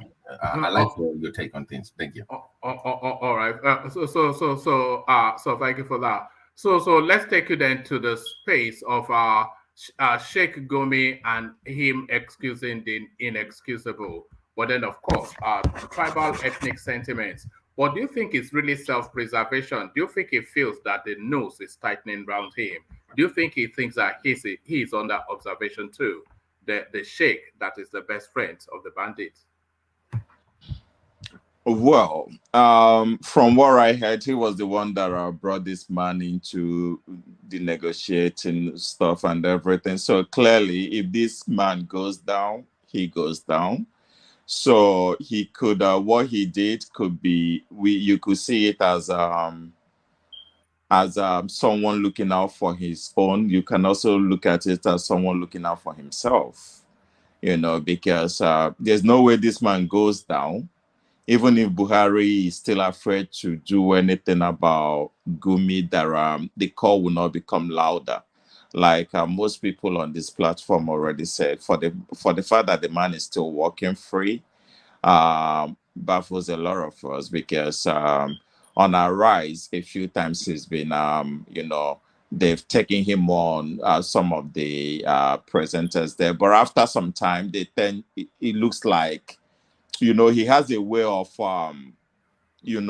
renewing himself again, coming back, he comes to another interview. They are not as, because there was almost a time they were basically on a rise, like without saying it, but they were basically calling him a terrorist, basically, But I think there was another interview that I saw, probably the last one. I think they kind of softened the tone, maybe when he was then negotiating for the release of.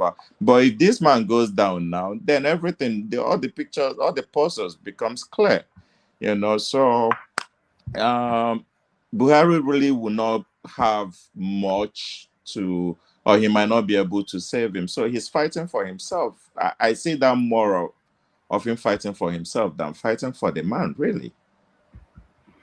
Yes, I somewhat agree. Have you spoken on Uju Anya, the controversial professor who was quite frontal in her attack against the Queen in her dying moment? So her comments the backlash. Well, one thing that is common is that a lot of us do not disagree on what prompted her to say what she said. What we now disagree about is that we are now looking at it from the human angle. But I'm sorry, Queen was not a normal human being. She was the crown, So in that reaction, that's why tweets is bad, because this is the kind of reaction that you will have with your friends.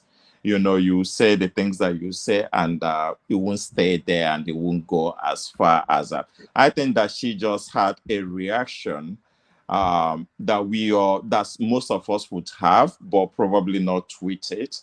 Because looking at her, I would imagine that her parents would be the generation that moved to America during the Biafran War. So I don't know her story. I don't know the story that she's been told, what she grew up knowing or believing, So having that human reaction, yes.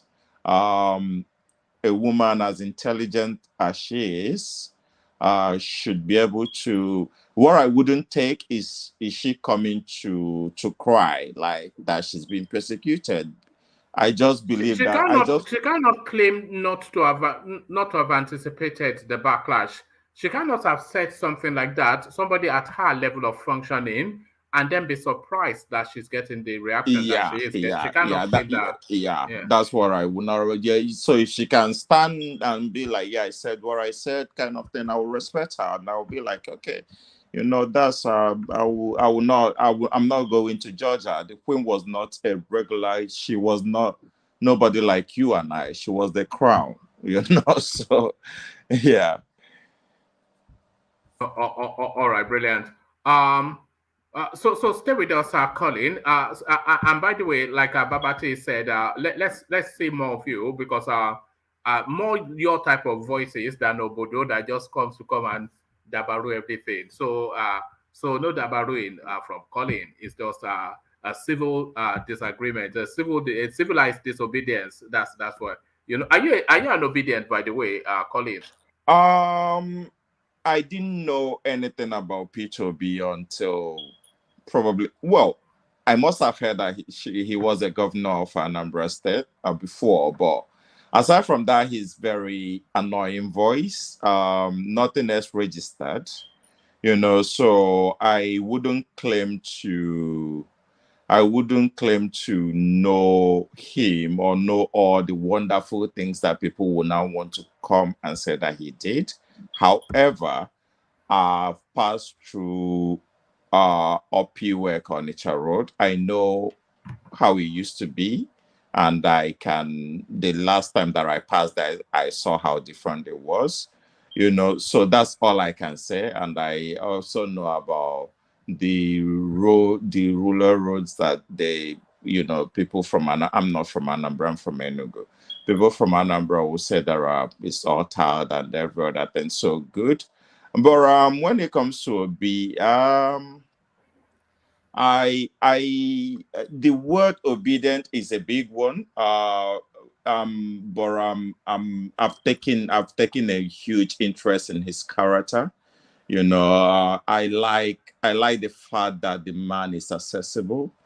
I like the man. I like the fact that the man makes politics. Because before we used to see these people as God, and I quite disagree with you again, one man, when you said that he wasn't presidential because when I was listening to you, one of that time that you were saying that, all I was thinking is that what does being presidential, what should it look like? Because Buhari certainly doesn't. And Pardon my French, I don't think that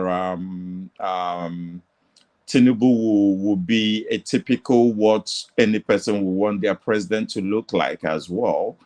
But B, however, that made me take interest. He kind of look like he's that kind of person. We might not like it if he becomes president. It might get annoying, but he will be that kind of person that will be at every, like, something happens and you want your president to be there, he will be there. He'll probably cry with the people if he needs to cry. He will probably comfort them. And I think that is what's been missing or lacking in Nigerian politics more than anything, because we've had so far are rulers who just rule over us. And I think we're in desperate need of leaders, people that feels like they are one of us. I cannot say anything other than that. I don't know what, he's a Nigerian politician, so I can't say more than that really, because I will not, yeah. All right. Finally, who feels superior to whom? Do the Anambrans, do they feel superior to the Enuguans, or do the Enuguans feel superior? Who is the superior? Who turns their nose up? Do you turn Oh your well, nose? Yeah. Anambra clearly. Anambra is also like the elders in the Igbo culture. They're like that's like where these two, is that what they call it? With like where the Dixon Anambra is like, and also in terms of wealth, Anambra. I've been to Newi back in the day when I went to Newi. When people say Newi is a village, I'm like, that must be the most beautiful village in some part of the world or something Is it like the that. most developed southeastern state, Anambra?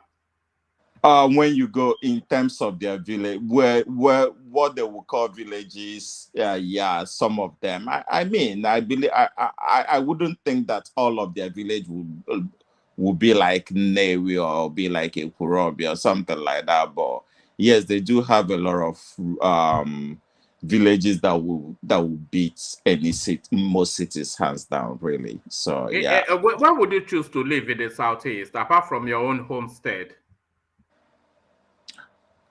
Oh wow! Well, you really shouldn't take Enugu out of, because Enugu seems to be the best. I don't know Yeah, but anybody. that's homeboy now, so you go No, with no, your no, no. own home. Any Igbo person here will actually attest to it, because Enugu used to be the capital of the Eastern region, so it was well planned, and every other thing. But I think I've been to Owerri once or twice, but that was many, many years ago. I heard that Owerri is quite beautiful. That was before unknown gunmen. So right now I don't know, but yeah, I would choose Owerri just by just from the things that are here. Obviously, I can live in Onitsha. Onitsha just look like jungle to me, you know. Because I follow quite a few southeastern content creators, and they are based in the southeast, and it's always so.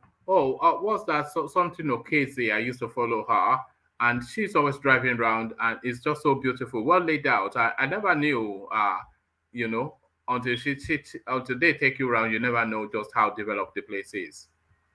Yeah, Okay, one and man. Anambra is quite developed. Can I tell Collins something? Yeah, go on. Collins, you need to Yeah. come visit your word, okay?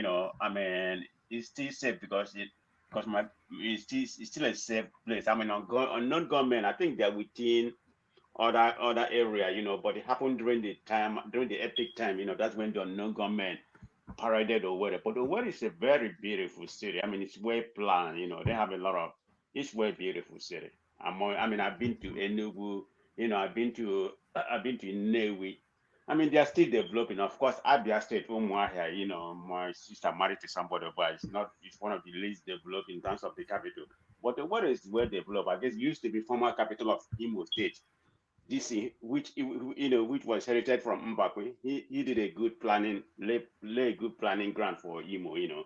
But what is beautiful, believe me, it's supposed to be like, apart from right now, I don't know how it is right now, but before, all part of the Southeasterners, you know, they used to congregate there, you know, for at the end of the week, you know, to party. People from River State, Anambra, Abia, you know, Enugu is a little bit farther, you know, but those 3 or 4 states, you know, or where it used to be, it is part of the, you know, it's like a central, you know, central of Igbo land. They call it heartland. It's a beautiful, you know, it's a beautiful area. But anyway, thanks, Colin. All right, brilliant.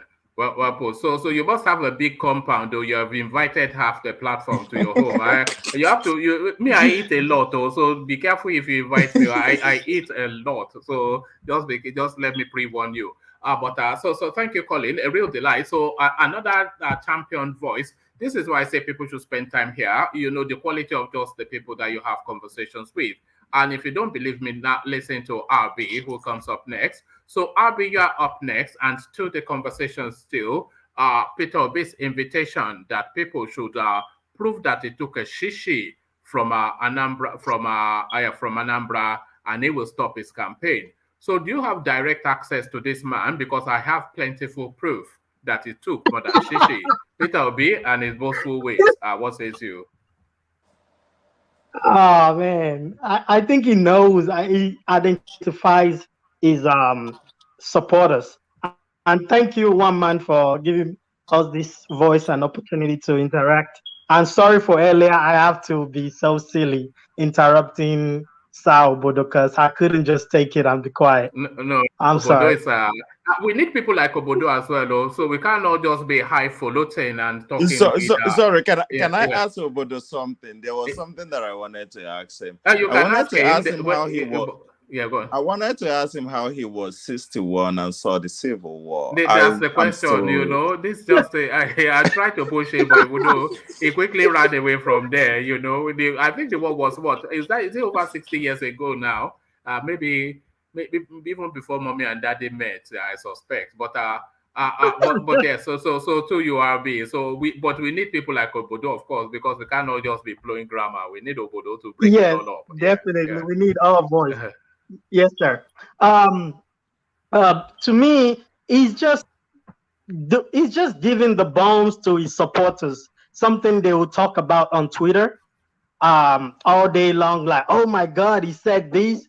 Can you believe that? Nobody ever said this among Nigerian government.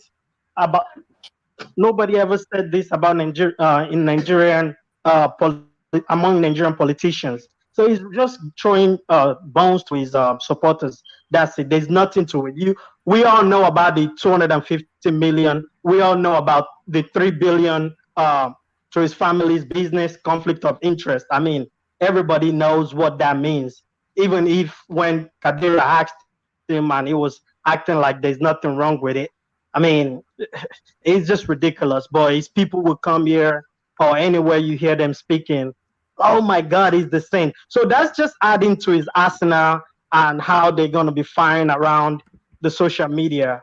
But if the real campaign comes, I'm pretty sure PDP and APC, they got something in plan for him. But it doesn't matter anyway. Regardless, he's going to defend himself and his supporters will keep firing on. They just keep going. It doesn't even matter at this point. But he's inviting problem, definitely. Because some people would definitely come at him, even just for popularity's sake, just to tackle him. I'm pretty sure maybe Reno very soon. Reno can make a video or something. Yes, Reno. Yes, yeah. You well spotted. Reno will be one of the first people to go after him. That okay now. What about this? What about that? and then the obedience will go. Exactly. We loop around this circle so many They'll times. go to Canada. They'll go to Canada to go stalk him in his neighborhood or wherever he is. You will see them on the camera again. All right, Collins, did you want to come in? I could hear you breathing in the. All right. So let me move you on to another talking point, RB, and to the space of this character, Sheikh Gumi, he calls himself, now asking that his terrorist friend be released within 24 hours or charged to court. He calls the Nigerian state terrorists that their act of repatriating this terrorist sympathizer back to Nigeria is an act of terrorism. So this is not the first repatriation so this is not the first repatriation. So speak to that. Speak to that. Yeah. With it one Lu Nigeria, like imagine somebody who is eating, giving cash to terrorists, calling the state terrorists. I mean, sometimes Nigerians, we are just funny people. Like this man right now talking about, oh, the man has a family. The same man talking crazy about Nnamdi Kanu and every other person out. They were arrested and they should be jailed and held, whatever. Now, if he knows there is human, his own guy is human, he has kids, and they should prosecute him within 24 hours, if not release him, all that regular stuff. But he's not being arrested for just petty stealing or just regular stuff. Not pickpocketing. Pickpocketing. I mean, we're talking about security of the state. I mean, the guy should be on somewhere under the inquiry, somewhere getting I don't know whatever they do to get picking up the soul. Picking up the soul. Yeah, getting some truth out of you. So I don't know what they do to them, but I mean, what is he talking about? He's just trying to. I guess also he might be scared. Maybe the guy might be you know what I'm saying, might cry something out that he's not supposed to. So the earlier the guy gets out of that place, the better for Gumi himself, because he knows Gumi's dealings, obviously. So if they hold him too much and he start crying like we start crying, then there might be a problem for him. Would you accept it if they tell you that this guy died in custody? Would you accept it? I think the humanitarian part would say, oh no, I wouldn't say so. That is good, because at the end of the day, the government gave them all this opportunity to become famous and they are becoming rich out of this, because obviously they're getting cut in this whole war and they are enjoying this whole thing. It's like it shouldn't finish. So, but the human part of it, the humanitarian part of it, definitely we say Nigerian government, they might get sanctioned and all this rubbish for it. But to me, I mean, come on now. They beat him with people who are killing and, like destroying lives. So I don't really have too much, for that kind of person anyway.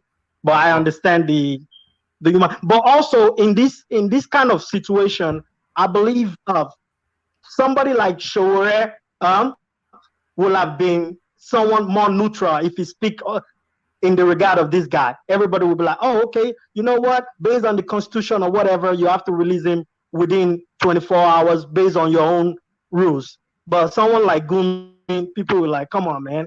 Why are you so worried if the guy is innocent?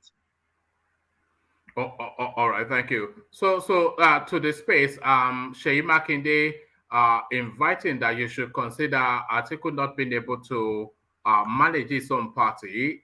What competence then does he have to manage a complex country? So is Sheyi telling us that he's moving towards the southwest?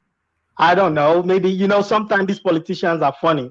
They don't know how to say straightforward. But obviously, I think I saw him in one of the commissioning that Wike was doing few days ago Does he or not weeks ago. commission in his own state? He's always going to commission in other people. Did you not? Have you not Abi, done any project Commissioner, in? You know. Governor, Commissioner, I want here. We are exact. I mean, they're all playing this politics. Imagine going to you in PDP right now and going to commissioning a project with Wike that is against the number one, the flag runner of your party. Isn't that even telling us something? Without even making this comment, you by yourself, you telling us where your allegiance is, is, and we know you from Southwest. So, I mean, we know where Oyo is going anyway when it comes to 2023. But for what he's saying right now, he has some points, but this is not something Atiku himself can just resolve like that. He has to make deals, because I've went back to look at 2015 and 2019 election, and PDP is not going anywhere because of South-South. If they lose South-South, they are not going anywhere. It's almost impossible for them, especially the fact that the 5 states from Southeast is almost gone with Peter Obi. I mean, in terms of even if PDP would take anything out of Southeast, they're gonna break him, all his number. He's not gonna get a huge number from there. So, I mean, maybe 25%, but I just don't see the number. So I can understand the reason why Atiku just have to be, I don't know, man enough to go, I don't know, Makinde in the middle of the night or something, to go meet Wike without anybody knowing, and just have to make some deal with him, because they're not going anywhere. And he cannot, I don't think he can just go to him and talk to him. Wike already said what he wants, right? In terms of what and I understand why Wike is doing what he's doing, because it just felt like he doesn't have any power or anything in that party, despite he has put all his life into it. But he's overplaying his hand too, because this is just being drawn too far too long. If they have this amount of problem and if Atiku can fix it, I don't think Atiku can fix it except making a deal. So it's not just something that the leaders would just call their governors together and talk to them. The person they are fighting is himself. So it's not like Wike is fighting another governor and Atiku will bring them together and try to settle the matter. So it's a big problem for him. And I don't know what Sheyi Makinde is talking about. He himself is showing that he is with Wike for me. All right. And to the crazy professor, her wayward words and the backlash, commentaries on that. Hey, to me, I think sometimes you can say the right thing in the wrong time. And when you do that, it makes something wrong. Timing matters in life. Timing matters. And she might be emotional about talking about what happened. And my own view of this whole colonialism is different, very different.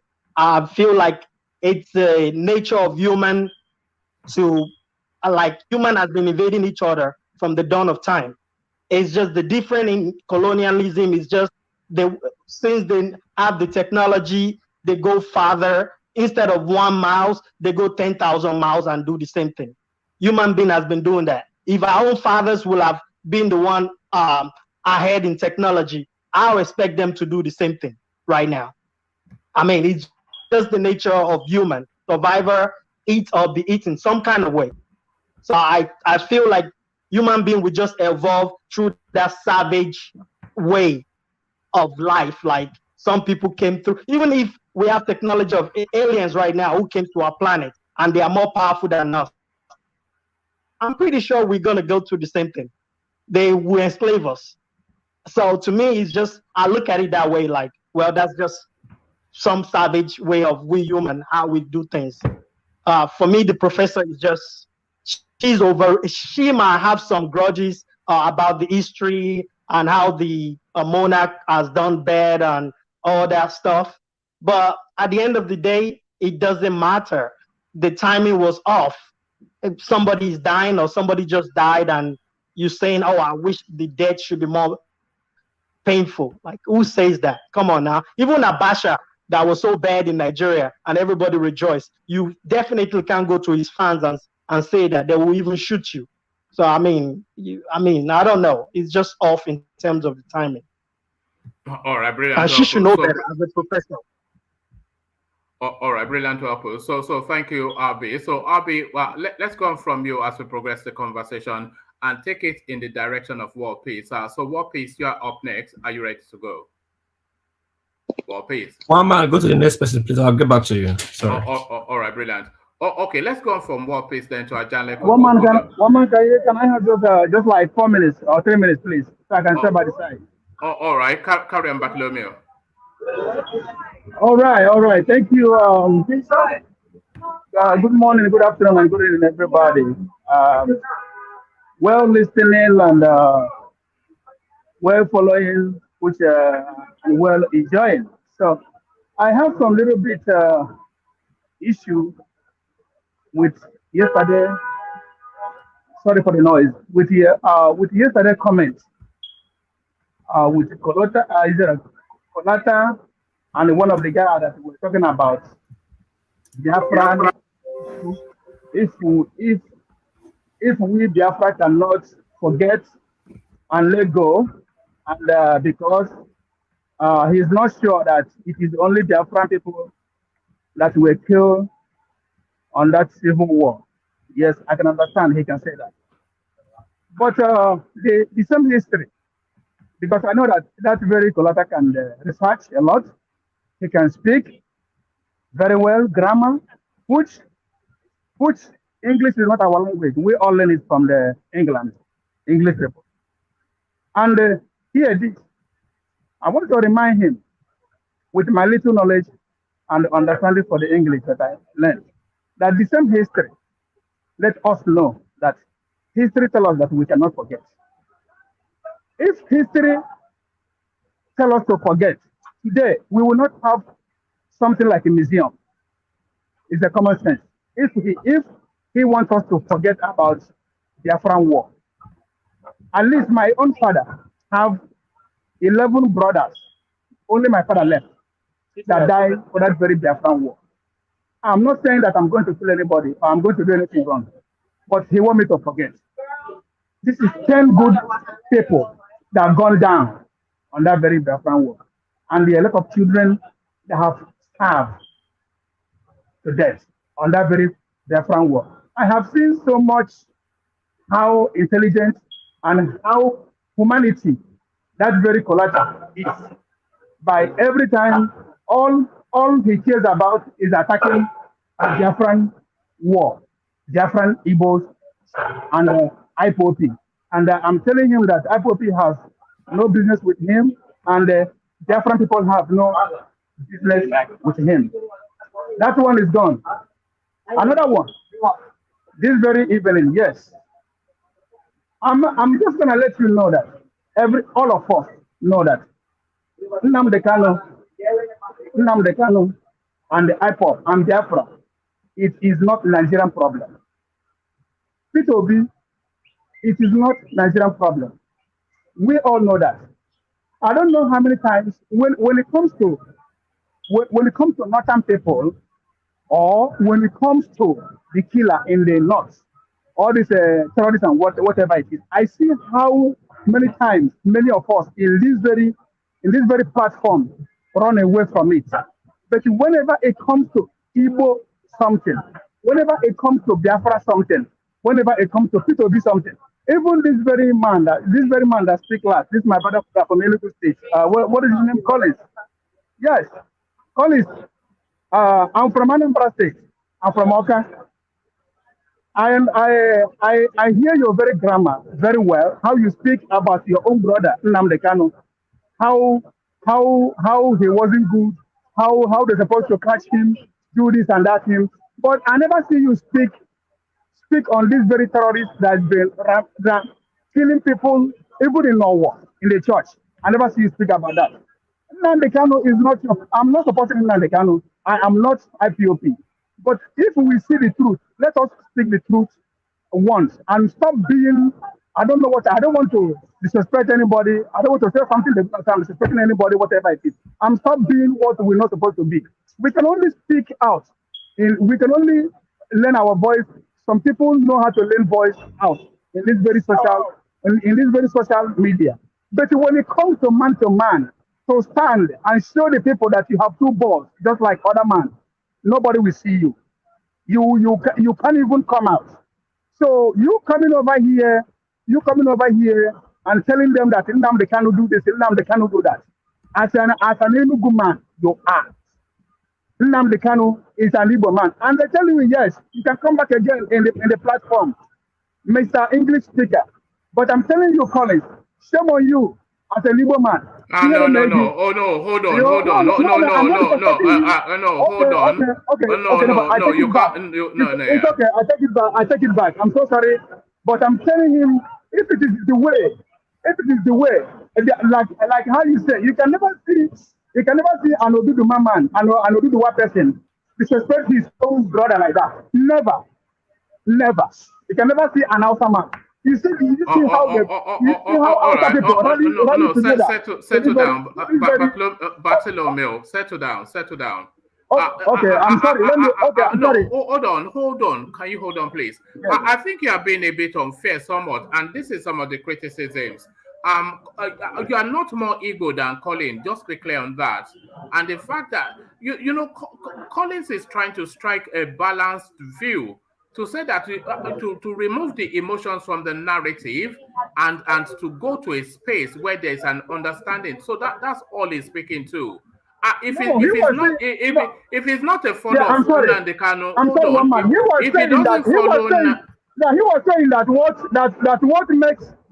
what makes unknown government and all this Igbo killing the killing in the Igbo status is after when Nnamdi Kanu created ESN, which is a lie. Hold on. Can you stop? Are you saying it is a lie that the unknown gunmen narrative came after ESN? No, because we all saw it now. So what are you doing? He's not sure for what he's saying. He is sure. He is only speaking to the facts. Huh? He is only speaking to the facts. The unknown gunmen came after ESN. Did they not?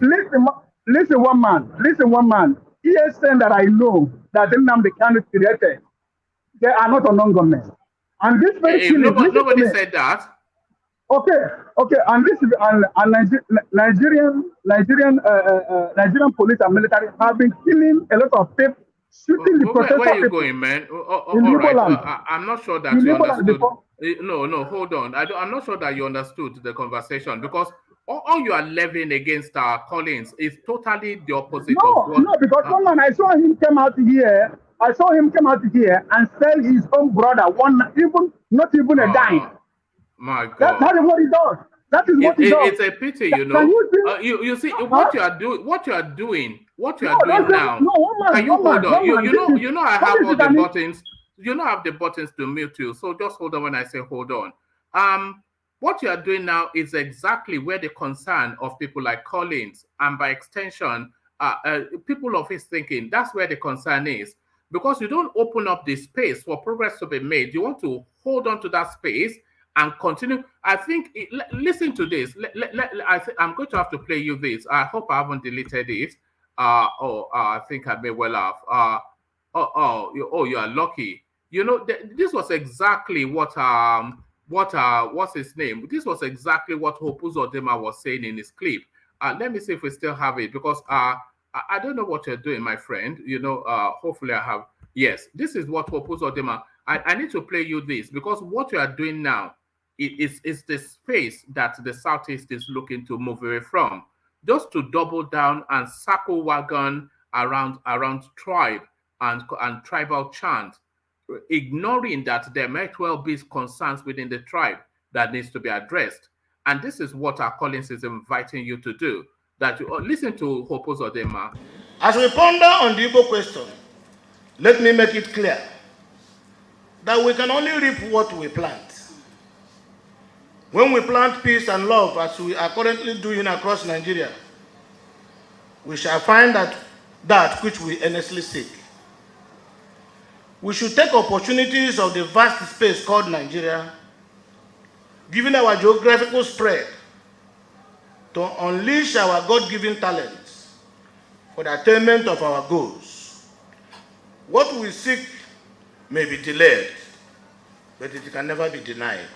When we reflect on where the rain started beating us, we will come to the inevitable conclusion that we have made some mistakes, more from the heart than from the head.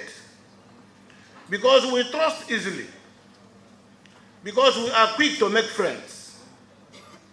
But the greatest of it all is that we are weak in negotiations. We are often not as diplomatic as we ought to be.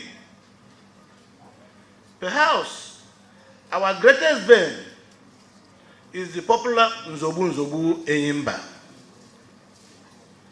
That spirit in us probably is where we have not been able to manage. This spirit probably deludes us into believing that we can do it all alone, or into hoping that someday manna will fall from heaven and give us the day. In the book already referred to, I made it clear that our desire for a Nigerian president of Igbo extraction can only be accomplished through negotiated agreements, as no one ethnic group can produce the president of Nigeria without the support of the other ethnic groups. Sadly, because we appear deficient in negotiation skills, we have not made much headway in this regard. I want to welcome and wish all of us a very memorable experience as we celebrate our father. So there it is. What Hope Uzodinma is saying to you there is exactly what Collins was saying to you earlier, which is to invite that you can be as Igbo or Yoruba or as you like, but in this instance Igbo. So you can be as of your tribe as you like and still be part of a wider community. So that is the thing. So you can't continue to circle wagon round tribe and tribal chant. But those are your options, but it's up to you. But we must move on with the conversation, and I'll move the conversation on to Ajanle Koko via the super chat. One man. No, I don't want to do the. Who's that? RB. Yeah, because we've been having a pleasant enough. This has been a really very delightful conversation so far, so I don't want it to degenerate into that space that we often end up. Gotcha. Okay. All right. All right. So let me move it on, and let me acknowledge Gerald Dobas, super chat, who invites. It says 120 people enjoying the show and only 49 likes. Will the buffoons watching the stream please click on the like and subscribe? So that's Geraldo. Inviting via super chats the buffoons listening to the stream to click on the super chat. So do that, and then you stop being a buffoon. So on from Geraldobas super chat to Kulata's super chat, and it's addressing still that space, just that I won't call it an outburst, but an outpouring, just from that outpouring that we got from Bartholomew. It says, I didn't tell you to forget about the war. I asked why other minorities don't talk about it. Don't mix up my words, please. Ask for clarification. So that is just the thing. It's just not being able to open up that space to have a conversation there is really one of the things that we are battling with, because as soon as you go near that space, it just always degenerates into some wild, and here it is coming via super chat as well. So here is Joel of Nashville. I've not pre-read what he has to say, but I can preempt what he has to say. It says the unknown gunmen occurred after the jailbreak in Owerri. Please get the facts right. My friends were kidnapped and they attested to it. Hope is useless. So there it is. Hope is useless. Fulani made. So, one man, can I say something? Yeah, come in. can you devote a day, so we can have what I call an uncomfortable, dialogue? Around what Can you do topic? that? Around what Huh? topic? Around what topic? On the sentiment, behind the tribe and other kind of things, concern Nigerians, call it uncomfortable, talk. About Especially tribe. the civil war. Well, it have to be senior and civilized voices, because those sort of conversations is just going to we will all live here we will live we will Okay. live it traumatized. One man, let me give you a format that we tried in college that worked for us when we had the slavery conversation, and it was about we had to sign a waiver in college where you were free to call anybody nigger, anything. If No. Wait. Let me finish. Please don't use that word again. No, Though. It's a trigger word on I'm sorry, yeah. but at the beginning of the semester, you were allowed to call anybody racist and express yourself. By the end of the semester, we realized how stupid we were at the beginning. So the man lets you bring all that racist stuff out, and by week 8, 9, 10, and 11, you saw how dumb and stupid those things were. So maybe you should have it to where people will say things they really feel about the other side. Candid opinion. Okay, of course, we are on YouTube, but I know we should have those kind of work. But where you can say what you really feel about Yoruba people that you don't like, then by the end of that session, we can come to an agreement of where we should be as people. So we begin with that uncomfortable conversation first, then we edge towards, because it has to lead towards a solution, right? Can I just be about just getting back and forth? So yeah, but that's usually it will quickly degenerate because but that is on you to bring up people that are let's try it one day. I mean, Baba T, is right. The way he narrated that would be good for us. Believe me. But one man, that's on you to bring up people that will go towards where you want it to go. Don't bring people like but then that means I'll be correct. I don't. That means I'll be correcting it. That means I'll be no, because you said it's a very uncomfortable conversation that will go haywire. Then you bring people that will not take you to the haywire session. That will imagine somebody like Enigmatic and Joel in that sort of conversation. And Obodo is there. And we will all leave it traumatized. Believe me, everybody, it might surprise you where we land after the conversation. Just try it. That is on you to steer the ship in a very, very hard way. That would be on you, one man. Then, so if you really want to do that, we'll be here for it. All right. That sounds brutal. But I don't support it. It's gonna be too brutal. Yeah. And a lot of people will come with no fact and will just be spreading some kind of what never happened. Saying a lot of things that. Awolowo did something in the you know what? Yes. Haven't you have an uncomfortable conversation with somebody else? Maybe you and USA. Haven't you have an uncomfortable conversation with maybe a white person here? And you'll come to kind of understand where everybody's coming from. That can help. Think about it that way. Well, maybe I will leave it to one man to decide on what to do. We both know how long have we been at it? We know how we will go now. We have several uncomfortable. And we don't live there. We have a lot of uncomfortable debate here. So let the I say I. Sorry, Aja, do you know one thing? Maybe you were not there earlier, based on what one man was saying. Somebody came on this platform earlier and said somebody said something that they did not say, and when it was questioned, he said, "It's what I heard," even though it wasn't what he said. So people already have that preconception of what they think people should say, and when they come up, they don't even care about listening at all. Like Obodo does not listen to anybody; he just comes up here, say what he wants to say. Does not even listen to what you have to say. So when you're going to have this kind of conversation, they cannot be up here. I'm sorry, if you're going to have that kind of uncomfortable conversation, people have to be able to listen.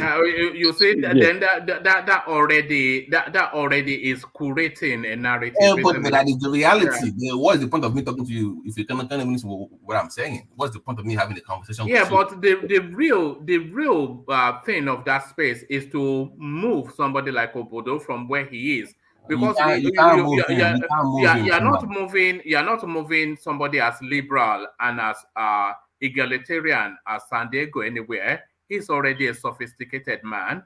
You're not going to move Collins. You're not going to move Charles Annex. He's already a sophisticated man. So the people you need to move are people like Obodo, but it's and Joel of Nashville, people like that. Do you know how many times today I gave Obi a chance to win the election, and he came up and he said, "I never like, oh, you're this." I'm like, I just told you I gave him a chance in the South, and he kept going back to what I didn't even say. I'm like, do you even listen at all?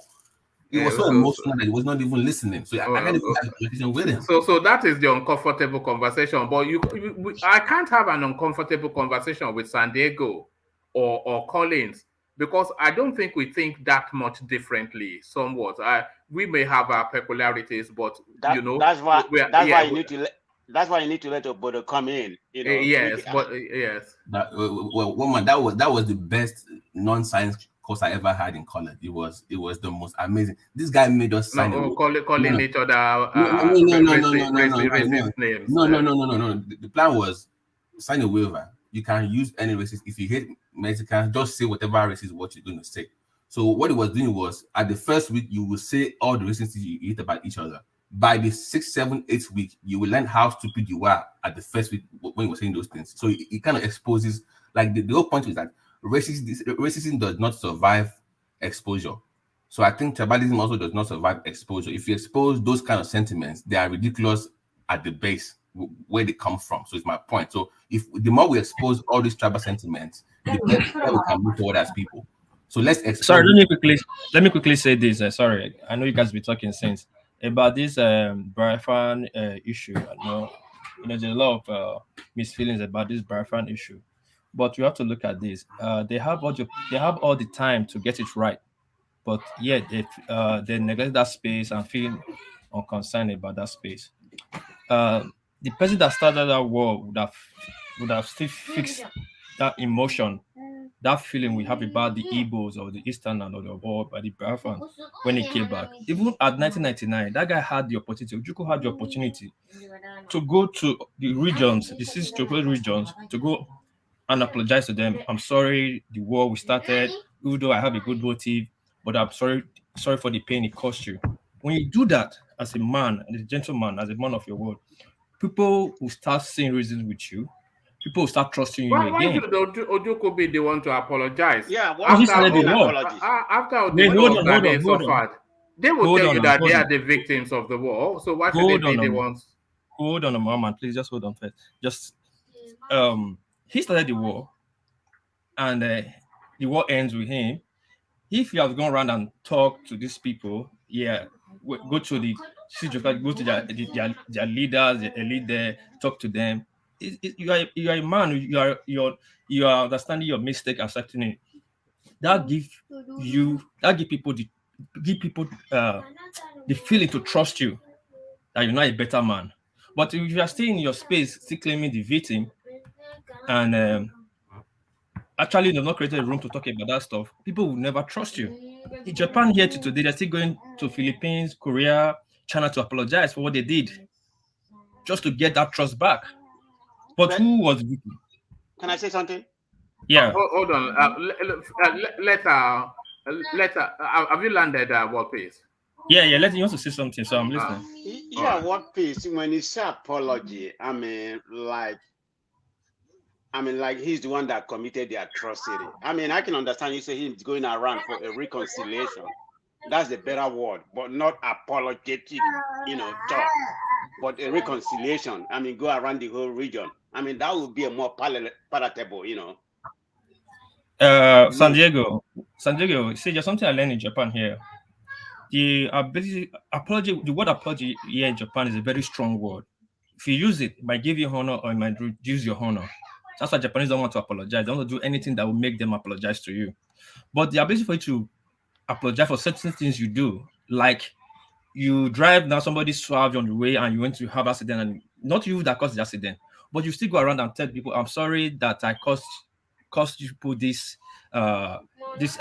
whatever I cost you people, I'm sorry about it. The people who have more feeling, have the more respect you, who support you more.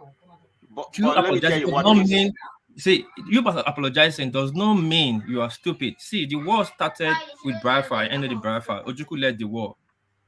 Coming back as okay, not only because of Biafra. If they fought in other states, they fought in Benin, they fought in Port Harcourt, they fought in Calabar. Go to these people. I'm sorry. I had a good intention, but I didn't win it. That's just it. I had a good intention, I didn't win it. If I won, probably would have understand, see the better picture. But thank you for your people that thanks. I'm sorry for what people you lost for supporting my cause. Do you understand it right now? So let me ask Will you, encourage people. That who's will he going to encourage people apologize more. to?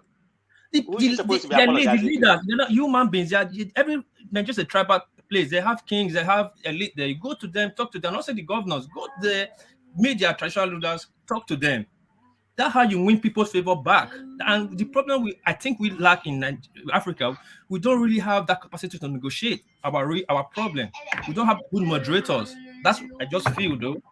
I think I understand it. I understand where you're coming from, but the way you frame it, I mean, wouldn't be The right. apology Particularly, seems to be heavy, but truly, if you have done that, he will get so many support about this Bradford ever since. Probably you would have got it through the ballot box. I doubt What it. I please? doubt it. What But what please? because the Igbos, when You they see, feel the atrocity, that would have been when very, very difficult. Go ahead. when Ojuku came back after he was pardoned and he came back, he declared his commitment to the unity of the country, and he called on Igbos to see Nigeria as their country and be loyal to Nigerian state. He did that. He called, he declared his commitment to Nigerian unity, oneness, and one country. He did that. But him to apologize, I don't know. I wouldn't expect him to do that, to apologize, because Nigerian state was the one that fired the first shot against the Biafra. So it was Nigerian state that took war to the Biafran state.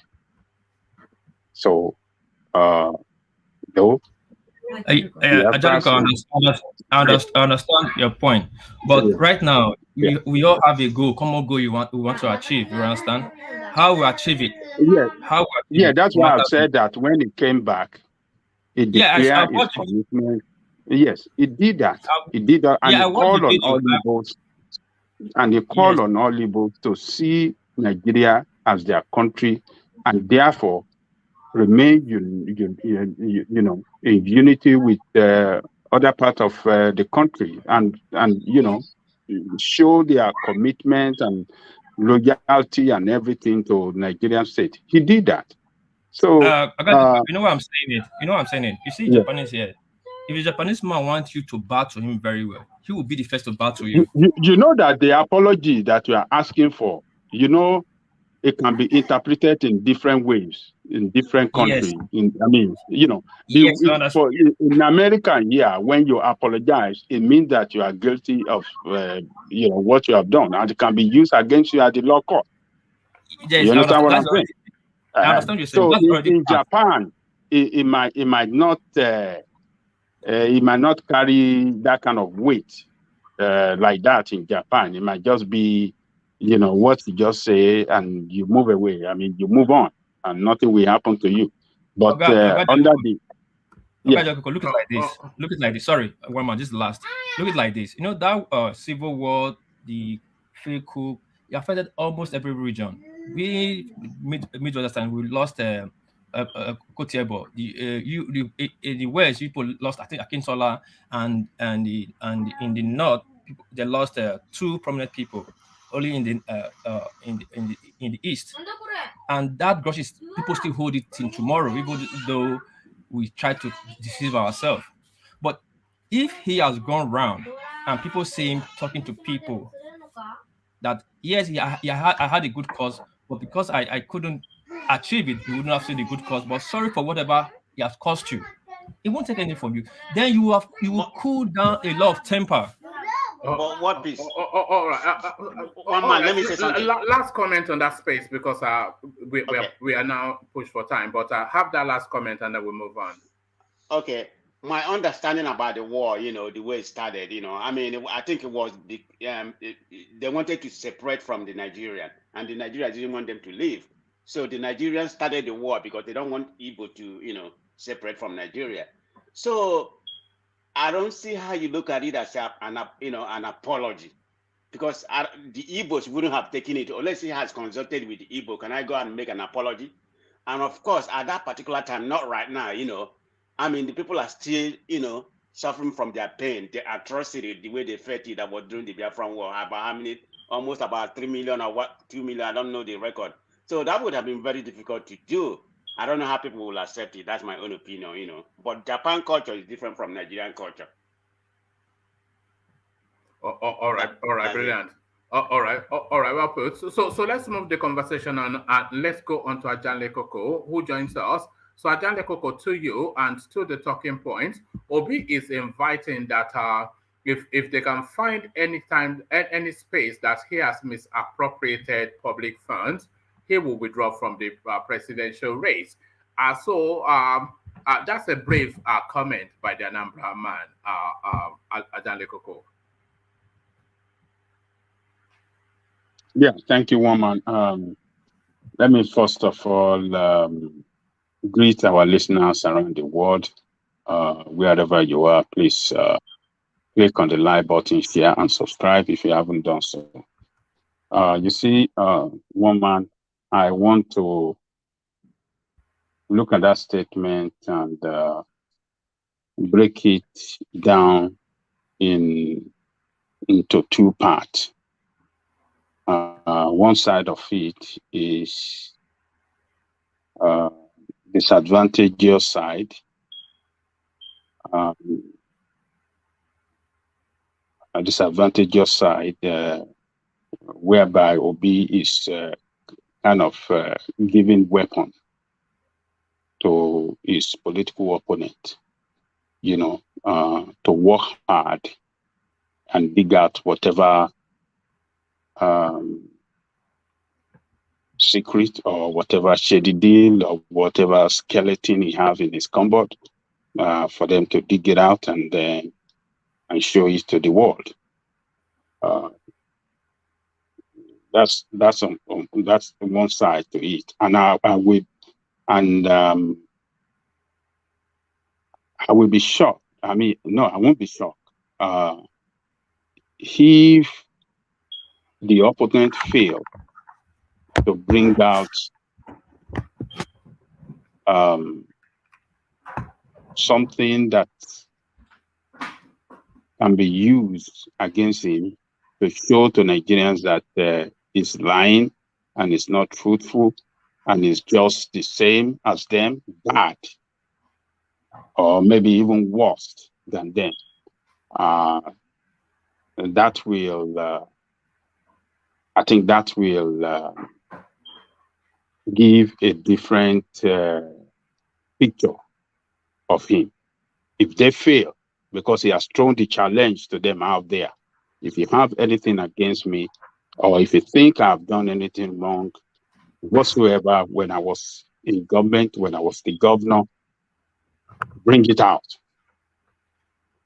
So if they don't bring it out, and this process went on, and we have election, and that shows that he has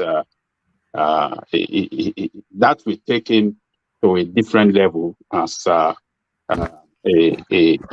politician of a different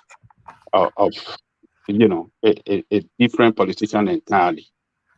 So from what we know about Nigerian politicians. So secondly, he is, I think I will give kudos to him for showing that for so confident and challenging whoever that has anything against him to bring it out. I think that confidence, we need it in our politicians. They should be able to display it every time. They should be able to, show to us that, yes, I mean what I said. This is who I am. And if you have anything contrary to what I'm saying, bring it out. We need it from our politicians. So this guy is demonstrating here that confidence that, yes, I stand by what I have been telling you, that I'm not corrupt. I don't have any skeleton in my cupboard. I've never taken the state fund for my personal use. I've never embezzled. I am a politician that you can trust, and trust with the country, and I will not disappoint you. So we need it. So Obi is telling us now that he is not a criminal politician like others. That is what is showing to us. And it's throwing challenge to them there. If you have anything different to what I'm saying about myself, bring it out. So I commend him. I commend him for that statement. And he has weaponized he has put out a challenge to the opponent, bring it out, and let me see. I mean, let us look at it. Let the whole world, let the Nigerian look at it, and let Nigerian decide. And he has said it in that statement, according to you, that if they found anything wanting against him that is very cogent, he will stop the campaign. He will not continue. We need that statement from our politicians. But if at any time they brought out anything against him, we want to hold him responsible. If it clearly shows that, yes, he has done this thing, we want to hold him, accountable to whatever strong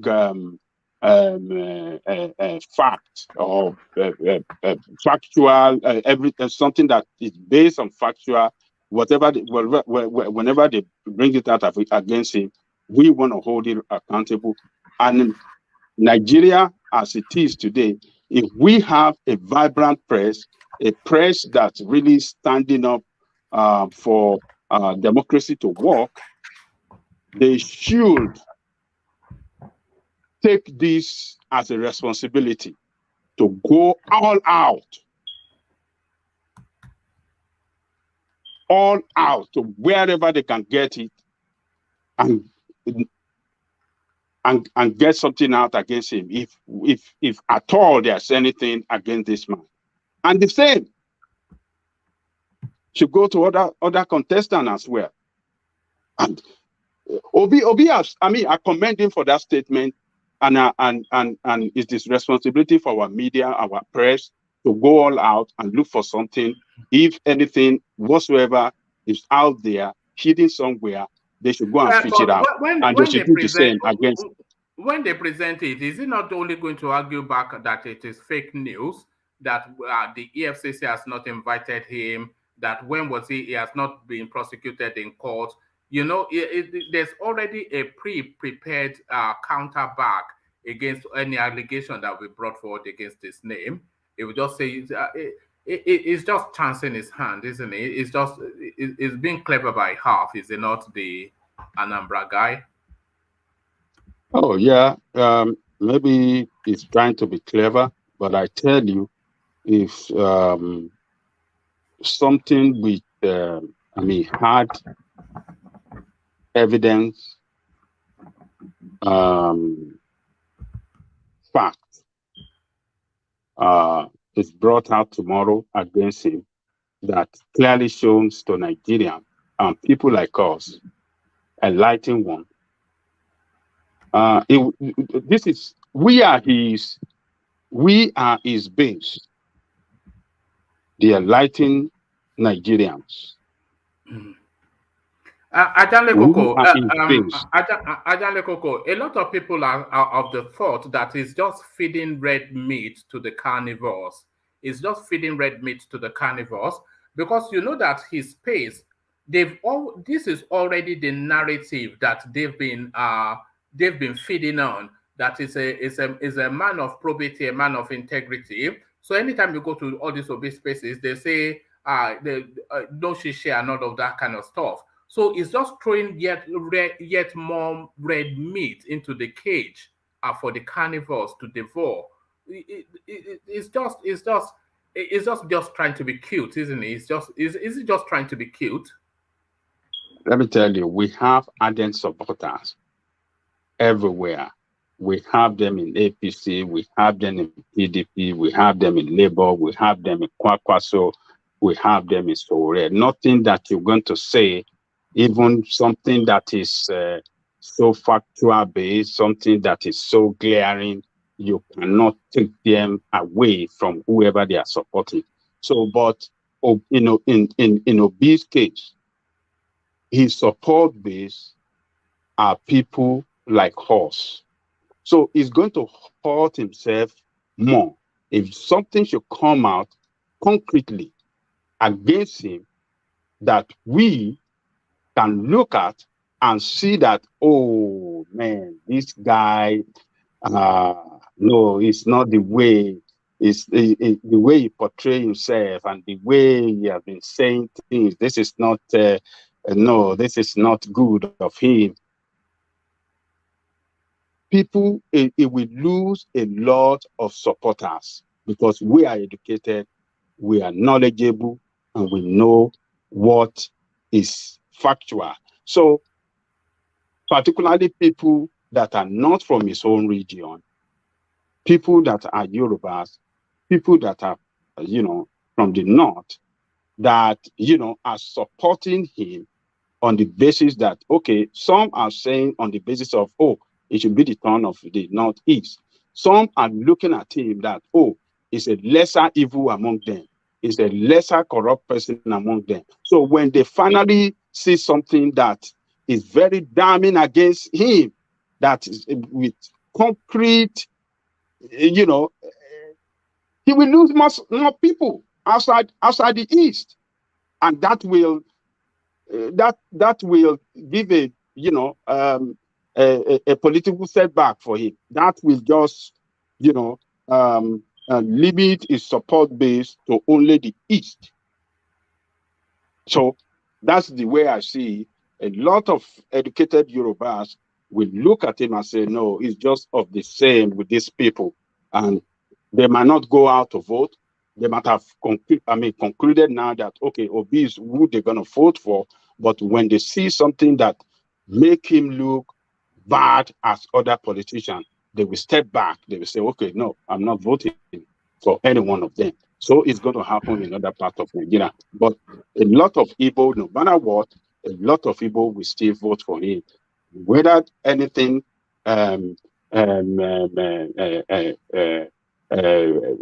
concrete base and factual against him is brought out, they will still go for him because Igbos and the Easterners, particularly of Eastern extraction, feel it is our time, and we vote for our own.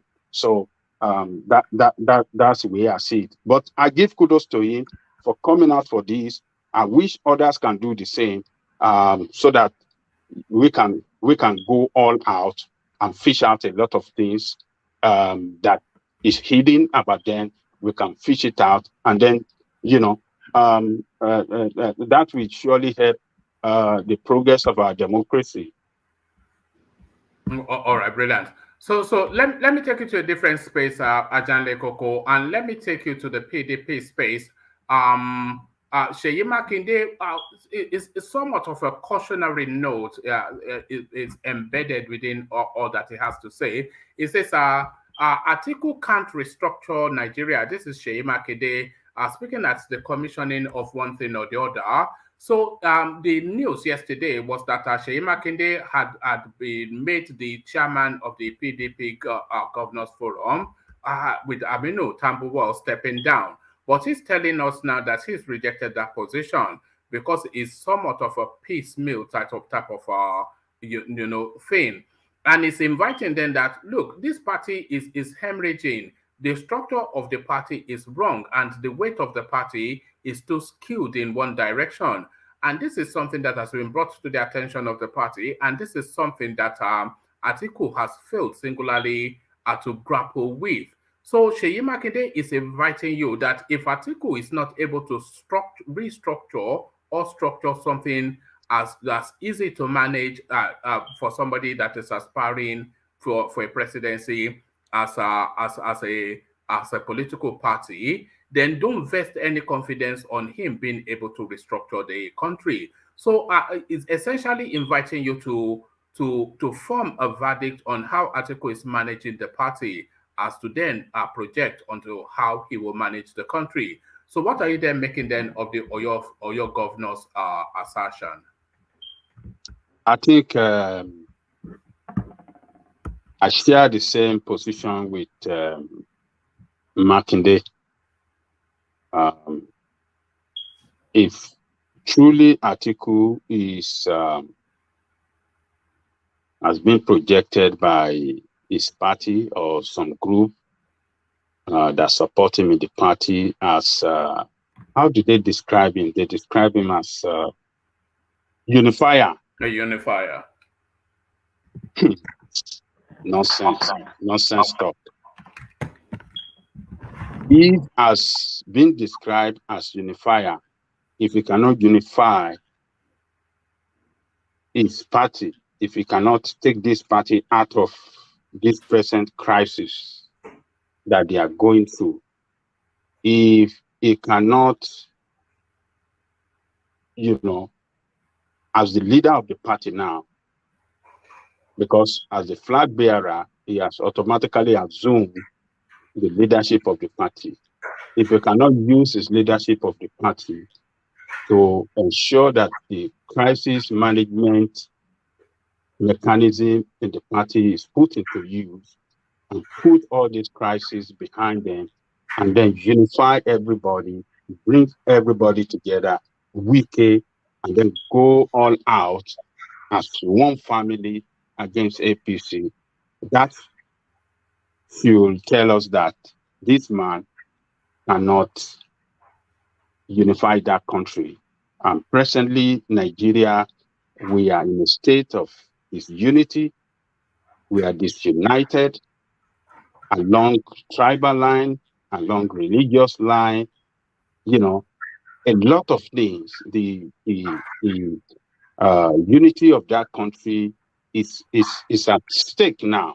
So we need a leader that can, bring everybody together in that country. So if Atiku cannot achieve that within the concept of their party, that will tell us that that man is going to be a failure if people should vote for him as the president of the country. So Seyi Makinde is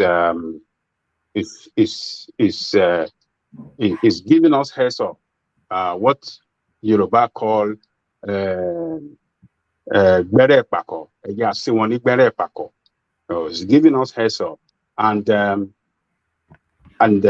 is one. Then number two, that statement tells me that Seyi Makinde, Wike, and their group, they are not backing down. They are not backing down in their fight for the restructuring of the leadership position of that party. It just confirmed to me that these guys are serious about it. They are not playing. You can see Wike at every event when he's commissioning and everything that he has been doing recently, talking strong, showing that leadership that, look, we are not backing down. We cannot be a second fiddle. We cannot have a northerner as the board of trustee, the chairman of board of trustee of the party. We cannot have Northerner as the chairman of the party. We cannot have Northerner as the flag bearer of the party. No. The party belongs to everybody. They compromise the rotational presidency. The rotational presidency should have been, it should have been the turn of the South, and particularly Southeast. But one way or the other, they were able to manipulate it and make it open. And then Atiku Ima came out to be the flag bearer of the party. And looking at the structure, the leadership structure of the party, it's northern based. It's northern based.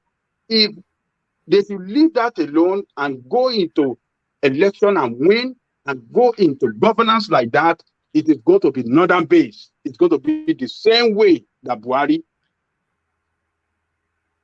has done, or rather Buhari is doing now, where we have Northerners in all the strategic positions in the country. The same thing Atiku is going to do. So Wike and his group that are fighting this struggle, I think they deserve to be supported. They deserve to be commended by Southerners. So what Wike has been doing, talking, chanting, all this while, is what is the same position that Makinde is picturing out as well today. That look, and with Wike, we are firm and we are not backing down. So for this statement by Makinde, I think it should send signal to the leadership of the party, particularly Atiku, that look, fire is burning on cocoa tree, and he has to do something, to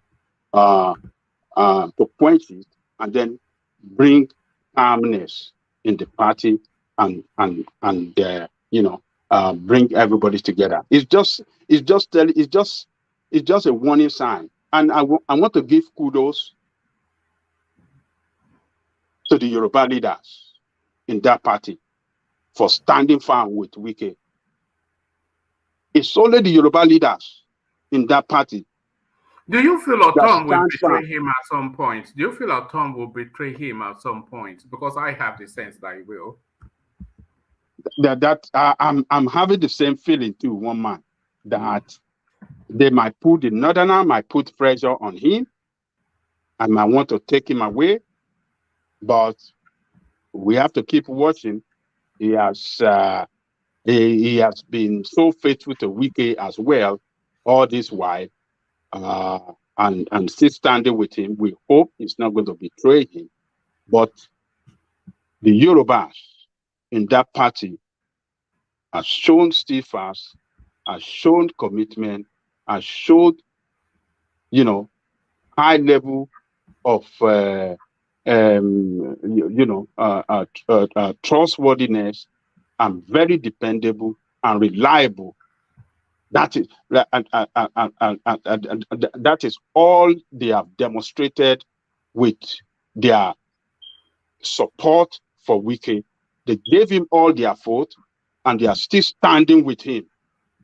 If not for the people of Southside, some governors like Okowa and that betrayer in Benin City, or what did they call him? That Benin governor, Obaseki. If not for those people, it will have been a different ball game now. And some from the East. These are the people that betrayed Wike. These are the people that killed the dream of the Southerner for presidency in that party. So we have to give kudos to all those Yoruba leaders standing firm, including the most elderly among them, that's Bode George. Bode George. They stood firm, and they're still standing firm with him. that they are not going to take it. Even Body George was saying, how do you want us to campaign to our people? How do you want us to convince our people? Where do you want us, what do you want us to tell them when all the faces of the party, of leadership of the party, are all Northerners? So do you think that do you think Atiku gives in into their wishes though, sir? Do you think he gives into what he wants, into what Wike wants? Do I think what? Do you think Atiku gives into what Wike wants, his demands? Well, at some point, I think Atiku will. I think he will back down. They will put pressure on what do you call this guy, the chairman of the party, to leave, because he has no electoral value for the party. Wike has. Wike and his group, they have strong electoral value for the party to win election. Sorry, let me quickly answer to Kulata. Kulata, Wike did not betray Obi. According to PDP hierarchy, Obi is not supposed to contest this time around if they follow it, because he has tried with VP with Atiku and he lost. Somebody else is supposed to take that position. So Wike did not betray Obi. Thank you. How can somebody say Wike will betray Obi when all of them are in the contest? All of them are in the contest now. Obi decided to leave.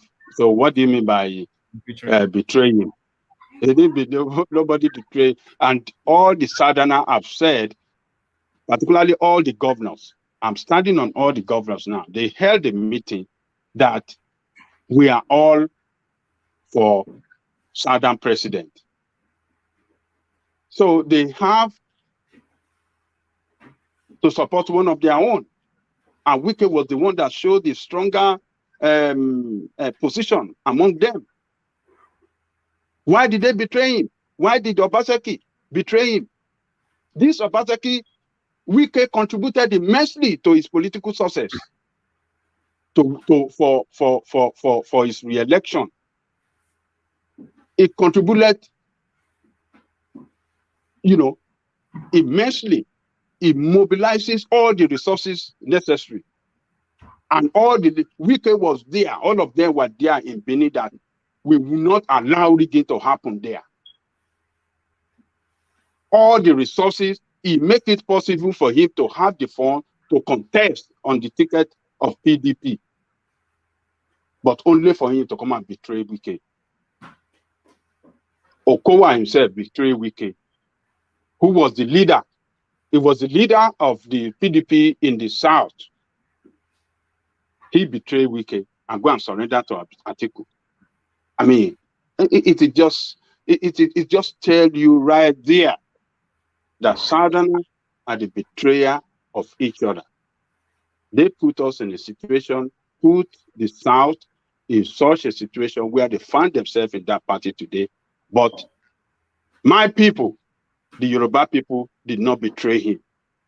And this is who we are as people. When we give you our voice, we will stand by it.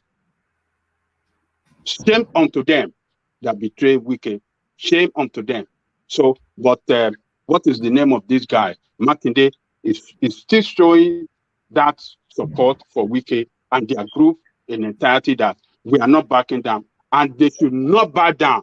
If PDP is going to break into pieces, they should let it break into pieces. That will be good for our democracy. You can't have one side of the country to want to dominate other side of the country within a party. Where that happens, that is the way they're going to govern the state. They won't be able to govern well. They will govern the state in a sectional way and will not benefit all of us. The same thing they wanted to do to Tinubu, but because of Tinubu master game himself, he has foreseen it. It seems that Tinubu have, understood the game well, and he has gone far ahead of them. And by the time they wanted to play that game against him, it was impossible for them to dominate Tinubu. Tinubu already dominated them. And in a way to show to them that, well, if you guys should play any game, I'm ready to play any. Tinubu was ready to break the party into pieces if they have manipulated that primary against it. That party will have been a party of the past now. That is what Tinubu will have done because he has invested heavily into that party. The same thing Wike has done now. He has invested heavily in PDP. If not for Wike, maybe PDP will not be a party today.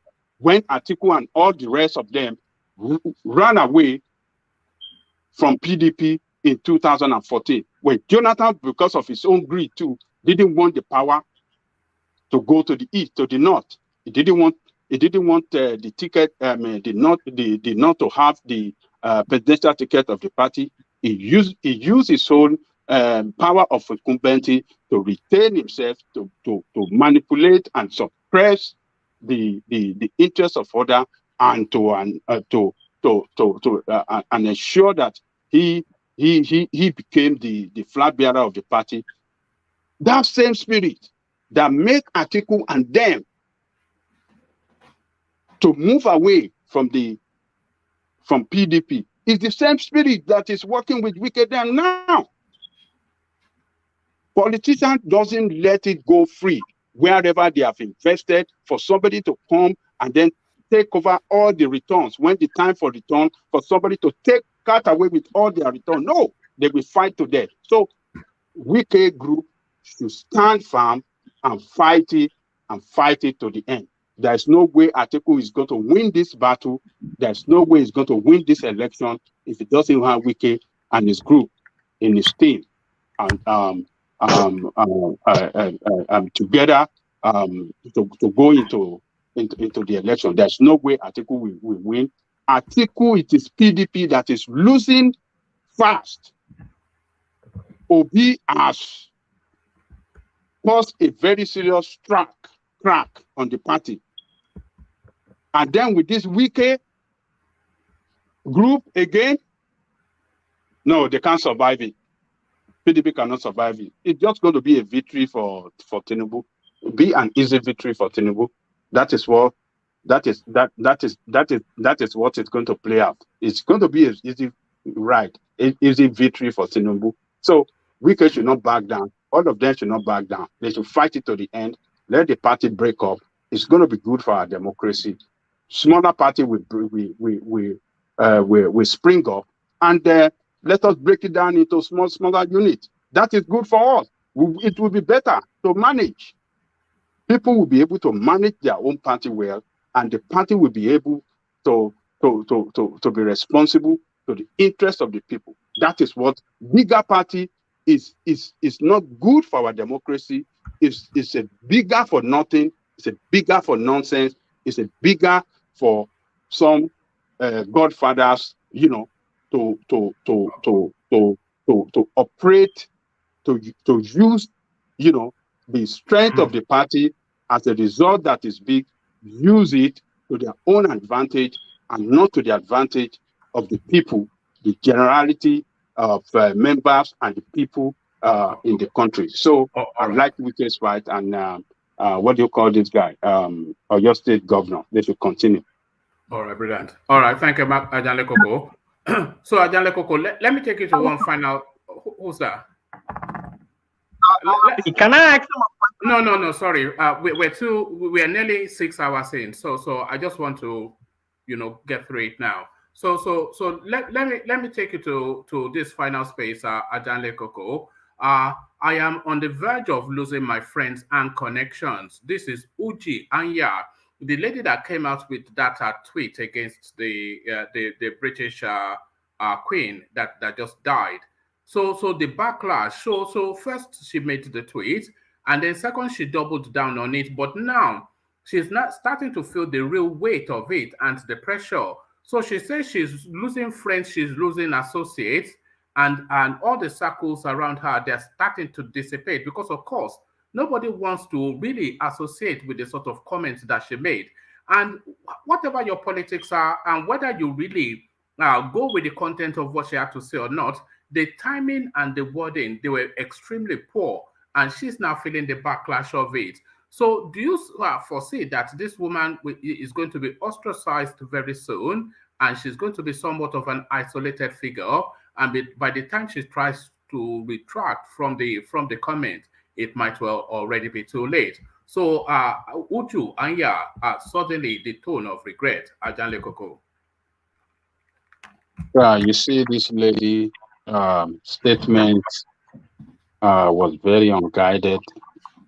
If you have not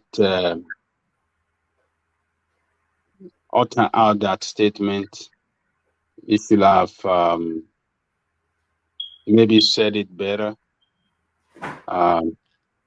but United States, for what it represents, United States gives its citizens and everybody in United States that right to freedom of speech. And freedom of speech, as guaranteed by the Constitution of the United States, empowers the citizen to say whatever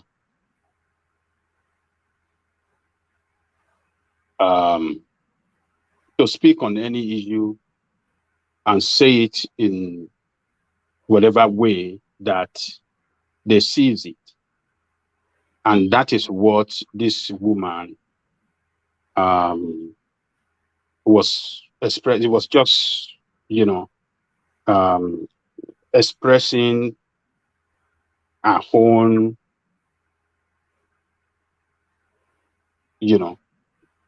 position, the way she sees it, in line with the right given to her by the Constitution of the United States. People, everybody, different people will interpret it in different ways. But has she contravened the law of the United States? No. Does she hurt the feeling of some people? Yes. But is it right for people that she hurt their feelings to now want to use this against her to punish her? It is not right. We have seen it in the United States where people call the president all sort of names, where the people drag the name of the president. I mean, they paint it so bad, and their senators and all their leaders. This is the right that the United States gives to their citizens. And you cannot take it away from them. There are so many rights that the Constitution of the United States gives to their citizens. You can't take it away. But who are the people, who are the friends that are trying to isolate themselves from her? Go and check them. Who are they? Are they white or black or colored people? You can figure it out yourself. But the pains that this woman is going through, the pains in her heart, is what she expressed. Do we not have similar pains in our heart? Are we not just, we stomach it and carry it along? Sometimes we whisper it in the ears of our close confidants. What is wrong in what she has said? She hurts feelings of people, but she doesn't hurt she has no way violated the right, the Constitution of the United States. I want us to look at it on a legal perspective and then see this lady have not done anything wrong. It's just a speech. And this is what democracies promote. What is the double standard meant for? Double standard in this world. What is not good for white people should be good for black people. That is what we are seeing happen and continue to happen in this world. When the white people slap you, you said, I'm sorry. That is the way. That is the kind of treatment that black man suffers in this world. But when black man slap a white man, you deserve to be punished, if possible, killed.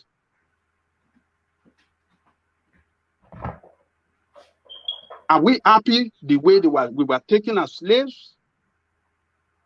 Are we happy that a lot of our ancestors that were killed, thrown in the sea, pregnant woman threw in the sea, cut their stomach in pregnancy, open with pregnancy, they cut it open. Are we happy about that? This is what has happened to our ancestors. This is what has happened to our people. A lot of us live with that pains.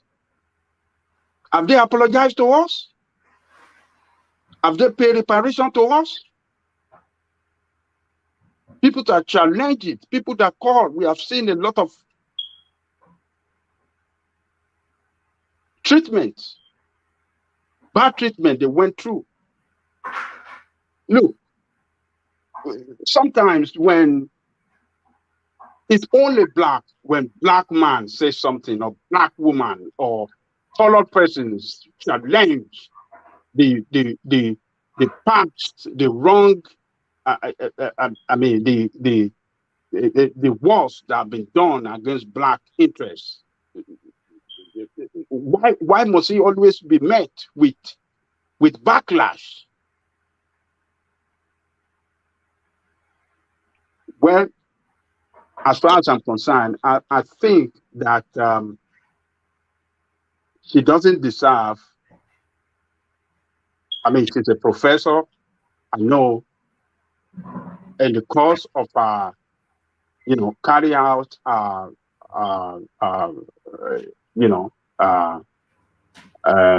professorship work, she will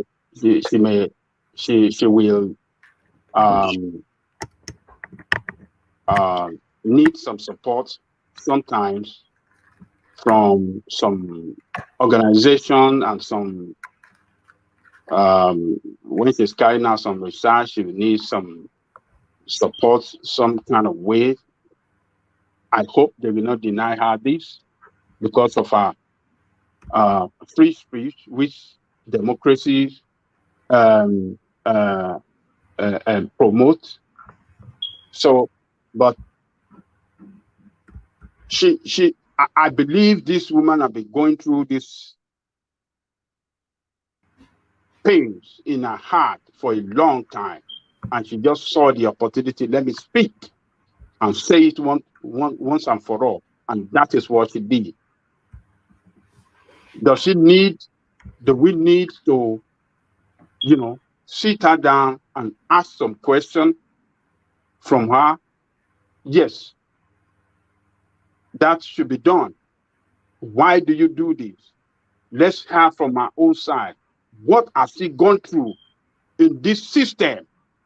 Do we know what she has gone through in this system that we operate? And everything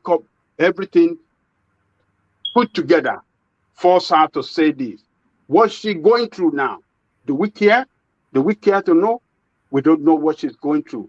We don't know what she has been through as a black woman in this country that we live.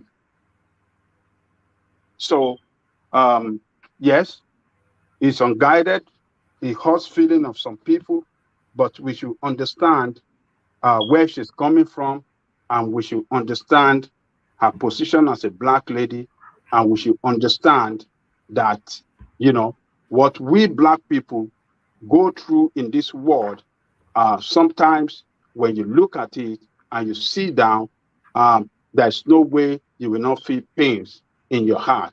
We carry that pains everywhere. I mean, we carry it with us every day, and it's lived with us. You know, what this system should do is to, somebody like her, to sit her down.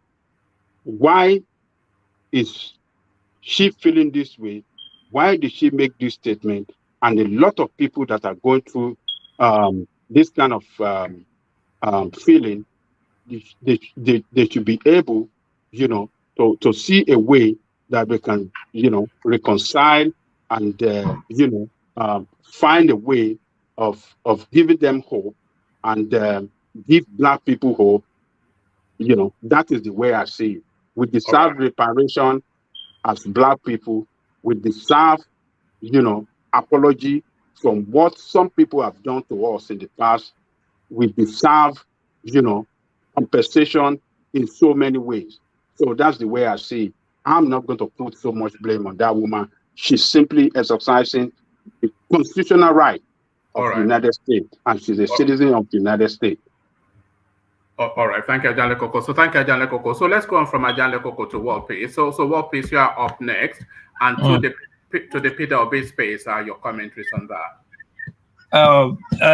Sorry, tell me this thing about Peter Obi, so I know what's talking about. All right. So Peter Obi Peter Obi gives only condition that he will stop his campaigning, and he's saying if anybody can prove that he has ever misappropriated public funds, then he will give up the presidential race. Okay, Wama, thank you, Wama. I'm not going to say too much about this Peter Obi. I really want to talk fast so that I can give my kids. They are doing their audition on TikTok and YouTube. So let me quickly talk on this Peter Obi. Peter Obi and other politicians, they are just taking us for a ride. They just think we are a fool because we don't have means of verifying things. Rusai, we don't have means of verifying things. How can you come out and say we should go and verify you when you have cases, scandal that you have not yet defended? 280 million, your wife spending billions and all that, Pandora Papers, and you're still coming out to say that should go and verify you. What to verify there? Everything's out there that you have done in the past. So I don't know who he's talking to. Probably he's talking to his obedient. That I don't reason. I don't see any fault in anything he does. So Mama, that is a silly statement from him anyway. That's how I see it. All right, brilliant. And to the Seyi Makinde space is saying that PDP cannot restructure Nigeria if it cannot restructure itself. So it's inviting us to have a look at how the PDP is being managed by Atiku, who is already showing a northern bias within his own party, and is asking them to speculate on what sort of president he will make off the back of how it's running the PDP. So what are you there making of the Oyo State governor's comments? Yeah, like we used to say, more grease to his elbow. If I don't know if that word is correct. Seyi Makinde and a few other governors behind Wike, they are doing a very good job. Yes, if Atiku cannot manage this crisis, how can he manage Nigeria? He cannot manage internal crisis. Okay. Even though give it like it or hate it, see how Tinubu is managing APC crisis. You think APC don't have crisis? They have crisis, but it's being well managed. You can't even hear it like that. It's being well managed. But Atiku just believe this sense of the North did not have the superiority to do whatever they want to do. I don't like it. That one thing I sense from Atiku. It's so the North to give him the presidential position by allowing the North do whatever the North ask him to do, by not offending the northern elite. He will get to the president seat. Because the way he's doing it right now, he's neglecting and he's underestimating the Southern in PDP. Like I said before, this Wike fight is not just for Wike; it's for the Southern people in PDP to have a voice, to have a seat, to be relevant in PDP. If they are allowed to go like this, if they go Atiku way, the North will be finished.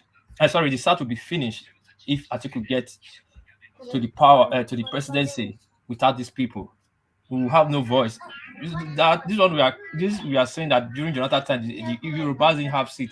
It will be worse if Atiku get it. So he has to fix it now before he gets there, so that everybody knows their stand. I respect Shea Makinde and other governors backing Wike. That's how I say it.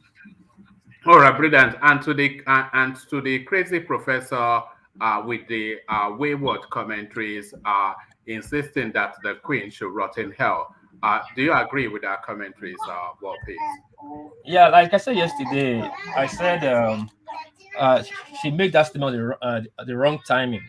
You know, though she's entitled to her opinion, and again, being you black, Urusa and Emina, being you black, you know our position on earth right now. We cannot deny it, and that we shy away or run away from it. Rather, from it, the only thing we can do is to fix it and make it better. You know your position.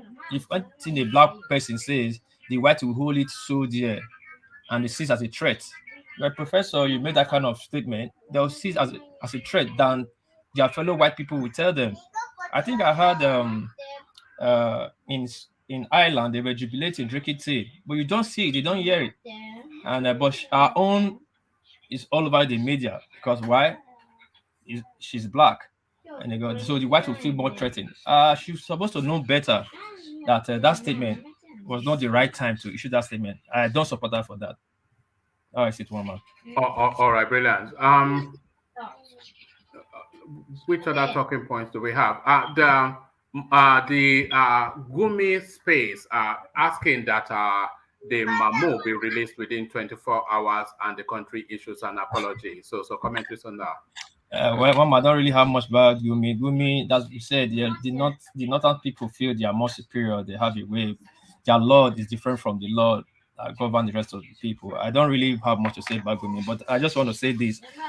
So I'm leaving. Like I said before about the Nigerian space, the Igbos, the Biafran, we should sit down and look at it. We need a good Nigeria. Nobody like this situation. Everybody's going to move forward. And in any way we can solve this issue, let's try and fix it. And please, the Igbos, my brothers, the Igbo brothers, please stop claiming the victim. Look at the other time the other Charles guy was talking, and the other Igbo guy came to interject him and start. No, for once, we can't be doing the same thing all the time and expecting different results. Like I said, let the Igbo find a way to apologize to Nigerian and let Nigeria apologize to them and let everybody move on. If we do not do this, we'll keep doing this in second and we'll go nowhere. One man, that's my take in this matter. Let me face my daughter doing TikTok. Maybe I can be a millionaire through that place. All right. Hopefully she wins the audition or whatever. All right. Thank you, Wapis. So thank you, Wapis, and thank you, gentlemen. So that time of the day again, we're fast approaching the 6-hour mark, which is to tell you that we're fast approaching the closing of the session. So thank you, one and all. A real delightful session today, I have to say. And it's all down to you. So thanks, everybody.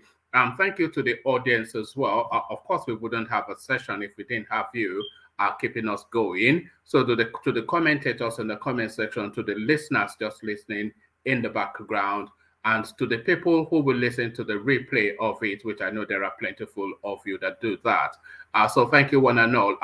Keep it strong and keep it here. So click on the like button if you haven't done that already. I think Geraldo actually sent you a super chat just to persuade you to click on the like. So click on like if you haven't done that already. Click on subscribe if it's still showing red on your screen. So if the subscribe button is still showing red, then please click on that to turn it gray. So that will be your contribution to the platform, because that is what propels us of the YouTube algorithm. So do all that, click on like and subscribe.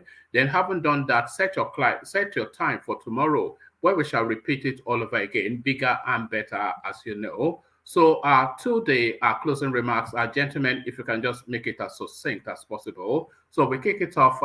Let's kick it off with, I think Wapis may have well given us his closing remarks, unless you still have a few more words. And there he is, he's left us. So let's go to the progressives, who I think may have left us as well. Kim, are you still there? Okay, I think he's gone to bed too. So thank No, you. one man still here. Oh, all right. Closing remarks. Yeah. Yeah, thank you very much. I think this is the first time I'm staying with you guys for this long. This is it. You just say a general closing remark, right? Yeah, just a general short closing remark.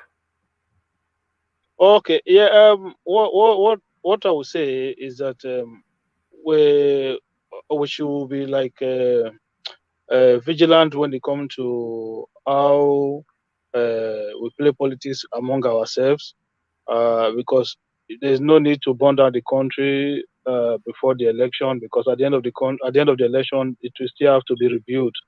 Thank you very much. All right, brilliant, and wise words from Hakim. So thank you. So we go on from the progressives. We go on to RB. RB at that time of the day again. Closing remarks. Yeah, thank you very much, everyone. Thank you for staying till now.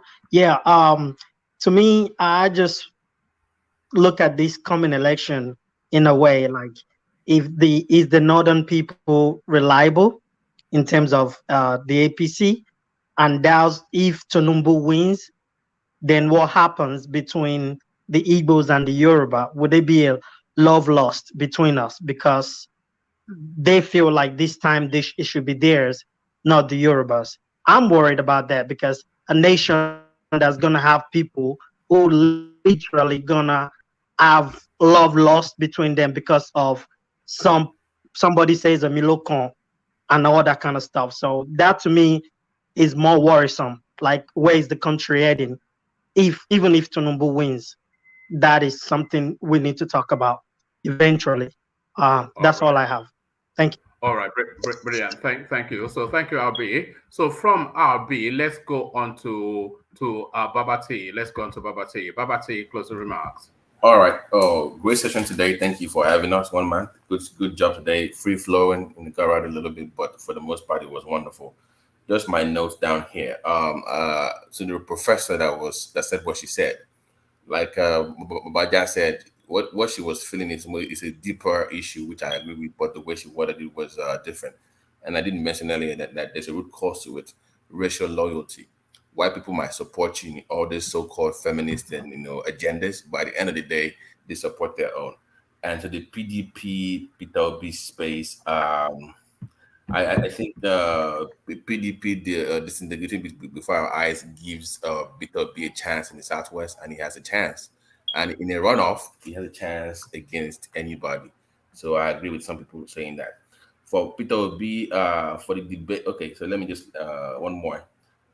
Obodo support. Okay. And Obodo, to Obodo, no disrespect. Let's just come here and share our opinions without having emotions to it. Both sides of the divide needs to apologize to each other if you are for Biafra and the Nigerian government in the 60s, like communist genocide. So we need to come together and heal as one. Thank you for having us again, one man. I'm really sleepy at this point. God bless you. God bless everybody on the platform. Like, subscribe, share. We'll see you tomorrow. All right, brilliant. That's Babati. You know him. He's a prince, So thank you, Babati. So we go from Babati to Engineer, who I suspect may have gone to sleep. Engineer, are you there? Yes, one man. Brilliant. There he is. You stayed the course today. Engineer, closing remarks. Well, one man, I don't have much to say. It's rather to say thank you for being patient, and thank you for controlling the platform. Thank you for controlling the world. And you're a very patient man, and you're a very kind man. It's not easy to deal with humans, but all I just need to say to you is thank you, and may God keep guiding you and helping you to unite Nigerians. And hopefully one day we, the youth, will wake up and realize what we want. So once again, thank you, Waman. Thank you, Ajale Kuku, and thank you, San Diego. God bless us all, and happy Sunday. All right, brilliant. So that's Engineer. So he's back with a bang. So a man that joins us with a bang. So we've been delighting in him for the last few days. San Diego, the Oba of Kabesi, San Diego. Thank you, one man, for the great introduction, like you always.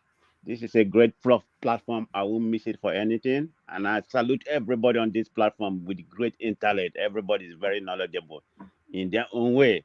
This is one of the best platforms. Well, it's the best platform because I've never been into any other platform. But, it has been a great day conversation, very enlightening, and we take knowledge from each other. To my own conclusion, one man, I hope you consider what I stated to bring a conversation about uncomfortable conversation one day. I mean, it doesn't have to be this year. Any day you feel it's possible, but just bring it. I think, we might learn a lot of things, that might do good to us, even to the country as a whole. Maybe they will learn. Other platform in Nigeria will learn about having this uncomfortable, conversation. But if it start from you, believe me, it might help the country as a whole. Okay. Thank you, one man. I appreciate you. You are good, man. No doubt about it. Take care, man. All right, brilliant. So that's San Diego. He's a king, Oba Fangego. Oba means king in Yoruba land. So if his name is Oba, then he's a king. But the king of kings, the daddy of them all, the one of one, the silverback gorilla, the mighty one, Ajanle Koko, the final word. This new title now, wow. Gorilla. All right, thank you, one man, and let me thank all the contributors. You have done well. You have been able to educate and sensitize a lot of people around the world by your contribution. I hope you will all come back tomorrow and do another round with one man. And, maybe one man would like to consider what Oba of San Diego is calling for, the uncomfortable debate. And I think Babati is supporting it as well. I thought you said no. I thought you said you don't like the idea. Yeah, but you keep pressing for it. When somebody wants something, the person's, I easily I like to give other people the opportunity to have their way.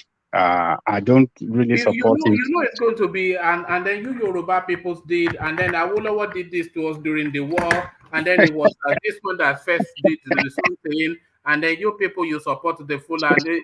You know how we will go now. Yeah, San Diego is trying to. I mean, he just want to experience something on this platform. I think that is why he's calling for it. Maybe you can just give it to him and let us just have it. Maybe we can still learn a lot from each other. But it depends. If you as the moderator, maybe before we start it, you can tell everybody this is the way you like it. Like us to, to handle it. You won't want us to cross each other or call names and stuff like that. To be able to come out with modalities on how to, to do it better and make it unique. Maybe, other platform, as he said now, I begin to consider it when he said, well, maybe other platform can learn from it. So maybe we can give it a shot and then just, see what will come out of it. I think I want to support what San Diego is saying now. Let us just handle it. And, I'm sure the other platforms that are listening to us, they are probably stealing the idea already. As they come here to steal ideas. They're even using my words.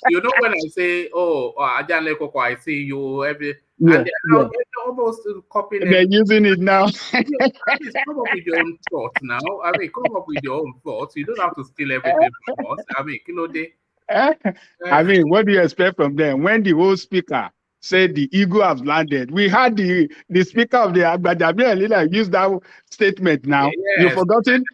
And he didn't even send me a check. I should send him. I should send my lawyers after him now. That is what we should have done. So let us let us consider San Diego's suggestion. I think we can. We are all mature people. We can, and I think we should be able to handle it better. you will just, moderate in such a way that when someone is, talking or expressing his own position, people will not interject, because this is a special session. Is one of its kind, never been done. So everybody's should express themselves one after the other. That is the way I think we can handle it better. You don't want to, give room for interjection. Let everybody note their point down, and when it gets to their turn, let them say whatever they want to say. I think it will be better that way. If we don't allow interjection, it will be better. It can flow well. Everybody can say, people should note down their point, whatever they have, in contrary to whoever, whatever expression that somebody's made, they should note it down that they have, and say it when it gets to their turn. So if we don't have interjection here and there, then it won't go rowdy, and we can have it run successfully. So Babati is supporting it too. So let me be. San Diego raised the idea. Babati supported the motion. So I'm supporting. I'm backing it too. So I would like you to give it consideration as well. Woman, let it be like that. So, and other than that, let me thank everybody at the commenting section. You have all done well today. You are the strength of the platform. Come back tomorrow. Come and do another round the way you know to do it best. So, and listeners around the world, somebody super chatted some few minutes ago, calling on you guys to click on the like button. Please do that now, and share, subscribe. You see, look at what this guy wrote. I cannot really see it well. So, but I think it's saying how many. It was not 120 people were watching at the time, and there was only 49 likes. And yeah, that them to click on the like button. So I think I mean that is not fair enough. We are not helping ourselves when when you don't click on the like button, because we want the all this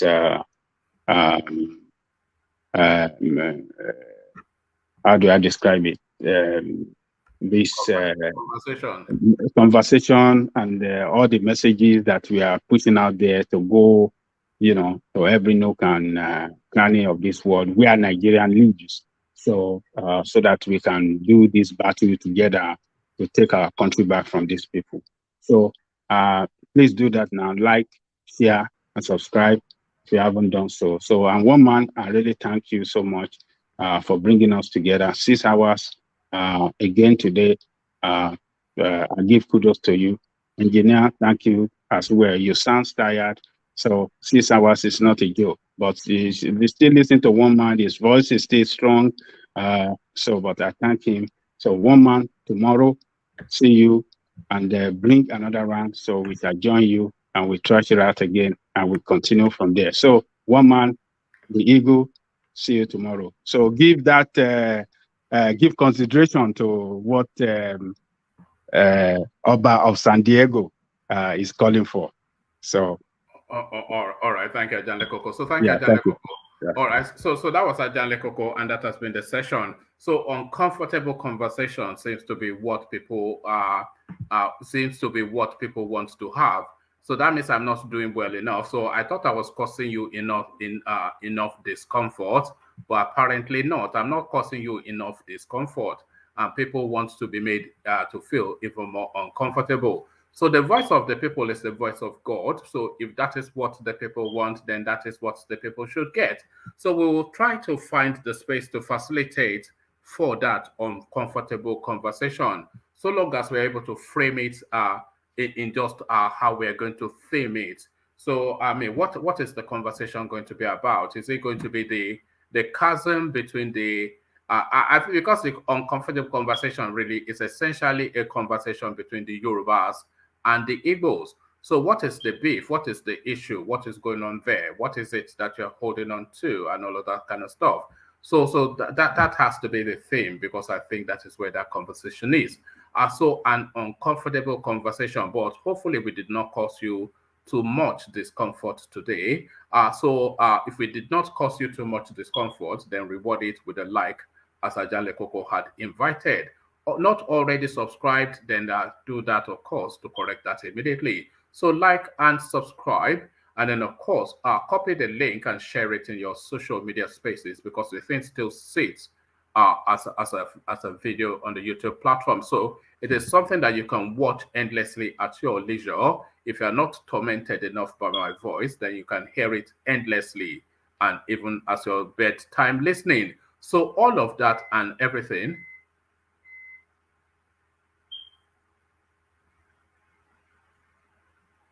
I think Bongsmore is issuing me a warning. So all of that, and so the uncomfortable conversation has already started. So all of that and everything. So the conversation never stops, as I often say. Carries on in the comment section, where you can talk endlessly and unfettered, and just be, as robust and as expansive as is your want. So I'll leave it there. Carry the conversation on within the comment section. But here, I say, peace.